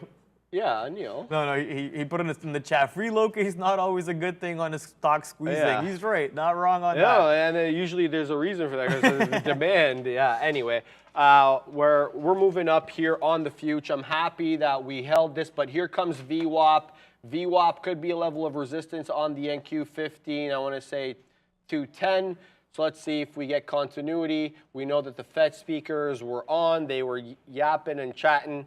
And I believe both of them are voting members. Fact check me on that, chat, if you're able to. I believe somebody wrote that earlier in the chat that they both were voting members. So we'll have a look at that as we dance with 15.2 here on the NQ. And this is all that I'm concerned about, as now I'm $1 in the money on these Q trades, but we're looking for more. And we're looking at these large caps as possible indicators of the direction. And Meta, a lot of strength, up a third now, looking to hold above 282. Microsoft continues to get off the double bottom, off that 336, much the same with Google. And Tesla, we know that it reclaimed 266. Now it has a 266.85 high. And now look at this. All of a sudden, we're trading above VWAP on our friend Apple, and we're a quarter point to the high side now. So it looks like we may be headed up. Who knows, but the trend looks to be in the upward direction. Amazon now about 50, 60 pennies removed from the closing price at which it was trading the majority of the day, that 125.50. Now it's at 126.10. So looks like it's a good move up on some of these names. I'm still not, 100% convinced in this long. Bradley. Yeah, I mean, look, you guys saw me punch into the meta. Sure, it is a little bit against me right now, about 50, 60 cents against me. Yeah, worrisome for sure as the NASDAQ is pushing up north. But the question is, Space also took out 6, and we're waiting to see if Space can get back under 6. Just now, I can see it on the chart. It's trying to battle 6. And Meta, as we get back to Meta, which is what we're talking about, really not able to, march past 282, but right now we're seeing inverse bids show up, so that's a little scary for the shorts. Watching NASDAQ not really push through as the VWAP, sorry, No, it's not. is also an indication for me to hold my short here for a little bit longer maybe, but it is past my stop. I am now in a time stop zone. My stop was 282.10, 282.11, so I'm giving it about maybe 10 seconds max to hold 282.10 on the bids. If it is holding 282.10 on the bids for more than 5 to 10 seconds, I'm just gonna punch out of the trade, take the L, walk out of it. Let me actually pull up Meta over here because it's still stuck on SPCE even though we're watching the Meta tape. And there you go, right back under 282 on the bids. We're not able to hold 282 as the NASDAQ marches straight up to VWAP and rejects VWAP. And here comes Meta straight back down. I think I should have honestly added onto my position at the 282 fail break time round 2 over there. That should have been an add most likely, but I already have way too much size over here. It's either this trade works for me or I'm gonna just take the loss on it. Not gonna be fun taking my first trade as a loss and coming back to Space. Let's go see what this one's doing as we are now above 6. Are you holding above 6, Space? And the answer right now at this moment is no, but it is possible because this stock is squeezing with the short float of, if I remember correctly, 30 to 50%? 22%. 22, says Neil. Update, crypto, getting into that high a day. It's about to make a new high a day. And by crypto, sorry, I mean Bitcoin. 27,133 we're at right now. 27,162 high a day. So very much near high days as we move up in most of these markets here. But like Bradley said, we really haven't been able to claim that VWAP level on the NQ as decisively as you may like, especially if you're long committed. But yeah, looks like some decent longs at the moment. We'll continue to hold this position, see what comes of it. VCIG now below 9. So this one had been dancing with that 9 level from the high side, and it was a clear level of support. Look at the, I mean, it broke below it here, but look at how quickly it was bought up. This was the decided break now. Looking to consolidate below 9. So is the short in on this one? I mean, sorry, is the long in and the the short is where we're gonna go. Oh baby, so, bring me the money. 850 possibly breakdown on VCIG for those able to secure shorts on this bad play. But interesting look. What's up, Bradley? I make better noises than whatever that sound effect was. Here comes SPC straight to the downside. Let's take some profits because I don't know if the stock is going to run back to the north side or not. Right now, if you were to draw a channel, King CMT to my right side over here, that's probably Michael Nas. But Junior CMT King over here, Prince CMT. What do you got? If you were to draw a channel over here, it looks like it is respecting that channel, right? Not over here, but like something like this. Very aggressive. So it looks like it is, yeah, very aggressive. So it is holding that. So we want to take some profits when it does push down to the lower end of the channel. Take some profits because no one went broke taking profits. And then we can maybe reload on the upper end of 6 if it does show failure one more time. But look at the stock right now, very active, moving up and down very violently, very quickly. I'm just glad I was able to scalp some profits over there on that move to the downside. And Meta came right back to the downside to our flat position, but now we're once again 40 cents out of the money on this position. Waiting to see if we can bank a little bit on that one. People in the chat are saying Boeing is making me money. Let's go check out what Boeing is doing. Most likely still in the 200s. Yeah, that's where I expected the stock to be. Last time I checked, I had a range drawn on this box. Let's go see if we're back into that range, and we are exactly back into that range after breaking out recently on a news catalyst. But looks like that 222 to 223 area coming in as a rejection one more time. Double top, triple top. Where did that line come from? It comes from pretty far back over here. But if you scroll back, we are in a pretty solid. I don't know if this would be considered as a demand zone or a supply zone because I think this area is both. You see supply showing up at the lower end of these ranges, and you see you see demand showing up. I'm screwing up. You see demand showing up on the lower end of the ranges, and you're seeing supply showing up in the upper end of the ranges. So most likely a very true price, I guess, if I can say. Very true price range right now in Boeing, waiting for another catalyst to come out. Most likely more planes to be sold, or they're waiting to see if more defects show up, or more, what's that committee that controls planes? FIA? Federal Aviation, FAA, most likely FAA coming in and slapping them with more fines or something. That could bring the stock back down. But right now we're seeing it hold in a beautiful range. And you guys know how I like to trade stocks. It's usually at the higher end of the ranges for a possible short, or at the lower end of the ranges for a possible long. And then if the tape tells me otherwise, which is at the lower end of the ranges, if the tape starts activating faster on the short side, then take the breakout short, and vice versa to the upside. If the tape starts activating, getting active more to the north side as we get up to the higher end of the ranges, then try for the long breakout. So those are my setups, my favorite setups for the most part. Boeing today down 3%. We are holding up pretty well at these triple bottoms on the 1-minute chart. You guys know I don't like to use a 1-minute chart, so let's go to the 5-minute chart over here, see how this one's looking like. Yeah, pretty solid consolidation for the past few 1, 2, 3, 4, 5, 6, 7, 8 candles coming here on the 5-minute chart, holding up in front of 212, allowing you to constantly scalp longs for almost $1 per share. So congratulations for everyone who's killing it. SPCE back to the downside, and now even more in the money. So let's ride this train, baby. Let's go. Thank you, Neil, for calling it out. Yeah, we're nicely moving here on the future as we broke through VWAP momentarily. We got up to 15,212. Now we're at 44.27 on the ES. That's VWAP on the ES September contract. But we're dancing with these levels now. Good movement from Microsoft. Good movement from Apple. They've all been helping buoy these big index names to the high side here as we come into 336. We're $1.25 in the money now on these Qs, and we're gonna dabble a little bit more profit up here. There we go. Woo! Market's going long.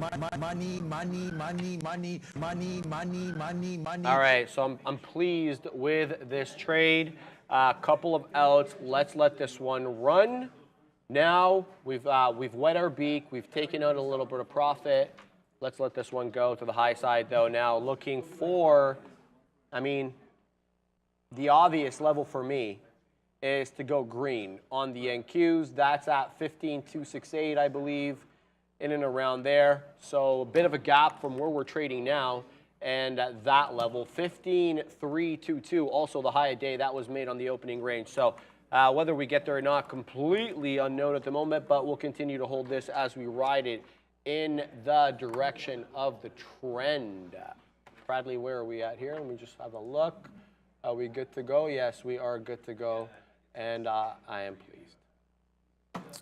Most likely going to get stopped out over here. I have a stop sent out on Meta at the high day, which is now 282 and 20 cents. And there you go. We're about to get stopped out. Yeah, there you go. The long is now out of the position. The markets are obviously ripping. As you guys can see on the right hand of my screen, S&P 500 now above VWAP, and so is NASDAQ above VWAP. They're both going upside. S&P 500 most likely will see some barriers coming in around the pre-market lows. I mean, NASDAQ futures don't really have pre-markets or anything, but I'm talking about pre-market in perspective to the market times where NASDAQ in New York opens. Ooh, space really moving to the downside. That's good for us. But I'm expecting this 100-period EMA, which is the black line, or the pre-market lows, or the 44.30 area, trying to maybe act as a little bit of a resistance on NASDAQ. You know, why do we push down if we're just going to reverse the whole move back to the north side? Keep in mind, Papa Powell also did mention that there's 2 more possible rate hikes, I believe,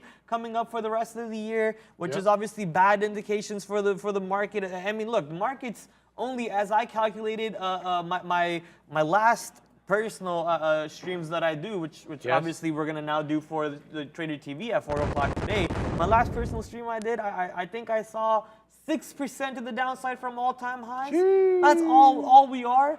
with high inflationary periods and everything crazy going around. Weren't we screaming recession like 2-3 months ago? We were. Right? So like with all that combined, I think we're still way too damn high, and I think the prices need to come back down a little bit. But hey, for now, man, at this moment, NASDAQ, with the beautiful recovery, only down 0.2 compared to being down 0.7, which we were not too long ago today. Yes, sir. We're moving it. We're $1.80 in the money here on these Qs. So we're continuing to move up. And the price target for me, I want to go green on the NQ. Going green on the NQ requires a 15.267 retake. We are at 15.232. So still a ways away. Now you assume we get some sort of retracement. We come back into VWAP. We got to dance with 15.2 for a bit, maybe before we make that eventual move up, or maybe we go direct. You never really quite know with this market, but that's going to be my goal. I won't get shaken out of this trade until I'm right down into my break-even point, which is 364.70 on the triple Qs. So I will try to ride. I mean, yeah, we'll see. So back to VCIG, we were talking about this one having a bit of an issue breaking through 9. It's looked like it's reclaimed 9 now. Is it going to be one of those ones where we dance above and below the level, and then there's bamboozlement both ways, and you end up cutting up? So yeah, I think Max had the cream of this move, which was the momentum move to the high side. Now we're going to get chopped up on algo spikes. On algo trades, unless, you know, we really break out of these ranges here. It looks like 10's a bit of a top, a lot of wicks through 10, but nothing really closing above it. So we'll see if we can continue to trend, or this is going to be some sideways action on here. Back into the future as we continue. Looks, we're heading higher here on the NQ. Let's let this one run. What else is the chat up to? Tesla rocket, yes, sir. Or, ma'am, 268.14, baby. Tesla, HOD, almost up 3%. Tesla, the rocket ship, up big. Really going north. It's really up and to the right. Blowing through that 266 level that we were talking about earlier. I don't know if Max, the mad one, is still embroiled in this Tesla long, but I sure hope he is, because what a move up to 268.5, almost quite there, not quite. Google curling up, Microsoft finding a bit of resistance here. We're going to have to find out what this one's going to resolve into at VWAP, but Apple guiding us up as well, breaking through that 185.5, and Meta also continuing to go through 282. Amazon's been on the weaker-ish side, but it's holding decisively above that 125.5 Friday's close for now. So headed in the right direction are these futures. Futures? Is that a word? Okay, we'll go with it. Oh, yeah, by the way, I forgot. There's this other stock called NVIDIA, and it's also very strong. Yep, up 1.5% and really looking to take out highs here. 434.50 the high a day. We're at 433.70 now as we squeeze off that 427 bottom. Now about $6 removed off that level. Possible double top though. You never really quite know how this one's going to trade, but you know, higher lows and higher highs for now as we really get out of that opening range break, and we start to kind of develop our own little trend here as we trend up into the rest of the day. Bradley. Sharif, did you happen to hear about something that I'm going to say right now? So the largest sports contracts out there, there was one out recently. Did you hear about this $100 million contract for XQC? For who? Exactly. So the streamer, this gaming streamer. Oh, the fake player. What? Is it? Oh, I thought it was a fake player. He's not a fake player. QPR signed some fake player. No, he's not a fake player. But fake XQC, Wikipedia page. he's a streamer. Okay. And he got signed to stream on a different platform. He used to stream on Twitch. He got signed to a different platform for $100 million for 2 years. Okay. Which makes him the 12th largest sports contract. And yes, it would be considered sports because it's esports 12th largest sports contract out out there.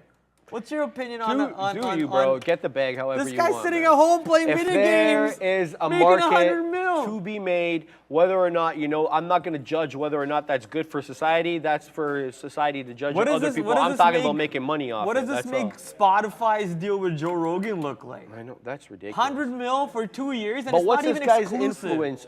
He Like- used to be an Overwatch professional No, gamer. what I mean to say is, what's his market? Is he as big as Joe Rogan market-wise? Who's got the bigger outreach?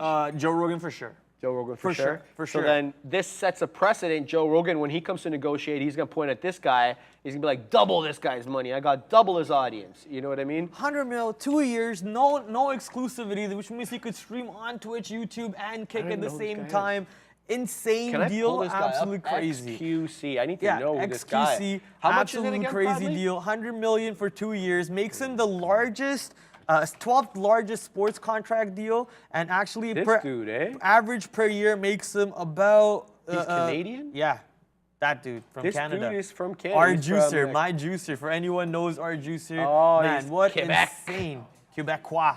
That's what XQ Quebecois. is. Oh my goodness, what a time to actually jump out Why of the man does is it say short. former internet personality? He's still an internet personality. I see. Okay. But Meta is absolutely rocketing. That short was not the right call. The market's now turning back down. Though, is 283 going to be the fail break that I was looking for around 282? Because the S&P 500 and the NASDAQ are curling back down. But Meta now almost up 1 Meta full is a percent, rocket, Sharif. bro.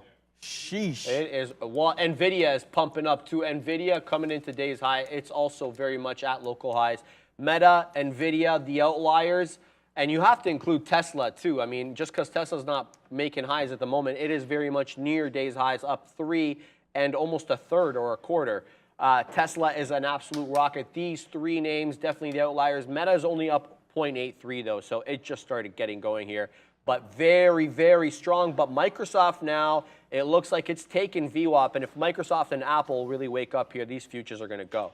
So there's a nice little gap fill to be had here between the pre-market action on Microsoft and where we're currently trading. So if it fills a gap, you think we at least get back into that 15,267. That's the level on the NQ that I've been looking for. That is Friday's close, and that is my profit target for this triple Qs long. We are $2 plus in the money on this triple Qs. We're looking for that move through that 15 2/3 level on the NQ. We'll have to get cooperation from these big tech names, but Meta cooperating, and so is Apple now waking up as well, looking to take 185.75, those local highs. Bradley, hold on. Did you hear about the dude? QPR, Okay. Queen's Park Rangers, professional football club in London. Football, like football or No. soccer? Soccer. Footy. Yeah, footy. They were in the Prem. They're not in the Prem. I don't know if they're in the Championship or League One. Anyway, they're not in the first division, but they were owned by big players. These guys bought a fake player, or sorry, hold on. No. It's not QPR who bought it. It's another team in Europe bought it based on a fake Wikipedia page that this player played for QPR. That's it.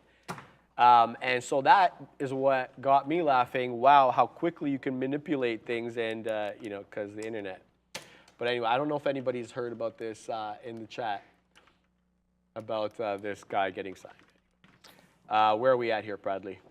I was just gonna show you my younger brother's soccer team in India. He owns a soccer team, a statewide soccer team, or a provincial soccer team. I don't even know how to say it. Kerala Blasters. So that's my younger brother's soccer team. He owns this team? Yeah. That's so cool. That's him right there, Nikhil Bharadwaj. That's my boy. I love him. Hey, congratulations on your 1 year now on almost getting married. So congratulations on that, buddy. Unlucky though, because he got married and now I still get bullied about when's my turn. So that's a little annoying over there in family meetings and so on. You know, him being the younger one, me being a little bit older than him. Yeah. And he gets married before me. It's a wrap. You're just getting bullied by all your family. But you know who I'm bullying right now, Sharif? You're bullying it's who? the space trade. Space, you're not taking off today, that's for sure, because you're returning. Well, maybe it already did take off, but now it comes to the return to the downside. Neil's shaking head. Why'd you shake your head to the takeoff? It did take off already, but now it's returned back to the booster landing stage. The boosters are landing. It's coming back Is to this the. reusable? What does this one look like, Proudly? Do they have Let's find out. reusable? No, I have think no they idea. have one of those So planes, what are they right? called? Space. It's just the plane that goes into the stratosphere and comes back down. It's not a What real are they? rocket. What's the name of the company? SpaceX, Virgin Galactic. SpaceX. Virgin SpaceX Galactic launch. rockets, I guess. No, Virgin Yeah. Galactic launch. Oh, there we go. Galactic launch. Rockets or There we ships or go. whatever. All right, let's see what it looks like here, Proudly. Images. Okay, so it's this one. Yeah. Yeah. So this one goes on the back of another plane, or it takes off on its own? No, I think This takes off on its own? Yeah.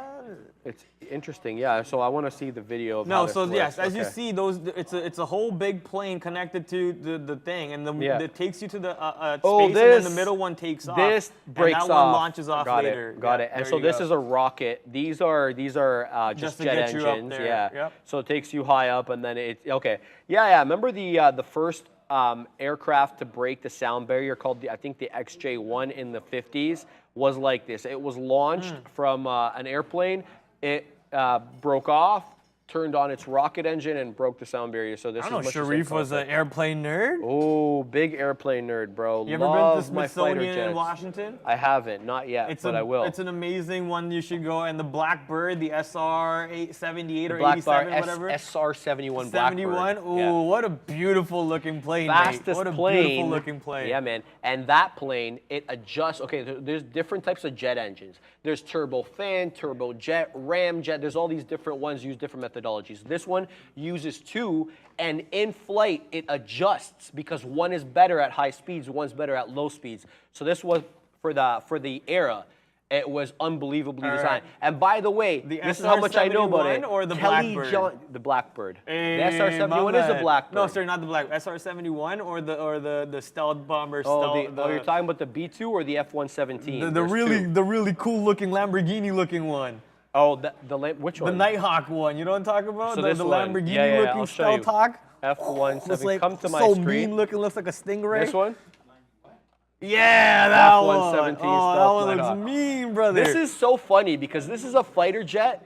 They classify it as a fighter, but it doesn't actually have any fighting capabilities. It's only a bomber. Anyway, we'll get back to the market here, guys. Sorry, as we stay at long Lockheed Martin. Yeah, I know, right? Well, I mean, What I are they hate to doing laugh today? about it, but there's a lot of. Okay, I was watching this morning the morning show on Squawk Box, and they had a guy on at the Paris Air Show because there's a Paris Air Show right now, and a lot of the air shows that are aircraft that are being displayed are military aircraft. And so one of the guys who owns these companies, he was commenting about the stockpile of weapons exhausted from the American military because they've been sending it to Europe, and that's all going to have to be replenished because they're going through it at alarming rates. And there goes the market to the high side, man, baby. it's ripping. 370, 367 incoming on the Qs, $2.25 in the money. If we can get up to that 15,268 on the NQ, I will be out of this trade. PayPal giving you that flat top breakout, and right here giving you the high of day, new high of day coming in around 68.70 coming for PayPal, up $3.4. Looks like the catalyst that it had earlier in the day. Yeah, the KKR debt loan buying deal that's going on. Yeah. Really helping them out today. But look, as an investor in PayPal, I'm at 119. I'm hurting right now. Even this move of 3% today doesn't really do too much for me. And I know a lot of people in the same foothold or same situation. So just this stock could give you more pain in the future once we get back to those 70s, 80s, 100s ranges. And there's still a lot of people bag holding this position. So we'll just have to wait and see. But for a day trade though, man, look at that move. The double bottom coming in at 67, giving you a beautiful opportunity to get back into the trade for a long side. You might have missed it off the open, but the stock gave you opportunity again at 67, double bottom. Now we're almost seeing 69 come into play. Can we see 70 today? I believe we can see 70 today. So do I get long on the break of 69 for a possible move to 70? I mean, the volume is increasing right now compared to earlier in the day. But keep in mind, oh wait, lunch hour actually ends. I keep thinking that. What's up? I'm so used to doing the show from 11. So yeah, I keep yeah, thinking yeah. the lunch hour is gonna start No, soon. we're gonna get to the in good lunch hour. hour. Yeah. And the better hour is gonna start soon. So that's why we're Yes, seeing some of the sir. volume coming back into the market, and obviously NASDAQ almost back to break even, only 0.1% of the downside, and S&P 500 down 0.36, ladies and gentlemen. Yeah, we're going into local highs on the NQ. We are at highs on local highs on the ES as we continue to curl. Apple really waking up here and pulling the market up. Likewise with Microsoft, that double bottom. I should have put my money where my mouth is on that double bottom, man. What a nice move by Microsoft, really giving the boost to the NQ that it was needed because Microsoft had been asleep. Now looking to take 339, but Apple also knock on the door of 186. Possible double top on Apple? I mean, I wouldn't want to stand in front of this market, but 186.10 HOD, that was the move right off the bell. We're about to get into that 186 area again. So Apple strong at the moment. Likewise with Microsoft and Meta. And then, there's that other stock I forgot. I keep talking about from time to time, NVIDIA. It is 10 pennies now off its highs at 434.30. NVIDIA, very strong, and it's looking to move up. It's also got a possible double top brewing off that top that it had on the opening range. So market is about to go green, and that means do I get out of my futures position here? Like, why would I get out here? I'm about to go positive. Don't do it, man. Right? No. Obviously, don't listen to me, trade your own book, but don't do it because any short I get into I is just said I would get absolute out here. wrong. That's the thing. Here, we're about to dance with it. So let's just hold on to it. It's not a day to be a bear, right? I'm gonna At least hold not on the to time it. to be a bear. It was the day to be a bear earlier, but not the time to be a bear. I just punched into an NVIDIA short, instantly lost money on that one. Punches up, 40, 50 cents to the north side. Only took about a 25 or 30 cent hit on it. If we are getting back under 434, okay, let me show you NVIDIA here. If we are getting back under 434, I have to get back in, and I am back in on that trade with half my lot size from earlier on. So let's see if this one ends up being a win for us. 433, 434 is a level right now. Kind of a double top also coming in, but can we hold 434 on the bids? The question is, the answer for that is, we might have to wait for that a little bit as the market keeps on pushing to the north side. As you heard Sean call out not too long ago, market is positive. I mean, it was, but we're waiting to see what happens over here. Dancing around, that is the right word. Patience. Patience is the right attribute. That's I've been playing a lot of New World recently. Okay. Not recently. I mean, if you guys remember back in the day, I was grinding the crap out of New World and also pumping it. Okay. But then the game died off, and now the game's kind of coming back, honestly. Okay. And I've been grinding it, and there's a thing called attributes in it, which is basically how you specialize in skill sets for the game. So the right attribute for trading. The most, actually not even patience. I think I was yelling at Obi about this on Friday. The right attribute for trading is not even patience, because forget about patience. If you have the discipline to just do the right thing, get the right thing done. Do the right thing. Right? Just get it done. The discipline is doing what you don't like to do, but still getting it done, right? Oh, yeah. So just get it done. The discipline is the right attribute to have in this game, and your boy is lacking a little bit of that, but we're trying to get better every single day. Did you go to the gym that day that I asked you? I did. Beauty. I did. Love it. Love it. I got in a run too on Sunday, and I'm very pleased because it was in my area, and I live in the valley. Did you find out who David Goggins is? I Googled him right there. I already knew who he was. I've seen him. I've seen him before. Yeah, he's obviously a big face. I have never followed him. But anyway, I got on a run. It was all hilly, and it was the first time I've done a hilly run. At the beach? No. Oh, you I went live to in a the different valley. one. Like, I live in the valley. I thought you ran at the beach, no? So I had to actually cover Friday remember at the that. big desk. I remember so that. I couldn't go. So I went Sunday instead. And anyway, it ended up being great. So I was very pleased with that run. Man, let me tell you, And there's a scientific reason for this. We're not going to go into it. But after 10 minutes, I am golden. Those first 10 minutes on the run are brutal. And I know it's because of adenosine triphosphate exhaustion and all that stuff and all that stuff. did But you yeah, say? it's a whole thing of how the body uses energy. But anyway, yeah, after those 10 minutes, you're cruising, bro. Anyway, we're looking to go long here. Sorry, we're looking to go green here on this NQ future, but we did wick above the Friday close. And let's bring in the chart and have a look at what that Friday close is. On my chart anyway, it reflects itself as 15,268.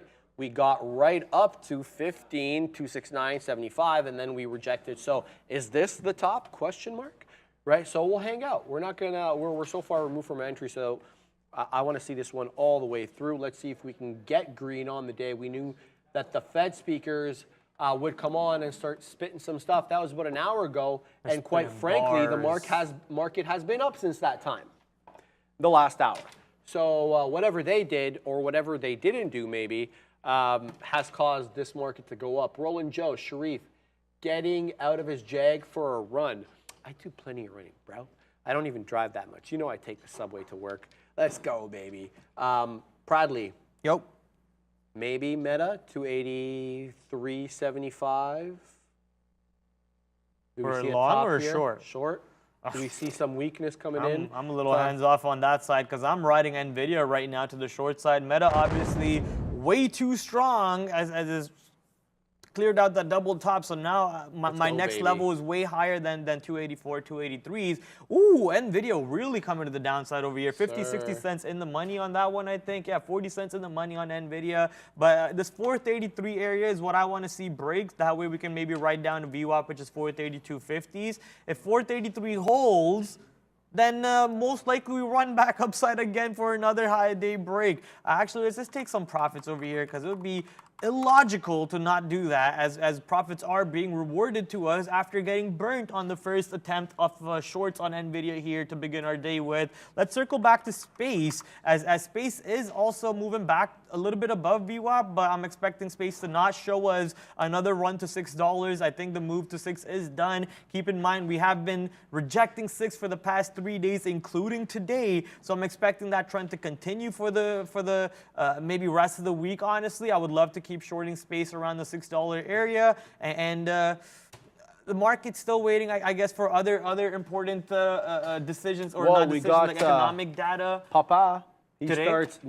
starts testifying tomorrow. Tomorrow? Yeah, Okay. he goes, I don't know if it's the Senate tomorrow or the House, whichever one's first. He's got 1 day there, 1 day there.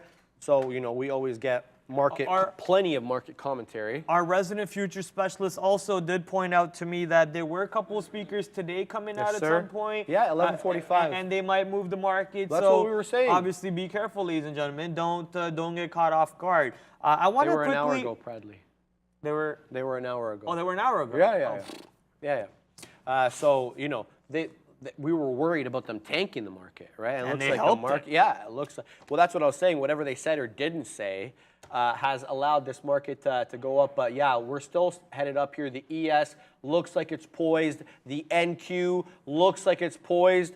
We're headed up, and we're looking good. 250 in the money now on these triple Qs. Amazon at highs. We're looking at Tesla coming in. Not Amazon's not at day's highs, local highs. I'm talking about local highs. I got to calm myself down here. I'm getting too excited. Local highs also on Microsoft and Tesla curling back into that top as well. Even Google, which is actually red on the name, it's the last. Microsoft and Google are the only two big tech cap names. A lot of words. That are red for me on the moment. 0.92 to the downside for Microsoft, 0.09 for Google as we dance with that 15,268 level on the future, looking to take that. And can we see 15.3? Jeez Louise. Austin, QQQ, hitting that top again. Little nudge, move, says Austin. Yeah, I'll take that move. I'll take that move up to 15.3 on the NQ there. Where could we find some leverage? Yeah, so on the ES, we got to say the 44.50, that was the level we're going to be looking at. We talked about the 44.50-ish level being an important level because, number one, 44.53 was Friday's close, and that 44.5 is a level we've been charting as a possible support for like a week. Show you the half an hour here. Yeah, have a look at this. So this is the 4,400 bottom. That's a clear level of support. You see at 4,400, and the top end of this range was at 44 1/4. Oh, not the half. Sorry, the quarter is what I was talking about. 44 1/4. Yeah, the 44.5 was the bottom end of this range, the top end of the range, and we were kind of like in no man's land between half and a quarter. That was the look I had this morning. Anyway, let's see what else we get going into the rest of the day. Looks like we're continuing to trend up here, Bradley. There's a conversation with Sean that always rings in my head when it comes to like, selecting stocks for long terms or whatever, or even shorting stocks for long term if that's what people are thinking about. I've been doing a lot of mental research, not actual research, and I'm not going and actually doing research, but mental thoughts about Amazon. Being in the streaming realm, we stream on YouTube every single day. I used to stream on Twitch, video games and trading. Right now, watching, we were just talking about XQC's the Kick deal. He used to be the biggest streamer on Twitch. Twitch has been making a lot of rule changes and regulation changes, so their viewers have been dying out. Who's Twitch owned by? Amazon.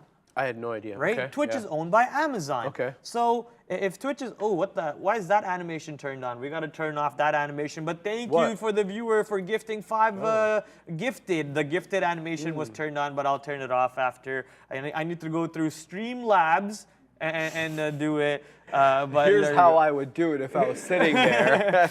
I love it. But yeah.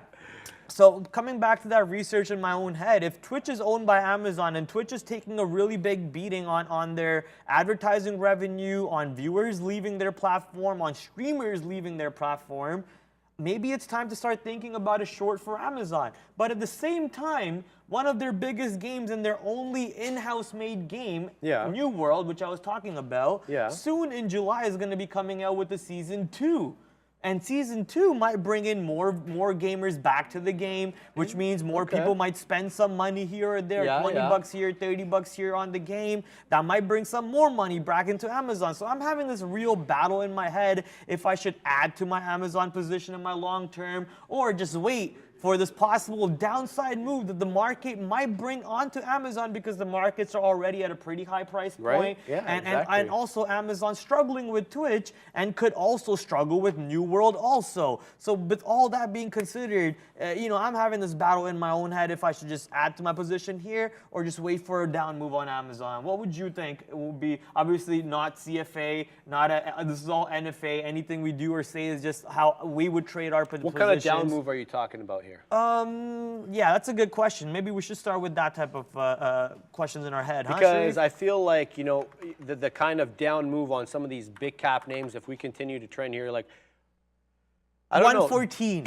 I think maybe, here's how I would do it. Personally, I would be looking for confirmation on the indexes, right? Like I would look for an index drawdown, look for all big tech to kind of curl down. It'll be like an index retracement where, we're in the direction of the trend. We go up, but we have to pull back, and then I would get into whatever big tech stocks that you wanted to at that time. But yeah, you could obviously make it specific for Amazon. Okay. Right, at certain I like levels. that. But that's how I would look at it. I would look at it from an index perspective. I am out of my futures trade. Done. We took it out right up 367.20 area, so right before it started curling right back down. So that's some good. That's a good trade. I'm happy with it. It was a long trade. I was in it for almost. Let's see here. How long was I in? When did I get in this? 11 o'clock. So 2 hours. That's not bad. That's not bad for me anyway.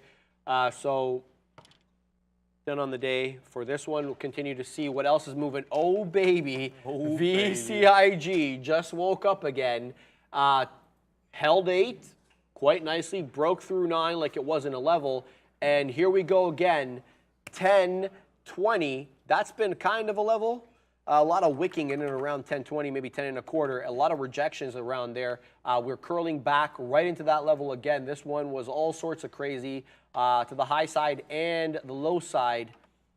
I don't know how the mad one is trading this right now or not, but yeah, looks like we're curling back up here. Bradley looking to take 10 on VCIG. In case you're wondering, this small cap capper has a float of, I see 36.7 million. I don't know if Max was saying 2. Let's have a look at trade ideas. Maybe there's a variance VCIG. This one, it says float of 2.15 million. Okay, so trade ideas saying 2.15, IBKR saying 36.7. Let me go to the daily and, pardon me, and see if there was a reverse split anywhere in and around here, and I don't quite see one. No, because sometimes when there is a reverse split, you don't have the updated float, but not sure what this, I bet you it's probably more around the 2, especially the way that it's moving anyway. 10 incoming. Hanging out at 980s right now, accumulation right below that $10 level. Here we go, 10 incoming as we're seeing prints in the high 80s and 90s. Now the up 250%. No this one really getting its legs under it again. Almost 100 million shares of volume, proudly. What's up? Not a joke.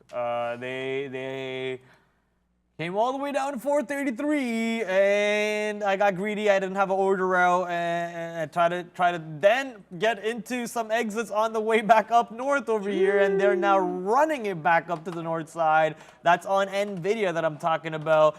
Space still 28 cents in the money. I mean, NVIDIA is still 25 cents in the money. Nothing really to be scared about just yet, but SAT does not have an order out there. Not a stink bid, but a resting order to take some profits, and wow, monster move right back to the north side of the range over here on NVIDIA. And if that's the case, then I'm just going to have another order up to the north side over here just to take more short.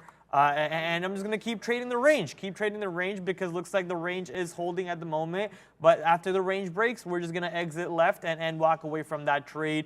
434.50 looks like the stop is on NVIDIA to the north side. Right now up 1.6%. Why would you be shorting something up 1.6% instead of just following the trend? These are the questions I'm asking myself, and probably you should too if you are trying to short stocks that are up on the day. But if you look at the overall market today, markets were red at one point, turning green at the moment right now. NASDAQ only down 0.03%, and NASDAQ down only 0.03%, and S&P 500 down 0.33% on the day.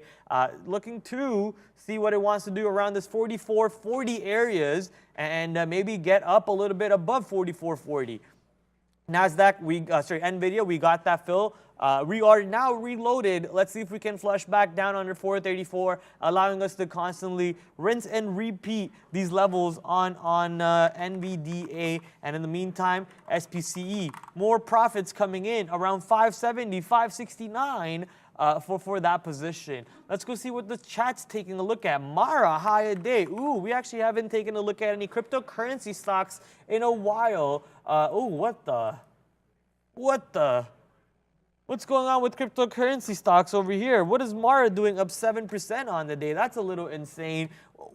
That makes sense. We're back above 27K, and I actually had a little drawing made over here back on my personal streams because I thought we were going to continue consolidating Neil. Neil's sitting to my right over here. I thought we would keep on consolidating and actually break out in these areas, but we're already breaking out over here and back above 27K on cryptocurrencies.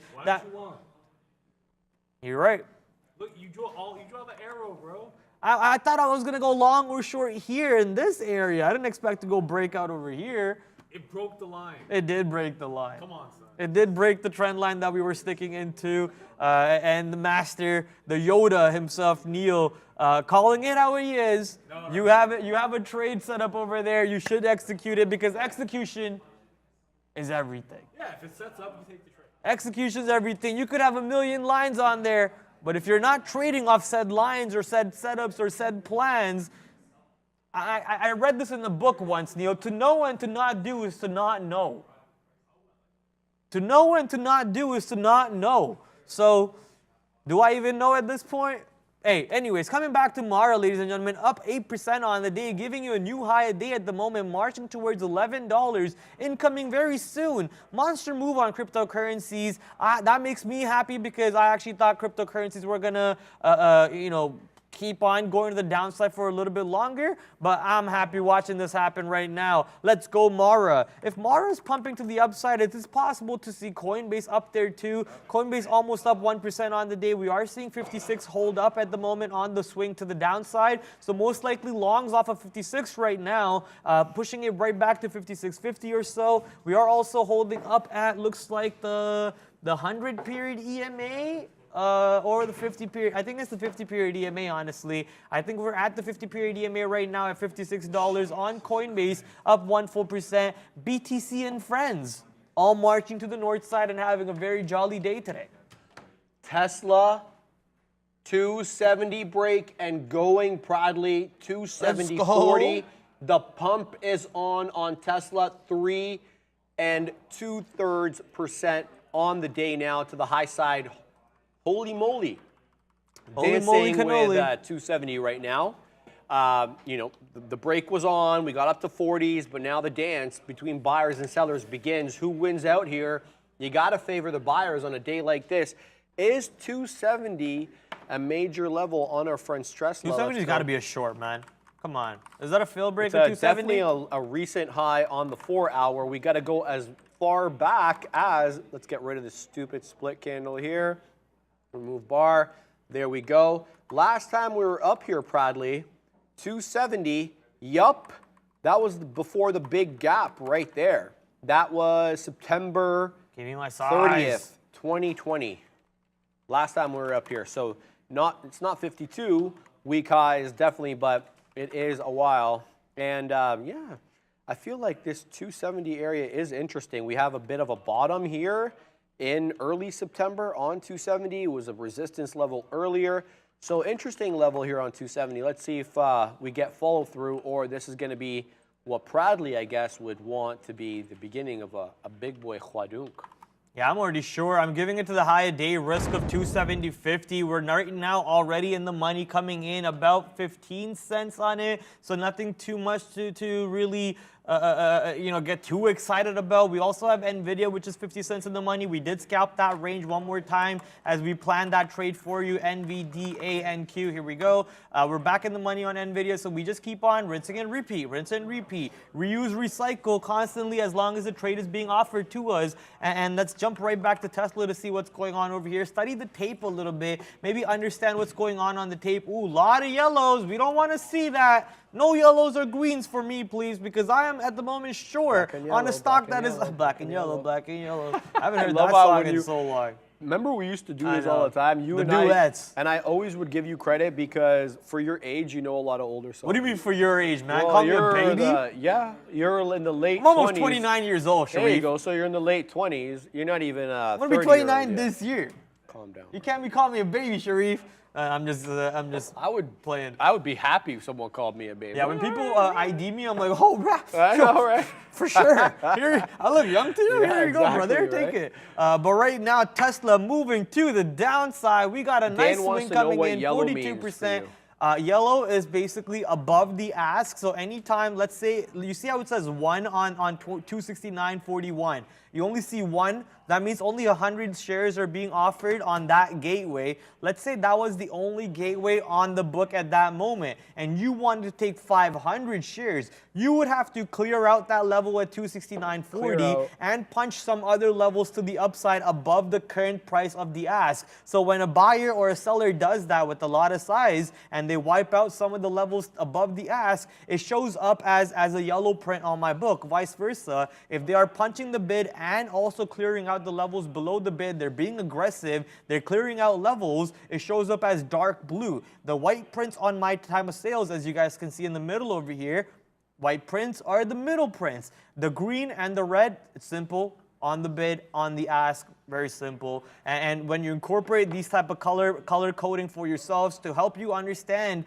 information, because if you were just to sit there like back in the days when you know where tape reading comes from, actually, they actually had an actual tape that would spit out a little bit piece of paper, and someone would be sitting out there reading this piece of paper constantly, either reading out the numbers to their traders or would be disseminating the information to themselves. Oh, the penny's going up, the penny's going down, the penny's going up, the penny's going down. Really? So it'd be a I real didn't actually tape. know that. Wow. It'd be a real ticker tape. I saw it in a movie, bro. I don't even know what movie it was. I saw it in a movie. It was this little ticker tape where, what was this banker's name? I think it was JP Morgan. I don't remember. Some old banker actually has a little ticker tape with the tape coming out of it, reading it. It looks pretty cool. But that's where tape reading comes. Imagine doing that without the color coding behind it. You'd be going crazy. You know I always credit you for color coding my tape. Yeah. Blue below the ask, orange above, green Below the bid. Below the bid, sorry. Blue below the bid, orange above the ask, green at the ask, red on the bid, and yellow in between. So looks like for now, yesterday's high on the NQ, that 15,268 is going to be a bit of a top, exactly kind of where I got out, the equivalent there on the Qs, excuse me. But I don't know if this long's been had. Especially if we get up and hold above and trade nicely above that 15,268 level, and we show our intentions of breaking through 15.3, I will be all sorts of long. I don't have a problem getting back in. But at the moment, I felt the relative weakness and happy with my last exit there, as now we continue to retrace down on the NQ and the ES for that matter. Meta also finding a bit of a top. Likewise with Apple.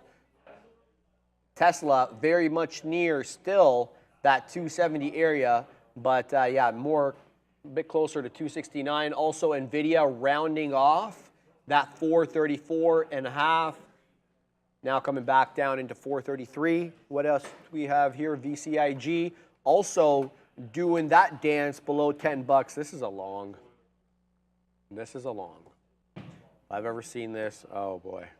That flat top breakout? There it is. And you're getting accumulation and the volume's going up. And yeah, you know, there may be bamboozlement in the intervening period. But this one looks like it's poised to break through 10, and I bet you it probably takes out the top at 1132. This one, all sorts of mad. Here comes 10. 97s on the book. Do we get continuation, volume picking up? You can usually see that by the speed in which the tape moves when that volume really starts coming in. But 10, definitely a local top. Couple of bamboozlement moves here to 1020 on 2 1-minute candles. Immediate rejection. So, you know, be on the lookout for the bamboozlement because it's real and it's furious on these small cap crappers, especially if trade ideas is to be believed, and we are in fact a 2.5 million share float. Ooh, baby. You know, not as bad as these sub 1 million share floats that we've been seeing, especially with respect to these Chinese names that were running about a couple months ago. They were like 500,000 and 400,000 share floats and all sorts of yeah, volatile stuff. Anyway, $10 consolidation, top, excuse me, on the VCIG. Let's see if it breaks. You know, I forget who said this in the chat a long time ago, but it's usually look left, trade right. Right? You look left, look for history in the left on the chart, and you trade right because the market always goes to the right side, right? Look left, trade right. Where are you coming up with all these good bangers today, bro? People in the chat, man. down. The chat's just always on fire. You know how it goes. I love it. But right here, if you see the last time VCIG went absolute crazy, it's on the 2nd of May. So let's go to the 2nd of May and find out what actually happened on that day, shall we? Let's go to the 5-minute chart. Come on, let's go to the 2nd of May, go to the 2nd of May, there you go. And as you can see right now, this yellow line is exactly where the stock is trading at the moment. A lot of halts happen on this move up to $24.40, $23, $24, and it happened at the later end of the day, going into the last hour of the close.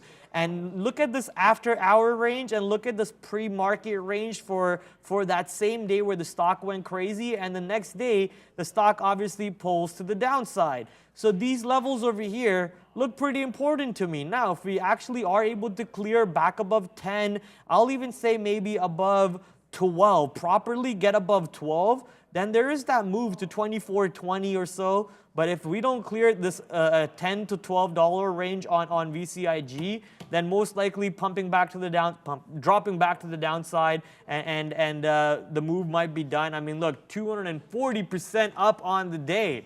How much more can you expect? Not every day does a stock go. Not every stock ends up being HKD up 2,000% or whatever, right? If you already up 100%, 150%, 200%, and you're not taking profits, and look at that, the stock's high day today is actually 1132. Like I said, I don't see the stock going any higher than 12. The high day today is 1132. If that flat top does break and we don't clear out 12 after clearing that flat top that Sharif pointed out, that's a short. I agree. I mean, but look, there's been bamboozlement. That's the thing. I just don't know. I want a closing print above 10. Yeah. Because you're not getting any closing prints. That's you're what getting I'm saying. break. Yeah, 10 to 12, break, we're going 24. Yeah, it's squeezed. And you should have seen when Max was in this, bro. It was moving $1.50, $2. In a few minutes, so he was getting squeezes. It very much more is I think 2 million ish low flow game. Then 30. Even though 37, that's not a large float by any means. That should be considered small. I see 2.15 also. You see what? 2.15 mil. Oh, nice. They put the float there in. They put it now. Okay, because I know before they didn't have it there. That's good. Right. Okay, good. Click the little down arrow. Yes, sir. Yes, sir. Yes, sir. Okay, what else we got on the hopper today? We know about Tesla and 270, and it's right back there. Yes, it is. Right back into that level. Let's pull up Tesla here. What do we have here that we can take off? Yeah, we can take off the ES. We'll put our friend Tesla over here. And yeah, 270.40 is the high. Now we're right back at 269.90s, 269.80s, looking to kind of accumulate, and buyers look like they're winning the fight at the moment, as I'm seeing consecutively higher lows on my 5-minute chart, and we continue to pump into highs. There goes 270 again. Could we see a 270.40 break? Not again. Incoming. Tesla strong. Reload. There you go. I forgot you were in this. I'm taking that reload. My stop is 240. Sorry, 240. I would have been stopped out years ago. 270.40, which is the high of the day. So until that stop does get triggered, and if the market doesn't keep on marching to the high side, I'm just gonna keep on reloading on the shorts over here. Okay, Nvidia also, yeah, exactly. Okay, I'm reloaded. Nvidia coming back down to this range. How much size do I have? Only that much. Whatever. We'll just get out of it. Get me out. We'll just take that profits. Thank you, NVIDIA, for a profitable day. Tesla, though, let's see what happens over here, as we are only pennies away from the stop here now. Yeah, well, I'll let you deal with that one as we dance here, looking to possibly curl back again on the NQ. Is this a thing? Because if we get above Friday's, I keep saying yesterday's, Friday's close at 15,268, and we decisively trade above it, then, I'm going to be looking to go long again here on the triple Qs. That will be my look, because nice period of retracement. Now another 5-minute candle with a higher low, and here it is, a higher high on the 5. Let's see if it closes on this NQ September 15th contract. Good move up, but still negative on the day, 0.06 to the south side. Yeah, so that's what I'm looking at. I want to see if we reclaim Friday's close, trade above it, and then we can have a discussion at that time. BBIO, says somebody in the chat. Have a look here at BBIO. Not bad look here. Okay, where are we at? We are up 9.06%, very much near day's highs on BBIO. Let's have a look at the chart over here. This is the 15. Let's go to the 1. Oops, that's a 30-second. Take a page out of Max's book there using the 5-second chart, eh? 5 seconds. Max uses the 5. No, please. And then Dan Evans was telling me he uses something even less than the 5. Dan probably uses the 0.05 seconds, There you go. We are curling back. It needs to be noted on the NQ. But yeah, BBIO, nice 1640 top here. Looks like we started the day at $15. That was Friday's close. A lot of dancing in and around there at 9:30. Double bottom. Here goes red to green. And yeah, you're a 1640 top. Don't have a catalyst on BBIO. Not seeing here. Oh, okay, here it is. Bridge Bio, pharma shares gain on trial results for dwarfism drug. Well, there you go. So that's a positive news catalyst there, and the stock is up, trading nicely on the day. But my focus will be on what we do at these levels on the NQ. We want to go green again, it looks like. And yeah, we shall see. We shall see what's going on here. Lee says Amazon going up. Yeah, Amazon was holding 125.50. The majority of the afternoon, it held it as support, and now it's looking to use that level to build off, trying to hold 126 at the moment. Greed, 80, keep buying. What? Sorry? I don't know. Sharif plus Prad equals Chad? Question mark? That's not how English works, but we'll take it. That's an excellent response, Pradley. PLTR looking to curl back into 16. This one was super weak off that opening range breakout. You saw Neil in front of this one, taking it to the south side as it made a 1689 top. And then look at that V-shaped retracement right back down. Held 1565-ish area. Now looking to kind of go back above that $16 area. We had some pre-market action in and around that area. I wonder if that's a bit of a top. So Palantir down 2.1%. Again, catching a downgrade today. Again, probably a product of its own success, seeing as both downgrades had price target upgrades. So make of that what you will. Market on its way up, and Stressla knocking on the door of that 271, 270.75 incoming. Stressla strong, almost 4%, Pradley. Yes, sir. So VCIG actually did give up the ghost, as Sharif calls it. We are now at $9 and below 9, so it looks like that 10 rejection is solid. And as Sharif was saying, we needed to see that 10 close above 10, and I wanted to see, 12 breakthrough for a possible run up to 20s, but now the game might actually be over for a little bit. Let's see if VWAP comes back into play. I think VWAP is right here around this $7 area. I keep forgetting what VWAP is on this chart because my white charts are different. Where's VWAP? VWAP is the black line. What? The black line is VWAP. So yeah, 650. now I'm off track with where my train is. My trains are completely derailed. Thank you, Sharif. But hey, let's go to the chat to put the train back on track. They're talking about NIO quietly climbing up. NIO actually had a pretty good week all last week. The catalyst was, if I remember correctly, they had like a couple of good news catalysts. I don't remember what Neo's was, but the EVs in today. Look at my Chinese ADRs. Everything is red. Look at this. Which one is positive? XPEV. What is YY? And NEO. I don't know why. I think it's an ETF. Okay. Yeah, and NIO and XPEV are the only two green on his whole ETR. And they're not even green. They're green since the bell. Look, this column has changed since 4 a.m. and this column has changed since 9:30. Yeah. I like that. Yeah, so you can see if it's greener on the day after the bell. Who keeps calling me? Yo, stop calling me. You should have one of my voicemails so people know to never call you, my friend. Yeah, I got got Palantir at the bottom. Yeah, Palantir, I was actually thinking about the long around this 1570 area. Give it that risk of low at day 1560. But I just... Look at what Rusty Dalrymple just said. The risk to reward was like maybe 2:1 at best. Maybe 3:1. I think obviously 2:1 risk to reward is good. But... I didn't pull the trigger. That's probably why I'm making excuses right now. Execution is everything, as we were talking about earlier. The plan was there, but I didn't take the setup. I didn't take the trade. I just walked away from it. Sometimes being cash is a position, and I decided to take that position on Palantir, sadly, and missed out some of this move to the north side. So anyone who caught that move, I see some people in the chat saying they got the long off of Palantir at the bottom. Congratulations on that one. Goodness. Someone said Prad's down to his fighting weight. No, I still got a lot more weight to drop for the fighting weight for sure.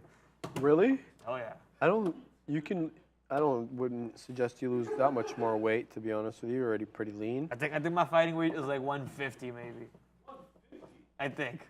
You're too tall for 150, but I've seen 150. There's 150, fighters. What are you talking about? Yeah, boxers. There is like taller dudes that fight in. I'm 5'11", 3/4. Yeah. Okay, what, 170 then? It's a weight you only want to be in for like about half an hour to make weight and then rehydrate. Exactly. Right? Yeah. Then you juice it back up to 170. Exactly. Yeah, but I've seen like Antonio Margarito. Anybody who follows boxing knows he was a taller fighter. He fought Manny Pacquiao, and Manny Pacquiao whooped him. Okay. In Cowboy Stadium, it was called at the time, but now AT&T Stadium. But yeah, that was a hell fight. There's been a lot of taller guys. Marvin Hagler, Tommy Hearns. Tommy Hearns is Tall, lanky. He fought in, I think he was a 154. He was 154, Neil. Because, it was a junior middleweight. Like 6'6" or something. He fought in 154. That's junior He was middleweight in boxing. 155? And 160 was Marvin Hagler, who was like 3 or 4 inches shorter than him. And he was fighting at a heavier weight class. Right? And when they fought. This whole weight cutting thing's a little scammy though, man. Like, it's so bad for their health. That's why I like one championship from Singapore. They actually do a rehydration test. So if your body is not in the right hydration levels after weight cut, you're not allowed to fight. Very interesting. Yeah. That they want to do that? They do it in one championship in Singapore. It's a very championship like UFC. It's their own league, and they do it way yeah. better. And they're actually taking over UFC very soon. Very interesting. Okay. Lewis, Onus on here was huge. Not seeing anything there. SPY at 438. Holy resistance NVIDIA, now. Okay, so here we go. The NQ is going. The SPY is going. We're breaking through yesterday's close here on the NQ. Just went red. SPY still down a quarter of a point, but the NQ now green. So Market's ripping. do we take the long here on the triple Qs? Because I'm not going to take it right yet. I want to see how we trade around here. If that means like giving up some of the move, it means giving up some of the move. But yeah, you like how it got bought up on that retracement. Here's what I'm looking at. I'm looking at the side screen here, but this is what I'm talking about. There's the rejection off the close. It's met with a retracement, a pullback. You have the buyers step in, and look how all the wicks are all bought up. And you have the breakthrough, right? I mean, you're seeing everything that you like so far. We still have that top here at 15,322. That's on, that was yesterday, actually. That was day off action from last night. The opening range high is 15,310, so it's above 15,3. So we're breaking through now. The NQ is really going, and so is the ES. Wow, here we go. Google going, Apple's going. Or Meta was already, Tesla was already going, and now NVIDIA rocketing up 2% now, breaking through 435. 435.85 high. It's looking to take 436. The market looks like the long is on, baby. The short was on this morning, but the long's been on, let's say, for a couple hours now, probably a little bit more. But yeah, what a move today, presenting us great intraday volatility, man. That's what day traders, intraday traders look for. If we ain't getting volatility, we ain't making money. 1.65%, baby. The UVXY, sorry. The UVXY is up 1.6%. Yep. Someone in the chat mentioned GME. Ooh, before I go to GME, Neil mentioned something more important to me. Real quick, sorry. Neil mentioned in the chat, NVIDIA seller 435.80. How many lots? 25,000. Oh, okay. That's 25,000 shares? Okay, 25,000 shares times 435. Let's just do 435. That's about $1 million. I don't think I'm going to lean on that. But 436 fail break. We will jump on the short on that one. Someone in the chat mentioned GME real quick before we go back to Sharif here. Sharif had something to say. Sharif don't want to go back. Sharif got a question. To say, though. Yeah. GME over here really dropping to the downside after rejecting the opening 5-minute range high. So GME looks like the short to be in. Yes. So are you still a sub of ChatGPT 4? No. You canceled. Okay. Canceled. So you know how there's plugins. You know. Trash. You know how trash. By the way, you can use Bard using proxy, which I've done. VPN, I mean. Anyway, it has now. You know there's obviously add-ons or plugins or whatever they're called. Now there's actually something called extensions. Do you know, there's something different than plugins called extensions. Anyway, so something different there. But what I want to get to is this new plugin that you can now give text to video instructions on, and it does like a whole storyboard for you, in addition to making the actual video. So you give it, so much like you do with, what's that one, Firefly? Script. No, Yeah, with Firefly, Adobe, yeah, yeah. Firefly. Yeah. You give it instructions. Yeah. It gives you 4 products, Yeah. and you choose from them. So this one does that, and then you can make adjustments on the concurrent storyboard that it does for you. So, I mean, it's great. And I'm going to be paying. They're going to be taking my money real soon, especially since I canceled my Fubo membership now that the Prem is over. So disposable income to go around. ChatGPT 4 incoming, baby. No kidding. I mean, if you've seen this video from me before, that's basically something that I did.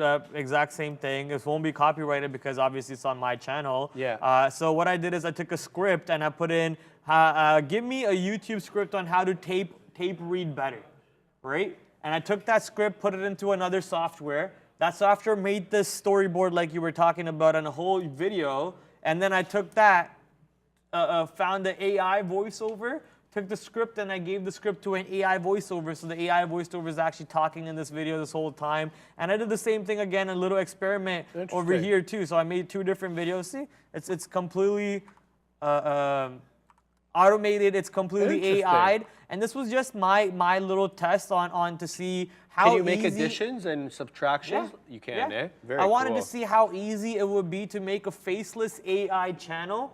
And I did this test with, obviously, trading conversations because that's what interests me the most. Right. But what I found is it is stupid easy to make a faceless AI YouTube channel now. And all you need is like that one niche topic. Let's say like top 10 movies I know what you mean.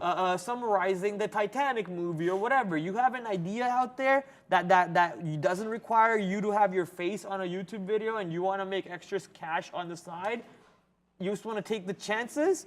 Guys, there's so many things out there in the AI industry for you to take advantage of. Do we have a YouTube channel that's being monetized by strictly AI avatar right now? I don't doubt it. I know. It'd be like an interesting little There is a tidbit to look completely into. AI'd Twitch stream that uses a script that ChatGPT creates, then animates the script. It's like kind of like Friends sitcom. It's kind of like Friends sitcom You're and kidding. animate the script and anything. And it's Wow. pretty insane, man. It's crazy. VTubers Yeah. says euthanasia. Not sure what. I haven't checked them out. But yeah, VCIG, I do see that. We5 got it up on my screen here. We were looking for a 10 breakout. We got bamboozlement. Instead of the breakout, we had perfunctory breaks at 10 and a retracement back into 9. 9 held. And now we're stair-stepping up back possibly into the $0.50. We're dancing at a third right now for maybe that 10 break. But I think the best moves, you know, at least for the moment, were behind us. They were the big moves that Max was involved in the morning. The big momentum moves to the honey side, to the high side. My man to the right, Sean, saying money moves. There we go. Sean is in short forward and AMD. Short forward here and AMD. Sweetie Pies, 199 super chat. Zura, Z-U-R-A. Let's have a look at Zura. Let's bring up the 1 minute on it here and label it so that everyone knows what we're talking about proudly, because we are doing this for the people, baby. Zura. All right, what's this company? Zura Bio Limited is a multi-asset clinical stage biotechnology company focused on developing medicines for immune and inflammatory disorders. The company is advancing immunology assets into phase 2 development programs, including, and then it lists the different compounds, drugs that it has. 21.62% of the high side, not seeing a catalyst for me. So I'm assuming it is in sympathy to this VCIG because this one doesn't, well, again, I got to caveat that because I'm not sure my blotter is working perfectly. It's Muito bueno. yeah, it's supposed to be a bit better, but anyway. You like that, Sean? That was good, eh? Daily chart on this proudly, quite disturbing in the sense that you have those big moves up into 38 after it de-SPACs. You can tell it was SPACing around here for a prolonged period of time because it was hovering around 10. The de-SPAC comes, the move up, and then the move down. Now we're just above that SPAC price now with an 1164 high. Let's see what this one does. Up big on the day, but in terms of an intraday trade, the volume is quite suspect. It's only done 709,000 shares. So be careful. Be careful with this one. What else we got here? We're still not really reclaiming the Friday close on the NQ September contract. We got above it, and we're wicking below it again.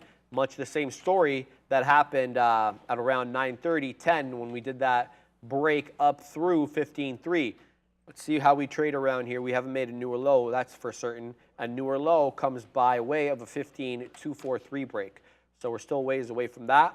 Let's see how we trade at these levels. We've been talking about going long, possibly again on the triple Qs. Should we really trade well above Friday's close? Pradley, what'd you do on this weekend? Watched Formula One, grinded New World, worked on my lawn, fixed my stream room up. You know, just a bunch Stream of, room? just my room that I have where I put my computer and everything. Just, you know, doing a bunch of random stuff around the house. We got in the basement renovated, so we have people coming over to rent it and so on. Beautiful. So we're showing the house and stuff. You know, just basic stuff, and then the parents are flying out soon, so I got the whole house to myself. So we're gonna have one of those barbecues that Sean was there last time. You were there for the barbecue. Baby. Yeah. You in your Lakers jersey Do you remember with that? your 17-inch arms being shown to everyone. Oh my how goodness. big are your arms, by the No, way? they're not even big at all, bro. I'm living my life here, man. But yeah, we had you over there. Sean Yeah. showed up after his kids' party. I forget Cash and Cal party. were Cash there. was there. Yeah. Cal was there. Yeah. Yeah, we'll have the whole boys. The best thing, I was gonna say, the best thing at the barbecue wasn't even the Indian chicken that I bought. It was the meat by Brendo. It was the marinated steak that Brendo brought over. My goodness, I said, Brendo, you're only invited if you're bringing that steak again. If you're not bringing that steak, I'm gonna be very upset. Hey, look at Tesla right now, man. Tesla is absolutely ripping to the north side again, and Elon's about to buy everyone steak dinners. I mean, look at this stock, 272 coming back into play. NASDAQ is positive one more time, but S&P 500 down about 1/4 of a point at the moment. Space short still in the money, but as you guys saw, we did get hurt a little bit on NVIDIA and Tesla. These happen to be my only 3 trades on the day: Tesla, NVIDIA, Space, and Meta. Sorry, 4 trades on the day. I can't count apparently. But Space, thankfully, has been working so far. The target, people in chat are asking for the target. Most likely the VWAP on the 5-minute, which happens to be 550. Right now, though, 570s are holding on SPCE to the downside. We'll see what happens. NASDAQ, sorry, S&P 500 curling one more time. We're not able to get above 4445 at the moment, but we're also not able to get below 4440. A 5-point range. Let's see if we can decide which direction we want to go to. Prad with the stake entry fee. Not sure what that means. Oh, Yeah, you gotta pay. entry fee. Bro. Yeah. With You the gotta bring entry the fee steak. for the thing, dude. It's only because it was That's so only good. polite. You It gotta was come. so good. You gotta come something in hand. You know? And also shout out to Gus because he's the one yeah. who barbecued everything. I was did. just running in and around the whole time. You had a motor on your end that day, bro. You were like, I was just running in and out, making sure everyone was having a good time. Pridely. And we'll do that again. You know, I've been reading a lot about this commercial real estate because you have like areas like San Francisco, big metropolitan areas where all these commercial real estate buildings are going empty. Yep. The owners are going to have a problem, but the debt holders on those mortgages are also going to have a problem. So there's a lot of possible speculation downside for commercial real estate. So I did a little bit of digging. Yeah. So it looks as if the commercial real estate game is not all cut from the same cloth. Let's categorize them into level A, B, and C. A is those new buildings that got, like, you know, all the new fancy schmancy stuff that all the tech companies, they want to have their employees there so they can have the best environment. Those ones, they're super low vacancy and very in demand. Then you got B. B's, you know, those ones that with a little bit of investment, they can get them up to A, but not quite there yet. Those ones are all right, especially because they're not that far away from A, especially with upgrades. C, those are the problem. Those are the old, like, you know, the 1980s style, 90s style buildings, exactly. Those ones are a big problem, and they're going to cost a lot of money to refurbish. Yeah. And so with, you know, obviously construction loans being dead right now as well because they're primarily financed from the regional and mid-cap banks, those have been put on hold. Commercial construction loans been put on hold for the moment. So, point of the matter of all this is we can now narrow our focus to things we want to short. And those ones that are holding primarily C-class style commercial real estate, that's what we want to focus on. So that's what I'm going to be looking on. That is like a 2-3 year play. That's what I would look at it as. It's a longer term duration play, you know. That's my little rant on that. Prod Energy is next level, says D. John says can't stop stress level with that 271.53 top. JJ, sorry, says office spaces, retail fronts. Yeah, retail fronts a lot. I live off Yonge Street, the longest street in the world. And by the way, there are a lot of empty retail spaces in and around my neighborhood. Those low 1, 2, 3 floor buildings that were built in the 1930s and 20s, those pepper Yonge Street from the lake all the way north, and they are hella vacant where I live. So the real question is, Sharif, why are you looking into the retail space? Are you opening up a company of some sort? No, we want to short some of these people that own them. Let's get to the real story, Sharif. That's real. The Sharif's money. opening up an office, I guess, boys. Get ready for this, and girls. I am Sharif's opening up an Proudly- office somewhere in downtown. Probably such a you-know-what disturber. Look at this guy. This guy is looking up. Stir the pot. I'm with Sharif 1,000% on that commercial mortgage play. Shout out to you, Ron. I'm with you on that one. Randy says Apple wants another short possible double top. 186. 185.50 bounce. I don't know. It's the second time we're getting a 186 test, Randy. Is third time a charm, or are we gonna reject again? This is what I'm talking about. You get the test off the opening range breakout. You get another test here at 12:40 to 1 o'clock. The dip into 185 gets bought up, and now we right back at that 186 level again for a third time today on your friend Apple. It looks strong. All-time highs is Apple as of late. Yeah, big tech doesn't know that a recession is coming up, probably. So if we get a recession, big tech. Yeah, what recession, says Sean? I like There it. ain't no recession. I like it. NVIDIA seems to be rejecting 436 on the dot right now. We haven't breaking 436 to the upside. We're still in the higher end of 435. We're at 435.80 right now. But 436 looks to be some trouble. On NVIDIA and NASDAQ and S&P 500 both look to be one to curl back to the downside over here. I'd love to short the backside of 436. You know, maybe we see the fail break and then we get to punching back once it goes back through to the downside, 436. But that might not be an opportunity for us, as you guys can see on the right hand of the screen right here. S&P 500 indeed moving back to the downside right now and has been negative the whole time. NASDAQ positive at the moment, but only 0.03. So it is possible with S&P 500 pulling down, adding some weight on the rest of the market. I mean, like S&P 500, 500 stocks, NASDAQ 100, 100 stocks, but NASDAQ 100, only 100 of the tech stocks and so on. But if 500 stocks go down, some of them which do happen to be inside of the tech basket, maybe they also start to push down a little bit. So just waiting to see if there is a correlation over here. There is a high market beta between some of these stocks and the market, obviously, because they are inside of the ETFs over there. So just waiting to see if that is a trade possible for us to take trade into. What is INTC up to, says Tynus. Let's go check out Building INTC. foundries left, right, and India? center. No, not India. Was it Germany? Was it the Poland, update? they're going to build Poland? 2 in That was last Germany. week. Poland, that's 3 in Europe. Then they've got 2 under construction in America. I mean, where is this company getting all the money? Anyway, proudly, don't want to forget. Come to my screen, guys, if you're able to. FedEx today after the close.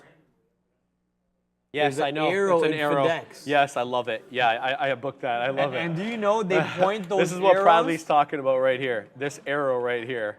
Do you know they point those arrows towards the entry of every single FedEx building? Really? Like if you go into I get what you mean, one of yeah, those HQs, they have a be big that. sign. It points the arrow towards the entry. That's kind of cool. I like that. Now, the point I want to make about FedEx, guys, a lot of people use FedEx as a bit of a gauging the overall market. Because, you know, it's kind of like what Dow theory was talking about. Dow, the creator of Dow theory, you know, he was looking to the Dow transports as a leading indicator for the Dow Jones Industrials. If transports were doing well, he knew the industrials were doing well because they relied on each other. This is kind of like the modern day Dow transports. So you look at this to see what's the health of the overall economy. I know a lot of analysts have moved on from that type of thinking, but it's still espoused by some participants in the market. So FedEx always closely watched to see, you know, the health of the overall economy. So I will be looking to see how they do, what their guide is, top and bottom line, et cetera, et cetera. Patterson companies, don't know what they do. They're coming I'm actually Googling them right now because I thought Patterson Companies was one of those companies that we see on billboards. If you notice the billboards in Canada, they have something, I think Peterson or Patterson written at the bottom, but that is not what Patterson Companies might be because it says it's actually, they do, they're a conglomerate primarily in business of veterinary and dental products. So that is not what they, yeah, the Patterson or Peterson that I'm thinking about, it's actually a Canadian company, and these guys are making, so two different companies over there. Interesting. Patterson, there you go. Someone in the chat mentioned the one I'm talking about. So yeah, two different companies. This one's just a dental and vet company. Okay. What was I going to say here? Somebody was commenting about something I was talking about. Yeah, did the CHIPS Act give Intel money to build? Yes, I believe it did. The CHIP, and I don't know if the Inflation Reduction Act also helped with some stuff. So I don't know if they got money from both of those. But yeah, definitely they did get money. They're also getting money from the German government. We're talking about almost 10 billion euros that the German government is going to put up here. I don't know if the total cost of the foundries are going to be 30 million euros. And then 10 million of which is funded, or it's going to be 30 million is out of pocket from Intel, in addition to the 10 million coming in from the German government. So, big move for Intel there, and like I've been talking about this play lately as kind of giving up the design aspect of chips and just becoming more of a foundry and a producer, much like TSMC. But we'll have to see. I mean, there's so much name left in Intel. I mean, I grew up and Intel were always the best chips. They were. The reason why I hate Intel, and yes, hate's a strong word, I'm using it, they gate-kept technology. What does that mean?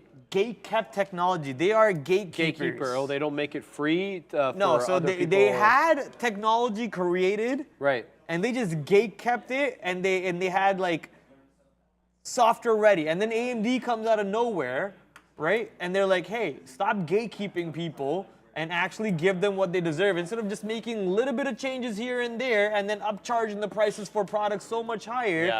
Just launch the whole product that you have and just give it fair value. Interesting. And that's why I'm a big fan of AMD, even though they always overheated for me back home in India when I was living there. And that's why we did move to Intel. I have an Intel chip at home right now in my computer. Everyone at home no longer uses AMD because of all the issues we used to have. Yeah, but I'm still an AMD fan. And Intel, the only hate that I have is the gatekeeping. Stop gatekeeping your people. We love you. If you're gatekeeping us, why would we love you anymore? So stop gatekeeping. Well, there you go. You heard it from the mouth. I was going to say the mouth of the South, but that's like, I can't say that. That's Jimmy Hart right there, baby. Bradley, baby, given the goods, let Intel hear it. They're down 3.4% today. 37 million shares traded, Bradley. But it's been a good look for Intel lately, especially as of late. Let's have a look at the daily chart here on Intel. It's been a 30 hold. There we go. Let's go to the daily.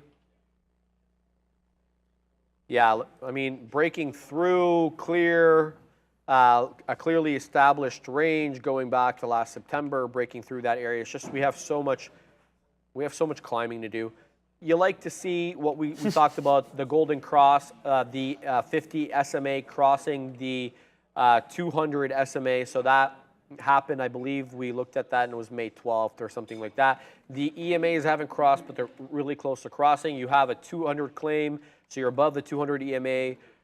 So it's a good look. I don't know what kind of continuity we get, but Intel, you know, it's been in the headlines a lot lately, and for better reasons than what we've been used to the past year, 2 years.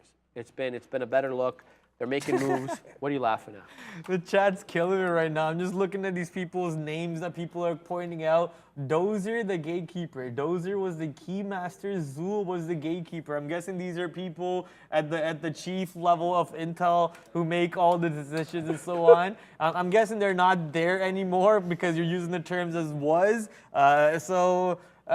This is probably back in the day when I was a kid, so I don't really remember any of these names that you're pointing out. But that's funny. I like that you guys are taking the terminology that I brought out there and just playing with it a little bit more. Keymaster, gatekeeper, and so on. Ladies and gentlemen, AMD short for Sean is printing. My boy was short 119.20, and we're now at 118.20. So absolute downside coming in and more. What's going on in the chat now? Now they're talking about Ghostbusters, Ghostbuster references. Oh, that was Ghostbusters? Yeah, the gatekeeper. Oh, I thought they were talking about like Intel people. That's a Ghostbuster reference. Okay, obviously not gonna get that one because I watched it way too young. I was like a little baby when I saw that one, so no way I'm gonna remember that. Interesting news coming out here for Canadians that will be interested in the CIBC under investigation. From the Canadian mortgage regulator. CIBC is? Yeah, the Canadian Imperial Bank of Commerce, which trades under New York ticker. I will tell you. CY? CM. Where is it? No, is it CM? Yeah. Yeah, CM.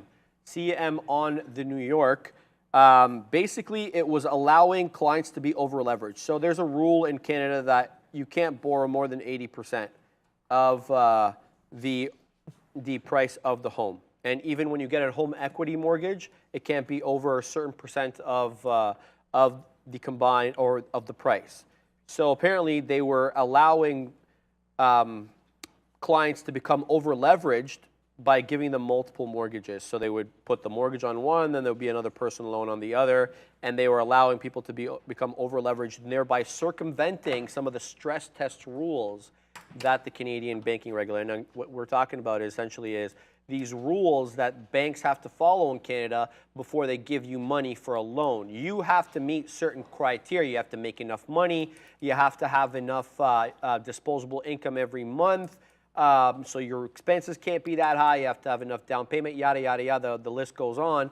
And all the banks, chartered banks, have to abide by that. Otherwise, they lose, or they can be in violation of law. Violation, yeah, and they can lose their charter. So the point is, you know, it's kind of a silly rule because, you know, all the secondary lenders, they don't follow any of these stress test rules. So you go to like a different lender, a big name, lender. Exactly, they get around them. So the banks have to follow them, but nobody else really does. So anyway, interesting look. But then he goes around and he borrows from BMO anyways, and you know, it's like at the end of the day, it all goes through one of these top 5 banks, right? Yeah. So like, slap on the wrist says Dr. Fez. Yeah, you're none of it makes sense to me. Yeah. All right, where are we going? Short Zillow. I haven't really looked at that stock in a long time. I think the ticker is what, ZD. Where's my charts? They're here. ZD. I think Zillow. No. Just Z. Okay, just Z. Short Zillow is what people are asking in the chat. Average 10-day volume 3 million. Volume today 1.7 million. Looks like we're stuck in a range right now. We are above the 5-minute opening range breakout. So clearly the stock was bullish today, up 2.14%. I don't think I'm looking for a short on this stock at all. I think this opening 5-minute range bottom continues to hold on as supports for the rest of the day. And what does that price happen to be? Around 47.50. So I think 47.50 holds on this stock on Zillow. I'm not interested on a short on this one. And as you guys heard just now, Sharif calling out BTC 28,000 incoming. Oh boy, let's go. Look at that move on BTC just now. I'm trying to see if there's any big size on this heat map, but I don't really see what happened to this heat map. This heat map used to be way better than this. Let's see if I can go into the 5-minute chart, maybe 1-minute chart.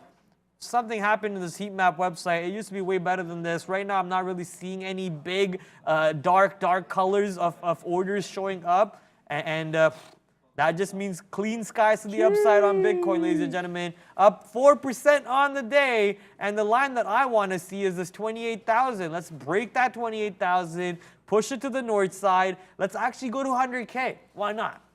How Let's much go you to buy 100K in one today. Bitcoin app? Huh? How much would Bitcoin have to drop for you to buy in one Bitcoin? $2. You heard it here first, baby. $2 incoming on BTC. No, I'm kidding. Nah, don't say that, bro. I'm long already. What the? I'm not long a whole coin, but if I want to buy a whole coin, $2. I'm You're long a already, joker. though, No, and but I'm for long real. like a 40K. For real, if I want to buy one full coin, $5K. That's a crypto winter right there. Yeah, man. I'll put in $5K into crypto. If Where it do we drops get there. down? We got down to 18 lately. What was the drop? The 18? 15. 15. USD, not Canadian. Yeah, no, 15. I always say USD. Okay. Yeah, that's interesting. 15, 8 to 16. Is there a mini Bitcoin to trade? Asks Mini James Bitcoin? Murray. Like mini futures? So Bitto, I use you Bit. can What? use There's a bunch. You can use GBTC on pink sheets. Jeff Mendel, he talks about BTC that. ETFs. There you go. You can use BITO. That's a futures BITO? ETF, though. It's a futures. It's not a spot ETF. We do have a spot ETF. If you want a spot ETF on the Toronto Stock Exchange, liquidity is not going to be the same thing as the Nasdaq in Toronto. What's the TSX one, Sean?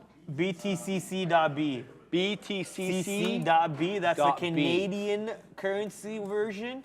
And the BTCC.U is the American USD currency On the version. TSX, Yeah. but in US dollars.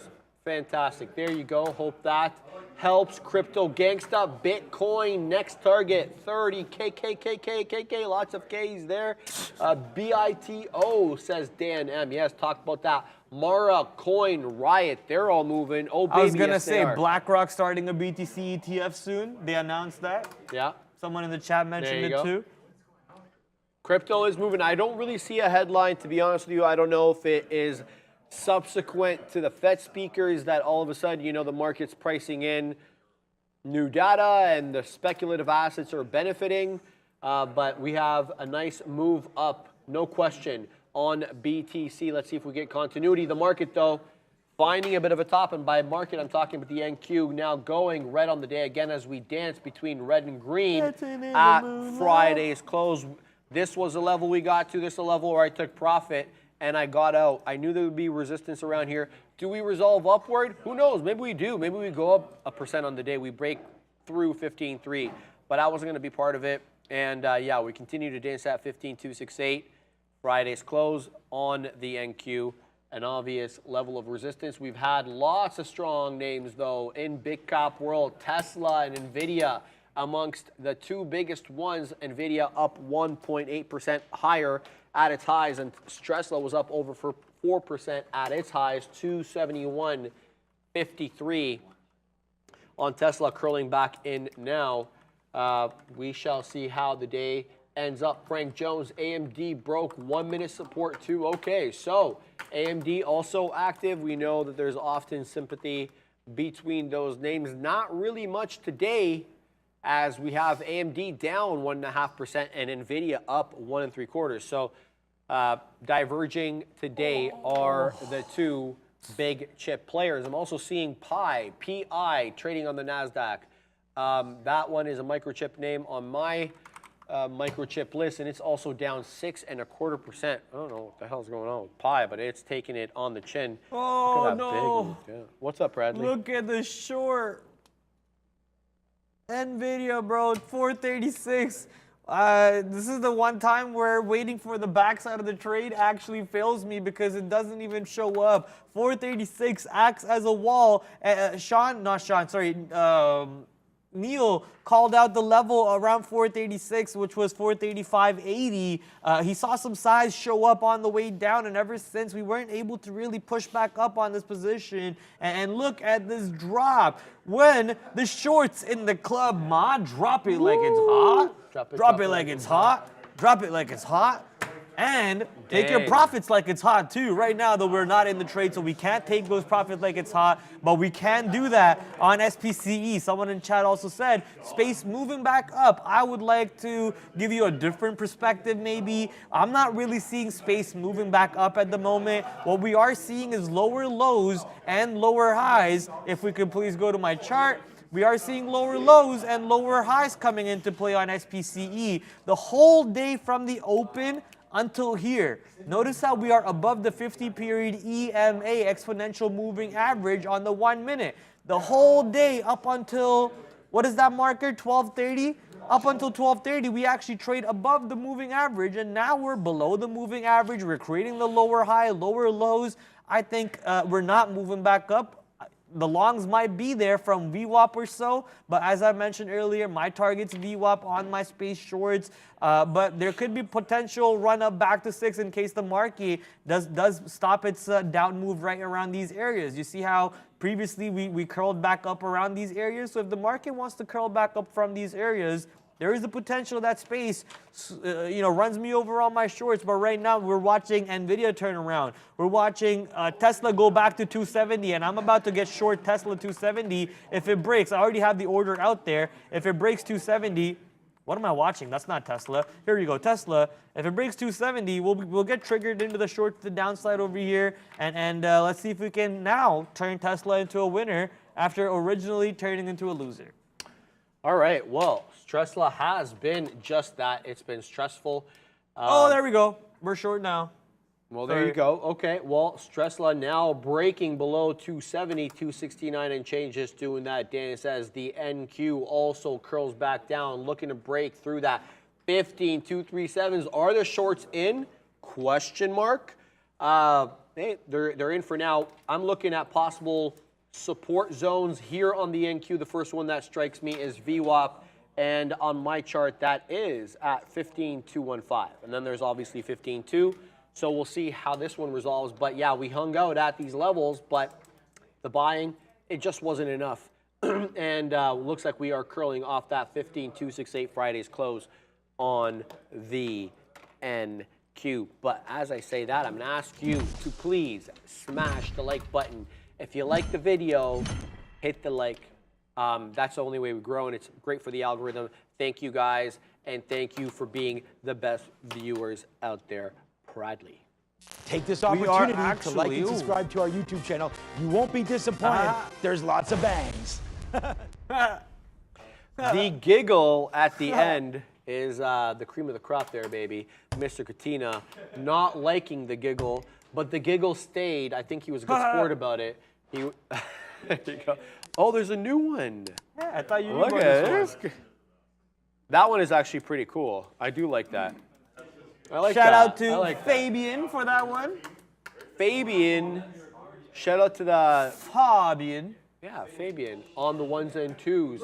Shinobi, Sharif, AMD finding a bottom, exclamation point, multiple Bradley exclamation points from them. Oh, Let's have a look. What the heck? What do we got here on AMD? We have a 118 bottom. It danced with 118 at 1020. Right back there at 118. Do we get buying? I mean, look, you're buying against the trend. It's down, right? You're also curling down these markets. But hey, this could be a fantastic long. I say wait for confirmation. You have great.